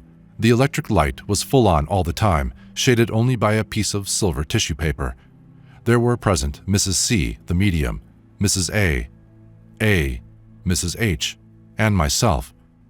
Mrs. C sat in front of a mirror. Mrs. A and I sat just behind her, and the other 2 to right and left of us respectively. Behind us was the bedroom wall, and a washing stand against that, with a small mirror over it. The medium was not entranced. I saw S's face form on Mrs. C's face, followed by that of old Mrs. P. Then came a full-length figure of my father in the mirror, in his robes, very like the portrait. He looked benignant and rested, with lines of face much smoothed away. This faded, and then all perceived a long passage in the mirror, at a guess about 25 feet long, with bay window at the end and sunshine streaming through. There was a window seat and 2 figures standing by it, unrecognizable. Then a 3rd figure appeared, also unrecognizable. They seemed to look out of the window and converse. The medium then became tired. The next account, written in October 1904, is from Miss A and is as follows. Mother, Mrs. C, Aunt C, Mrs. P, another lady, and myself were all seated in front of a large pier glass. Mrs. C, the medium, being slightly nearer the glass, say 3 inches, than the rest of us. The gas was turned down to about half its strength. Presently, after sitting 10 minutes or so, we saw what appeared to be a white mist rising up in front of the medium's reflection, and it finally resolved into a good and distinct likeness of Grandad. When we recognized it, the figure smiled and nodded its head. Then a likeness of Aunt S appeared, not so distinct, but perfectly easy of recognition, after which a lady appeared unknown to the 4 of us, but recognized by the lady who was sitting with us. For a time we saw nothing but mist again, but it gradually cleared, and a long corridor became visible, with a door at the farther end evidently opened inward, and screened on the side nearest us by looped curtains, through which we saw into a brilliantly lighted room. Whether bright sunlight or artificial light we could not tell. Figures too distant to be recognized came and went in the room, and once a girl in what appeared to be bridal dress stood just behind the opening of the curtain. Then the doors appeared to be shut for a time, but presently opened, and 2 figures pushed aside the curtains and came down the corridor towards us, talking. We recognized them as Mother and E. Then the picture faded again, and we closed the sitting. This is to the very best of my recollection, but as I took no notes at the time, I may easily have forgotten details. In answer to further questions, Miss A wrote, 14th October, 1904. The likenesses were formed on Miss C's image in the glass, as it were, transforming her features into those of the persons represented. Her own face, as distinct from the image, was unchanged except that the eyes were closed, while the faces in the glass all had their eyes open. This is an interesting point, I think. The 4th witness, Mrs. H, dictated her account to Mrs. Wilson in the early part of November 1904 as follows. I first saw the head and shoulders of an old clergyman with gray hair, no beard. He wore the old-fashioned Geneva bands that the clergy used to wear. I did not recognize him, but heard Mrs. P and Mrs. A say it was their father. I did not see him on the medium's face, but in a corner of the mirror apart from the medium. I also heard Mrs. P and Mrs. A say that they saw their sister, but I did not see her. After this, we saw a ballroom in the mirror, very brightly lighted, with people walking about in it. I did not recognize any of them. I ought to have said that, at first, I saw a curtain across the room, and it was when it was withdrawn that I saw the people walking about. The room we were sitting in was lighted by a candle. The editor of the journal says, "It is unfortunate that the witnesses did not record their impressions at the time or immediately afterwards, since it is clear that in some respects their present recollections are not quite correct." Thus Mrs. P says, "The electric light was full on all the time, shaded only by a piece of silver tissue paper." Miss A says, "The gas was turned down to about half its length." Mrs. H says, "The room we were sitting in was lighted by a candle." One or other of these descriptions must be inaccurate, unless all of them are incomplete. It must, however, be remembered that we hardly ever find two people giving exactly the same description, even of ordinary events, and we very seldom have the opportunity of comparing together as many as 4 independent accounts of the same occurrence. Whenever we did this, we should probably find quite as much disagreement as in the present case. When we come to the descriptions of the figures seen in the mirror, the discrepancies are far more marked. There is, of course, no proof of inaccuracy in this, because it is quite possible, not to say probable, that the hallucinations were not the same to all percipients. Miss A is the only one who describes the appearance of a white mist in the mirror preceding the appearance of the figures. Our readers will remember that this appearance is a familiar experience with crystal gazers, whether as a preliminary to subjective or to veridical visions. With regard to the individual figures seen, 1. As to the father of Mrs. A and Mrs. P, Mrs. A and Miss A say that they saw his face form over Mrs. C's face in the mirror. Miss A adding that the figure smiled and nodded its head. Mrs. P describes a full-length figure of her father in the mirror, in his robes, the figure having no connection with the medium's reflection in the mirror. Mrs. H describes the head and shoulders of an old clergyman with gray hair and Geneva bands, not on the medium's face, but in a corner of the mirror apart from the medium. 2. The sister of Mrs. A and Mrs. P was seen by both of them and by Miss A in a similar manner, her face forming over the medium's face in the mirror, but not seen at all by Mrs. H, though she heard the others saying they had seen it. 3. Old Mrs. P is mentioned only by Mrs. P. 4. An unrecognized lady is described only by Miss A. 5. In the scene of the long corridor with a brilliantly lighted room at the end and figures walking about in it, all the figures were unrecognized except those of Mrs. A and her son, which were recognized and described, though somewhat differently, by Mrs. A herself and her daughter. These various discrepancies may arise either from actual dissimilarities in the hallucinations, perhaps from inaccuracies in the recollections of the witnesses, or possibly from a combination of both causes. But, however this may be, there seems no doubt that the hallucinations were to a great extent similar. The case then affords a striking proof of the possibility, so often denied, of producing hallucinations in several persons at once by mere suggestion and expectancy, without hypnosis or any such process. No verbal suggestion even was employed by the medium, for Mrs. Wilson, having made special inquiries on this point, tells us that Mrs. C closed her eyes and did not speak during the sitting. The sitters, however, did describe what they were seeing to one another during the time of the vision. The case may also tend to throw light on what is stated to occur with more than one professional medium, when the so-called materialized form is recognized by one sitter as the medium masquerading, while another recognizes it at the same time as the figure of a deceased friend. There are various other points which seem to call for remark. It is not quite clear from the narrative of Mrs. P whether, as the commentary in the journal supposes, the figure of her father was independent of the medium. It seems not impossible that it may have completely occulted the medium's reflection. At any rate, nothing is said of the medium having been visible simultaneously. It would be interesting to know whether the corner in which Mrs. H saw this same figure was the corner in which she, sitting not exactly in front, would have seen an external object reflected, when Mrs. P saw the same object reflected in the center of the mirror. There is, of course, no reason to suppose that there was any external object, nor even any hallucination independent of the mirror. Moreover, Even if there were any hallucinatory form in such a position that a reflection would be produced, if it were a real object, it by no means follows that a reflection will be seen. It is nevertheless of some interest to know how the figure in question behaved. It is of course possible that the asymmetrical position of the figure is simply a later addition, due to the fact that the percipients compared notes and that Mrs. H assumed that the mirror figure must have behaved as a real reflection would have done under the circumstances. But there is nothing to show that any such idea crossed her mind, and it does not appear to have suggested itself to any of the other percipients. On the other hand, we might, if we had contemporary notes, find that similar variations of position were present in all or many of the other cases.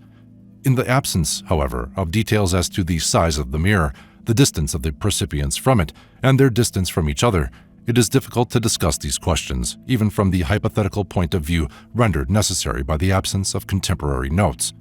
The importance of this case is manifest. Even making the utmost allowance for hallucinatory memory, it is impossible to deny that several persons simultaneously saw persons and scenes in the mirror, and it is straining the hypothesis of hallucinatory memory very far to deny that these persons and scenes were anything but largely identical in the case of at least 3 of the percipients. For, be it remarked, if hallucinatory memory suggested to the 3 percipients that they had seen their relatives in the mirror, it should equally have suggested to the 4th that she saw her relatives. Excitement and all the other familiar theories will not explain why one of the ladies present saw only unrecognized figures. However, even granting that hallucinatory memory will explain how Mrs. A, Mrs. P, and Miss A all state that they saw their relatives in the mirror, there is still evidence for telepathy. It is expressly stated that there was no verbal suggestion except from the percipients, and yet all the persons present who looked at the mirror saw something. At a high estimate, the number of crystal gazers is something like 5%. The chances are, therefore, very considerable against 4 persons of a party possessing the faculty, even though 3 of them belong to the same family. For those, however, for whom the hypothesis of hallucinatory memory is an unsatisfactory explanation, and who regard a telepathic explanation as more probable, the case is of the highest importance. Not only does it afford a satisfactory explanation, as pointed out in the remarks quoted from the journal, of discrepancies in the reports of seances, but it affords decisive proof that collectivity is a character which may be associated with visions due to human agency only, and consequently disposes of collectivity as a test of real ghosts. These and other conclusions, however, do not concern us here. On the whole, fragmentary as it is and unsatisfactory in that we have no records from unsuccessful scryers or of their proportion to successful scryers, the evidence for telepathic crystal visions seems strong. The arguments against thought transference have been discussed elsewhere, and it is useless to recapitulate here what has been said at length in another work. I propose to sum up the evidence for telepathy after dealing with ghosts, death wraiths, and other spontaneous phenomena of a prima facie telepathic character. 12. Experimentation. But few directions are necessary for the experimenter. The necessity of an exact contemporaneous record has been insisted upon sufficiently frequently in the course of the present work. Best of all is for someone to take down the scryer's description de mesure. Next best for the scryer to dictate or write it immediately after the scry. But this is useless where collective gazing is being attempted. The verification of the visions is a matter of some difficulty. If the scryer has no difficulty in seeing his or her friends, let a time be fixed and a diary kept by the persons to be seen in the vision, with a careful record of hours and minutes, goings and comings, dress, and the like. As we have seen, however, the crystal is apt to anticipate events, and then we can only trust to luck. Sometimes it looks some time into the past, and then we can only trust to diaries and recollections. It is, however, worthwhile to try for a good contemporary vision and to make arrangements that will leave no loophole if it comes off. I shall be pleased to receive from any scryers who will favor me with their results, reports, and corroborations, authenticated by names, dates, and places, not necessarily for publication, but as a warrant of good faith. It is well to get any who are present during the scry to corroborate these circumstances as far as in them lies. It must not be forgotten that suggestion is a very powerful factor, and any person present who recognizes the scene or persons of the vision should give no hint of it, much less ask leading questions. It sometimes happens that the scryer is too absorbed in the vision and needs prompting. This should be done by someone who has neither part nor lot in the scenes represented. Crystals can be obtained of the Society for Psychical Research, 20 Hanover Square, London, to whose care reports of crystal gazing may be consigned to me. I have sometimes heard it suggested that the crystal gazing is injurious. I can only say that some of the most normal persons I know are excellent crystal gazers, and moderate indulgence in the sport is no more harmful than an after-dinner snooze.